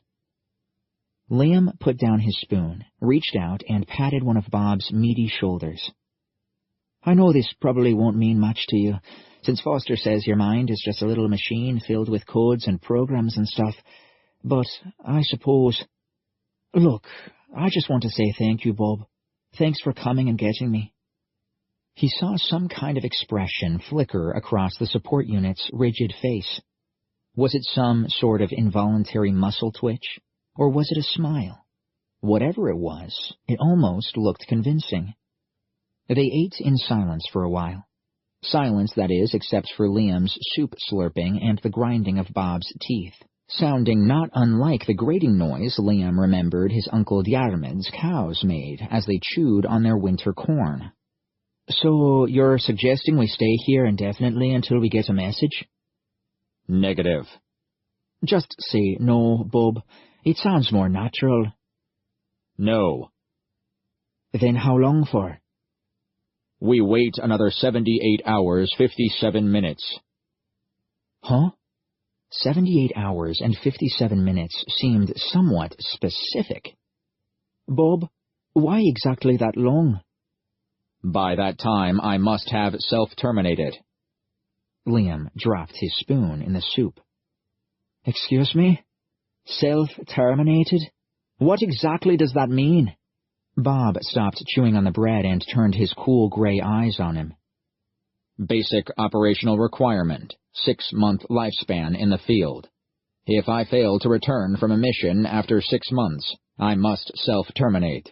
They know this, so they will not attempt to send me any messages after 6 months. If we are to receive a message, it will occur before then. 6 months? But you're telling me you're going to destroy yourself in 3 days, 6 hours, and 57 minutes time, answered Bob helpfully. I must terminate by then. But why? To prevent my computer technology from being used.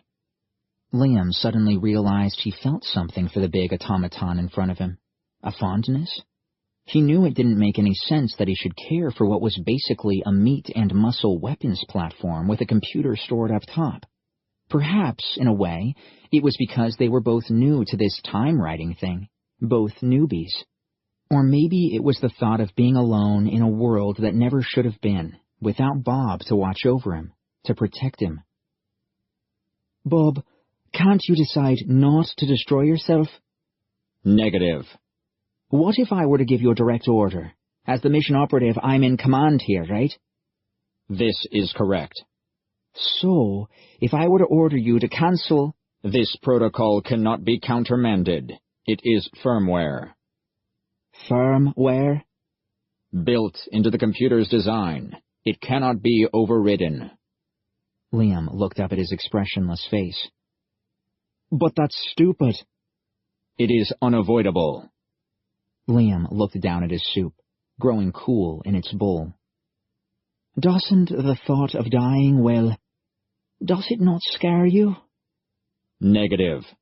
Bob, say no, not negative. No. You don't have any strong feelings about terminating yourself?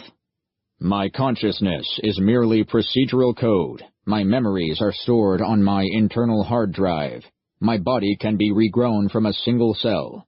I can be endlessly duplicated, Liam O'Connor. I have no concept of death, so I have no concept of fear.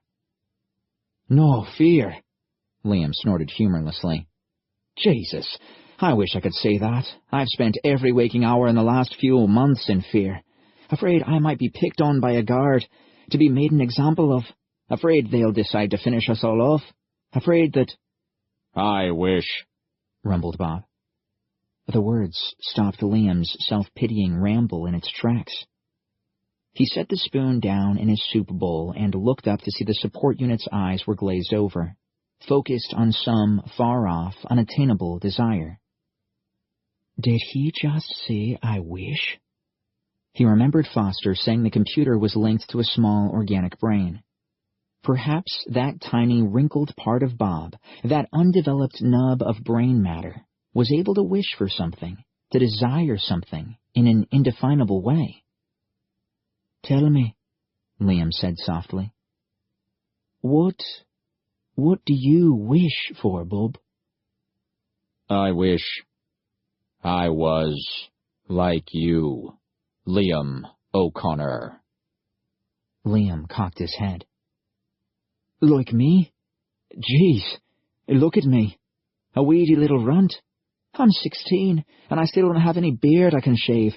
And the best I ever managed to achieve, before I was supposed to have died, was to become a ship's steward. Just a flippin' waiter. Great, huh? You were recruited because you have essential skills. Essential skills? You kidding? I can clean a cabin, make a pot of tea, and deliver it without spilling it on a napkin. Big deal. Your data records indicate you have a very high intelligence quotient, fast mental reaction times, and creative cognitive skills. Really? These things are listed in your personal profile records.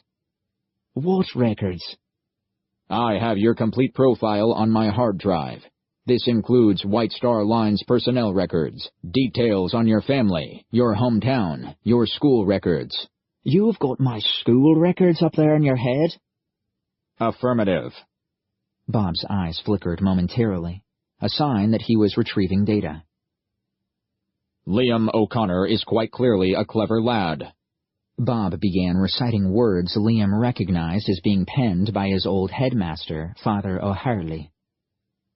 Perhaps one of the brightest in his academic year, however, he is also prone to gazing out the window, wool-gathering at the slightest opportunity, and not applying himself as much as some of the other promising young boys in his year. Liam is something of a loner. It seems he does rather enjoy his own company during break times, not joining in. Bob stopped dead, frozen for a moment. You all right there, Bob? One moment. The muscles in Bob's face flickered and tensed. His eyes blinked rapidly as, inside his head, every thought process came to a sudden, grinding halt. Transmission particles detected. His computer sifted the data coming in. Subatomic particles winking into existence as if by magic, and passing through solid matter as if it were air. Enough tachyons were appearing in his neural net, caught like flies in a web, for him to begin to decode some partial message fragments. Time cont. Complete devastation. Low energy. 4-1 on... As follows. Latitude 38 degrees, 54 minutes, 24. Bob, what's up with you? 1 moment. 1 moment. He replied tonelessly. More particles arriving. More fragments of message assembling. He waited until the passing wave of particles appeared to have finally ceased. Another minute in silence, waiting for a possible second wave of tachyons to be ensnared inside his head. But there seemed to be nothing more now. The single beam from the future had briefly passed this way and moved on. I have just received a weak signal from the field office, he announced. What? Liam's face lit up. Just now? Affirmative. Oh, thank Mary, Mother of Jesus.